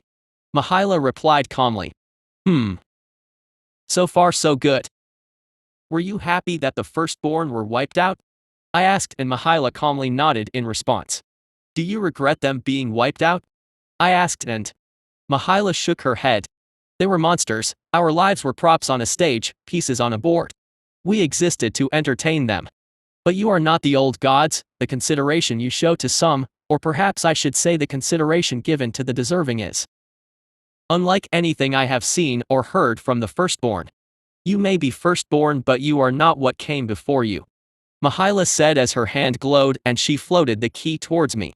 I activated my magic and hovered the key towards my face.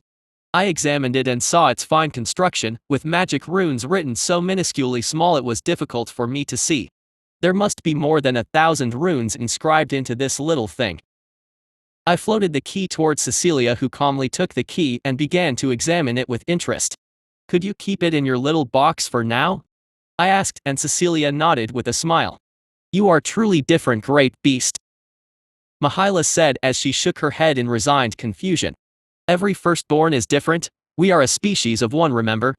I said with a grin. Also, if you see anything you like in there, help yourself.